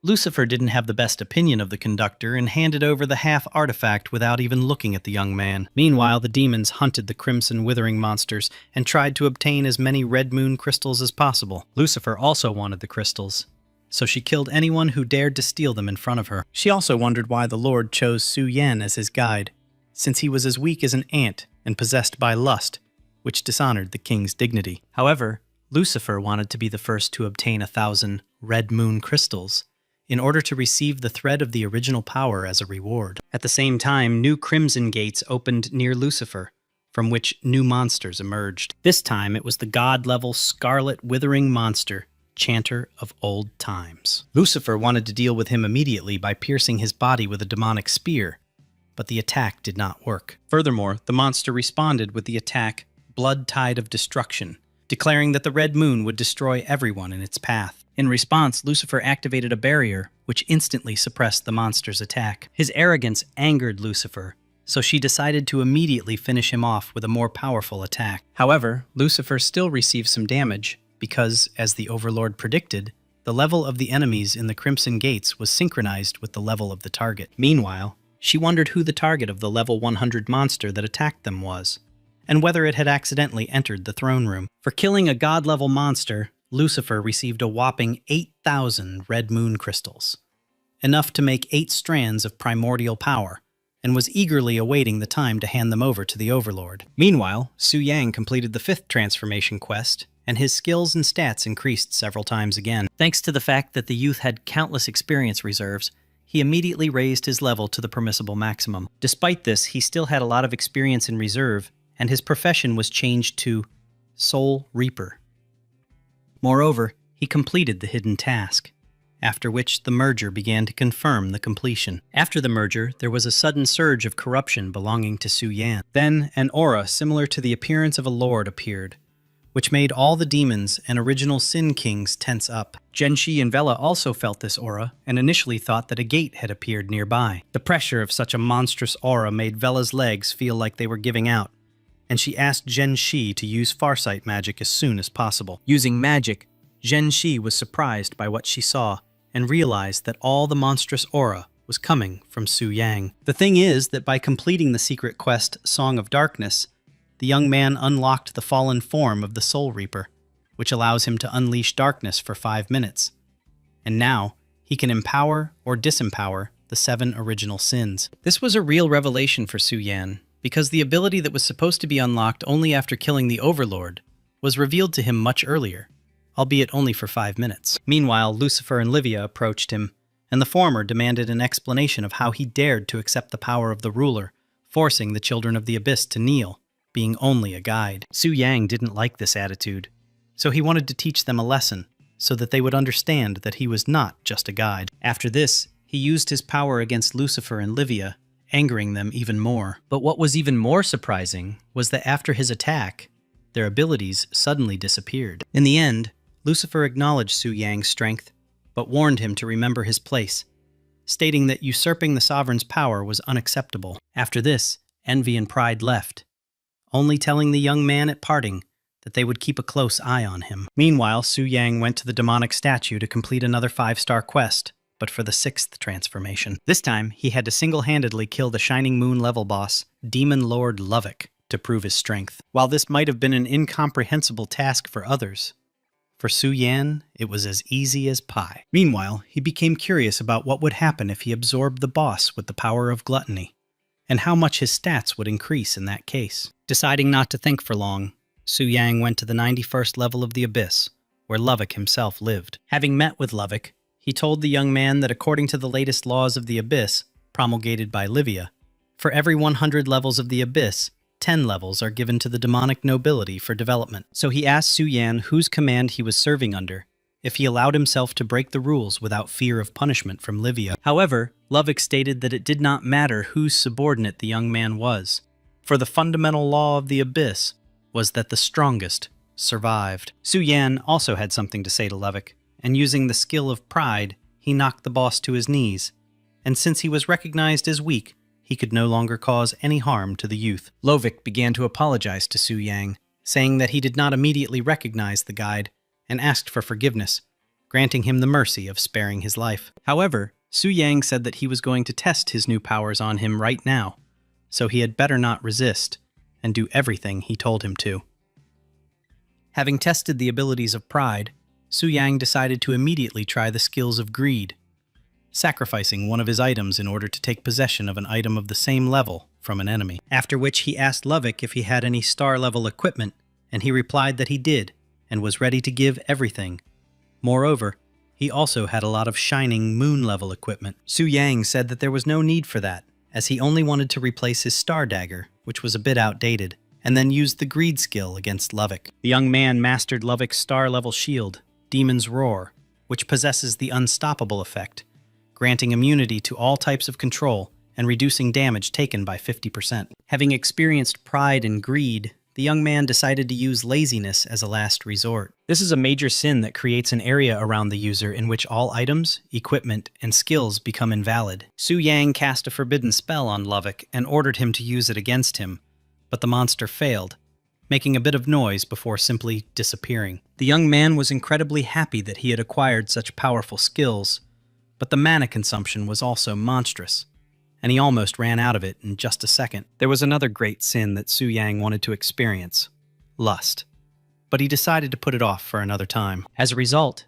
having finished the test of sins, Su Yang cut off Lovick's head, and thus completed the quest. At the same time, the royal court was concerned about the disappearance of Lilith, and the issue of an alliance with humans was being decided. Meanwhile, the queen was informed that her daughter was in Su Yang's hands, and there were people who personally saw her entering and leaving his house. This truly angered the queen, because a certain Su Yang not only arbitrarily tamed a black dragon, which is considered a harbinger of disaster, brutally killed her son Eric, but also kidnapped her beloved daughter. For these 3 sins, in the name of the holy goddess of nature and the royal family of the elves, the queen gave the order to kill Su Yan, as well as eliminate all witnesses, leaving no one alive. She also ordered Carl to go back to the human world to discuss the alliance and choose a day to begin the expedition to the Abyss, and temporarily handed him the royal artifact, Branch of the Sacred Tree, blessed by the goddess. The queen said to use the artifact to frighten ignorant people,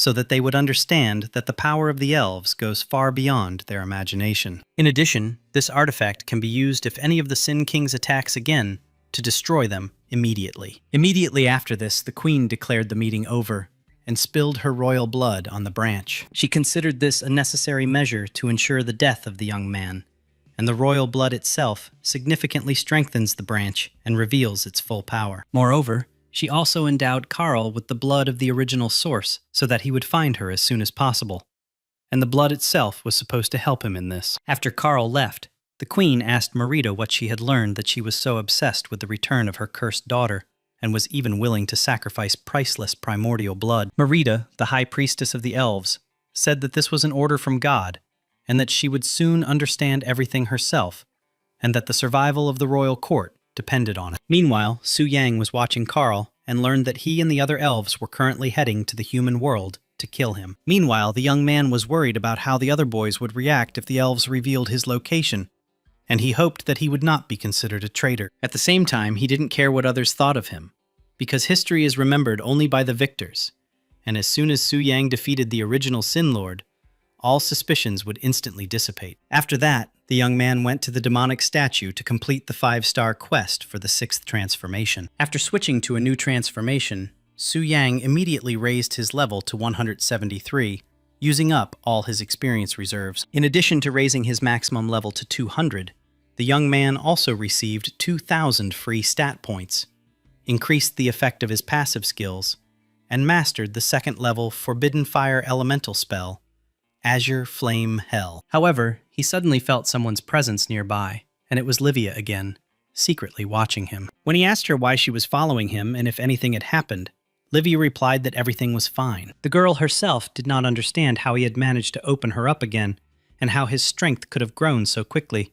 since now you couldn't even tell that he was a simple bug. However, Su Yang had more important things to do than interrogate Livia about why she was watching him. Having reconnected with the boss, the young man resurrected another sin, Belphegor's laziness, whose characteristics were monstrously powerful. He wanted to do the same with Belphegor as he did with the other sins, accept their lives as tribute and grant them death until they were called upon again. Belphegor replied that laziness contained stability, and death was the highest form of peace, so she was ready to give her life. By killing Belphegor, Su Yang gained a whopping 18 billion experience points, enough to level up to 198. He also acquired her source of power, which grants immunity to the effects of the abyss up to level 600, and her essence, which increases health by 50 million and physical and magical defense by 50,000. In addition, he acquired a very powerful material, Belphegor's silver body,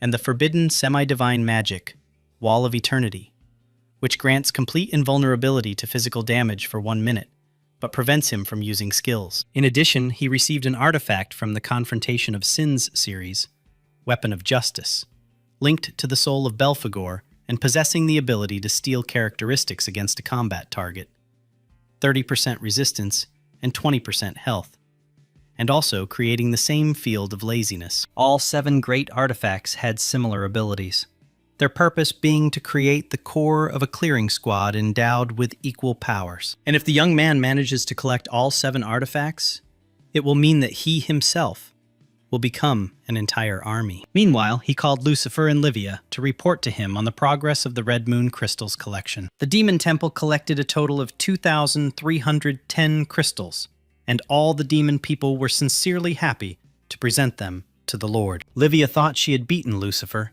but when she presented 8,000 crystals, the question of who would win their competition was closed. After which, as the Lord had previously promised, for their efforts in obtaining the Red Moon Crystals, he rewarded the best with the thread of original sin and kept his word. However, what was more important to Su Yang were the crystals, thanks to which he could now use his Crimson Blade. Moreover, with the help of the same Crimson Blade, the young man could erase the original sins from this world. But killing them required a lot of crystals. Before letting Livia go, he instructed her to give the gift to the guide, since Lucifer had done it last time. After Livia left, he asked Lucifer to stay, saying he wanted to look at the wounds she had sustained after fighting the Crimson Wither. Touching it, Su Yang confirmed his suspicions. The Scarlet Withering was growing stronger, and the scarlet filth was becoming an increasingly greater threat after fighting it. Even Lucifer, despite her strength, could not completely avoid the infection, but only managed to suppress its spread. However, with the help of the Lord's power, he was able to heal Lucifer and transform the scarlet wither into crystals. Meanwhile, he also told Lucifer that if she suddenly became infected, she should not endure it, but should immediately contact him. In the end, thanks to the demons, and especially Lucifer, Su Yang collected a total of about 13,000 red moon crystals. So he decided that there was no longer any reason to delay, and the time had come to seriously test himself in action. Meanwhile, a delegation from the Elven Kingdom arrived in the Holy City, and with them was the kingdom's second prince, Andal Savalaya, a level 250 blessed knight of the 7th transformation. Of course, the first person to meet them was Tokugawa from the Flower Kingdom, for it was he who, more than anyone else, desired an alliance with the elves for selfish purposes. Moreover,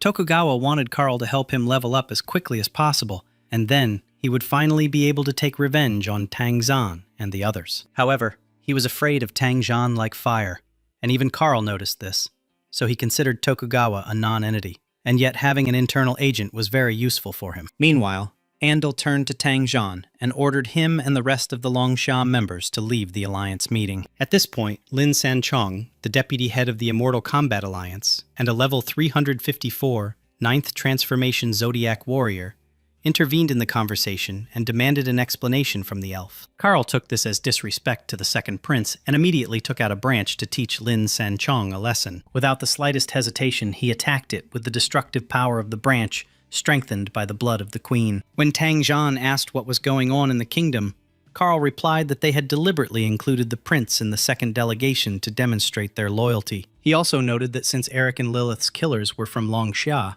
for Andal's peace of mind, they were forced to ask the Longsha delegates to leave the alliance meeting. Andal also added that if they were ready to hand over his brother's killer, then he could show mercy and not exclude Lunsha from the further alliance. Moreover, Karl stated that the Elven delegation would go to the Holy Temple to participate in the meeting only after all the representatives of Longsha were expelled from the Holy City. However, such impudent behavior and open disrespect for people did not please Euphemia.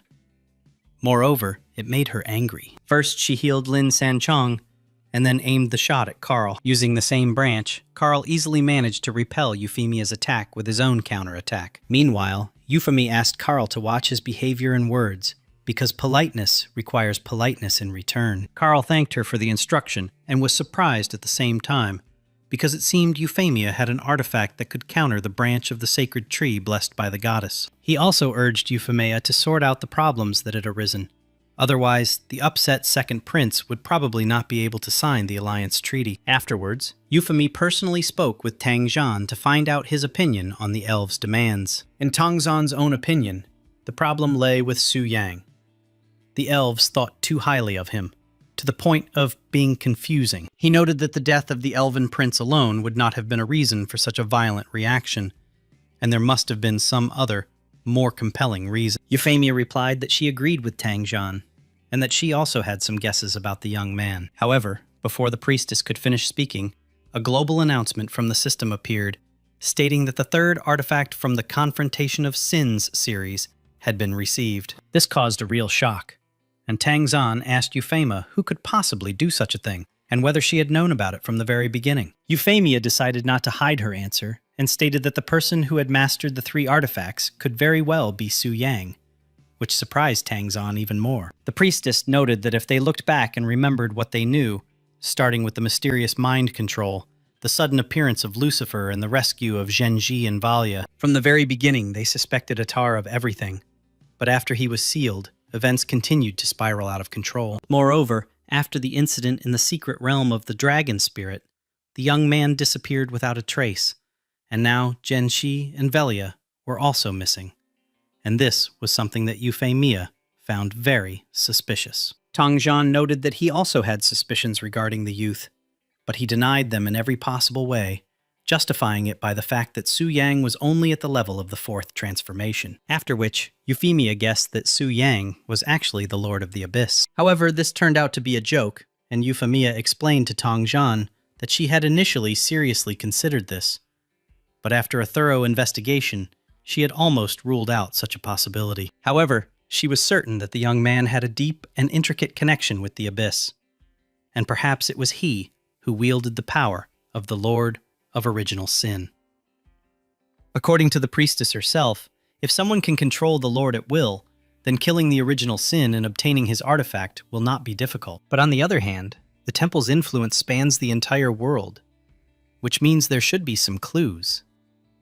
But after information about the third artifact appeared, the temple did not receive the slightest information. Therefore, Euphemie is certain that right now, the one who received the 3 artifacts of original sins is located directly in the abyss itself. Regarding whether all of this could be Su Yan's doing, Euphemia and the others were only guessing, as there was no confirmation of this. Meanwhile, Tang Zan noted that it all started with the secret realm of the dragon spirit. Euphemie supported his words, saying that everything really started from there, and she suspected that the young man had inherited something that connected him to the abyss and granted him incredible power.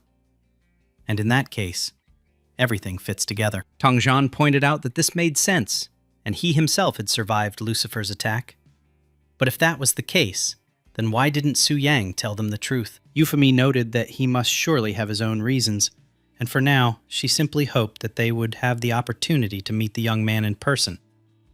Then she would know the whole truth without guessing. After this, Euphemia changed the topic of conversation and wanted to discuss the idea of an alliance, to which Tang Zhan stated that Long Sha was leaving it, but this did not mean that they had given up on conquering the abyss. Tang Zhan was confident that even without outside help, they would be able to defeat the original Sin Lord and obtain the artifact with their own hands. And yet, they decided to leave the alliance. Soon, Tang Zhan left the temple, and a meeting of the alliance began, where the prince was to voice his terms. However, from the very beginning, things did not go as expected. Andal put his feet on the table, thereby showing disrespect, and told Euphemie to shut up and listen to his conditions. His behavior surprised everyone, but no one could object, for Andal was the second prince of the kingdom. Andal stated that since it was the humans who first turned to the elves for help, then when dividing the spoils, they should receive 60%, and the humans 40%. In addition, he demanded that the remaining 4 artifacts from the Confrontation of Sin series be handed over to the elves as well. Such statements by Boka and Karelin could not be left unanswered, and they called this demand outrageous. However, Andal stated that he didn't care because 3 artifacts had already been found, and apparently someone from the people had taken possession of them, so they should look for the rat among their own. As a result, after heated discussions and debates, the people ultimately agreed to the demands of the Elven Kingdom, and thus an alliance between people and elves was officially concluded, and the first attack on the abyss was planned for a month later. After this, Andal and the others went to the capital of Longsha, the Dragon City. The little girl, seeing the elf for the first time, was incredibly surprised and wanted to go up to him to greet him. However, one of the elves struck the ground powerfully, and the shockwave threw the girl several meters away. From the very beginning, the elves despised people and did not even hide it. They did not care who was in front of them. They were ready to raise their hand against anyone. Watching this, Su Yang realized that it was time to act, and for the elves to pay for their disrespect and arrogance. Taking Lucifer with him, he set out for the city of the dragon to show the elves what the real difference in power was. Meanwhile, other hunters tried to stop the elves, but no one succeeded. And of course, Tang Zhan couldn't ignore such antics of the elves, so as soon as he learned about it, he immediately went to them. Tang Zhan asked Lin San Chong to erect a shield so that no civilians would be harmed, and in the meantime, he asked the elves if they had really done all this. Anger got the better of him, and without thinking twice, he clenched his fist and directed it straight at the offending elf. His blow was so powerful that it penetrated several meters of the ground, and it seemed that it left nothing of the elf except memories. Tang Zhan noted that they only respected those who respected them, so he asked the elves if their actions showed any respect for the people of Longsha, to which Andal replied that etiquette was the business of the nobility, while the inhabitants of Lunsha were simple peasants. Tang Zhan did not like this manner of speaking, and in the meantime he said that in Longsha all people are equal, and there is no concept of peasant or nobleman, and asked Andal what the purpose of his visit was, after which Karl intervened in their conversation, saying that they came here to find Su Yan, who was accused of 3 crimes: taming a black dragon, killing Eric and other elves, and kidnapping Lilith. Carl noted that they didn't care whether the young man tamed the dragon on his own or not. He needed approval from the royal court, as their family classifies the black dragon as a seed of disaster that must be destroyed where it appears. However, Tang Zhan warned Carl that if they came here to find the young man, they would most likely leave disappointed, because no one knew where he was. To which Carl said that they only needed free reign over the entire territory of Longsha, and that they would somehow manage the search for Su Yang themselves. Lin Sanchong was furious and called the elves' demands a blatant insult to their nation. Without thinking twice, Carl took out a branch, saying that they could try to stop them, but the consequences would be dire. Tang Zhan couldn't ignore such disrespect, and using his skill that temporarily increased his strength tenfold, he said that it was time to settle everything in battle. However, no matter how strong Tang Zhan's attack was, it was not difficult for Carl to stop it with the branch, and immediately after that, he attacked Tang Zhan, piercing his body with dozens of branches. After this, Tang Zhan fell to the ground and did not move, as he had received critical damage. Just at this time, Su Yang and Lucifer appeared, whose appearance caused a huge shock to the others. Andel immediately ordered Carl to protect him, to which he confidently stated that it would not be a problem, because they had the Queen's artifact. Tang Zhan was also surprised by Lucifer's appearance, and didn't understand why she was here.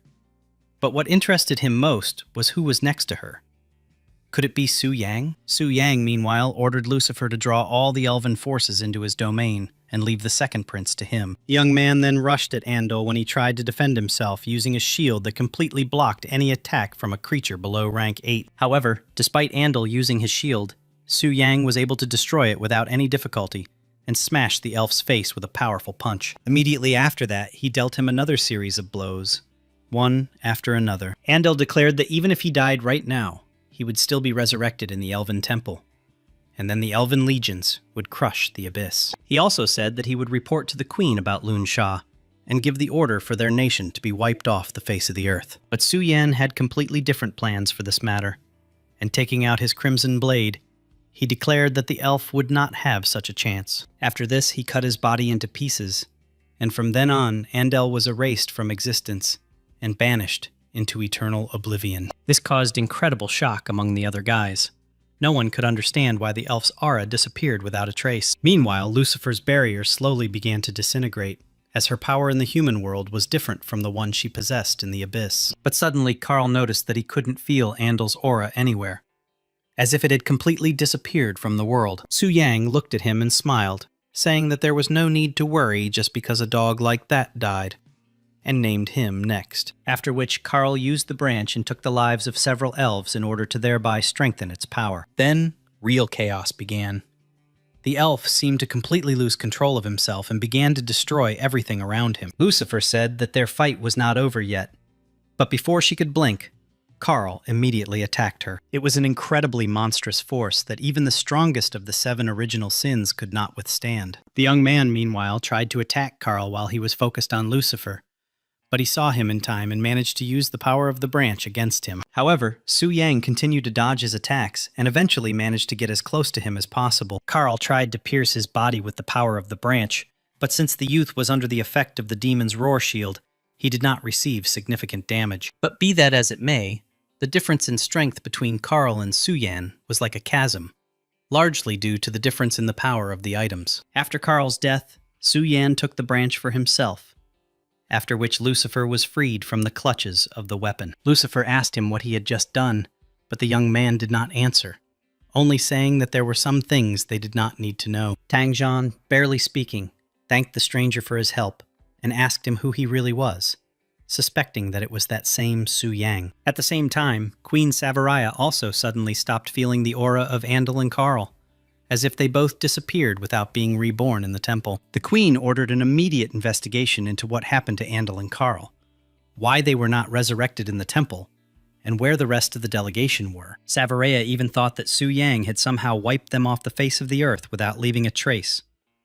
But she had given Carl a divine artifact that was supposed to protect him from something like that. After some time, the surviving members of the delegation ran to the Queen and told her everything that had happened. Upon hearing their story, the Queen became furious and ordered everyone to leave her hall immediately. Severa noted that anyone who might appear next to Lucifer could not be weak, meaning the stranger most likely possessed monstrous power. So she ordered Marita to prepare an appeal for a divine prophecy to the sacred tree. To address the sacred tree, one must shed elven royal blood as an offering and tribute to the tree. As soon as the queen shed blood, the tree trembled, as if it had seen something truly terrible. At that moment, the tree opened its eyes and showed what had happened to Carl and his bloody, fleeting death. Severa couldn't believe what she saw. How someone could wipe out the strongest elf from the face of the earth.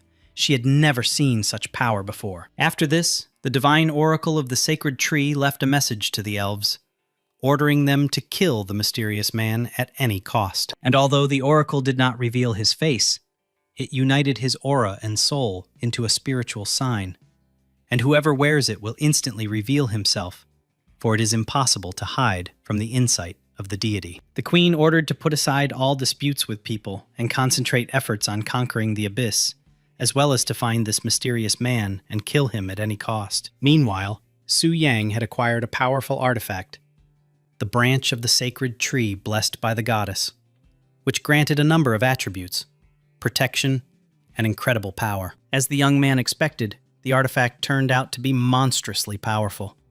And now it became clear why even Lucifer was unable to inflict critical damage on Carl. However, the young man could not use the artifact, as it was only available to those who belonged to the royal court. However, Su Yang was sure that there was a loophole to use the artifact, so he decided to ask Lilith about it. But contrary to all the young man's hopes, Lilith saw this artifact for the first time and did not even know that it belonged to her family. Lilith was also pleasantly surprised that the young man was able to kill Carl and saw a real hero in him. Regarding the artifact, Lilith told Su Yang that she had read in ancient texts that royal blood was needed to awaken its full power. The elf decided to test this in practice, and lightly pricked her finger with the sharp tip of a branch, after which Su Yang felt the artifact's aura begin to change, most likely due to the effect of the ancestral curse.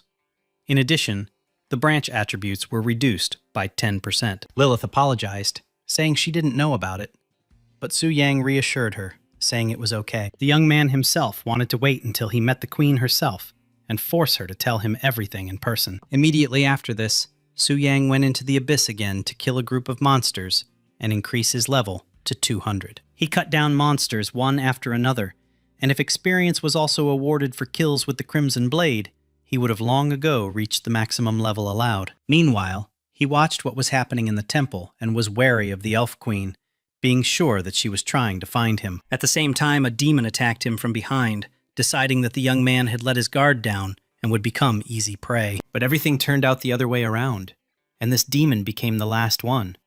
Su Yang finally raised his level to 200. However, after killing him, Su Yang felt as if something had gone wrong, and an unknown change had occurred in the world. And this premonition turned out to be correct. After the young man reached the level, the system made a global announcement that there were only 4 conditions left until the restoration of the original Sin Lord.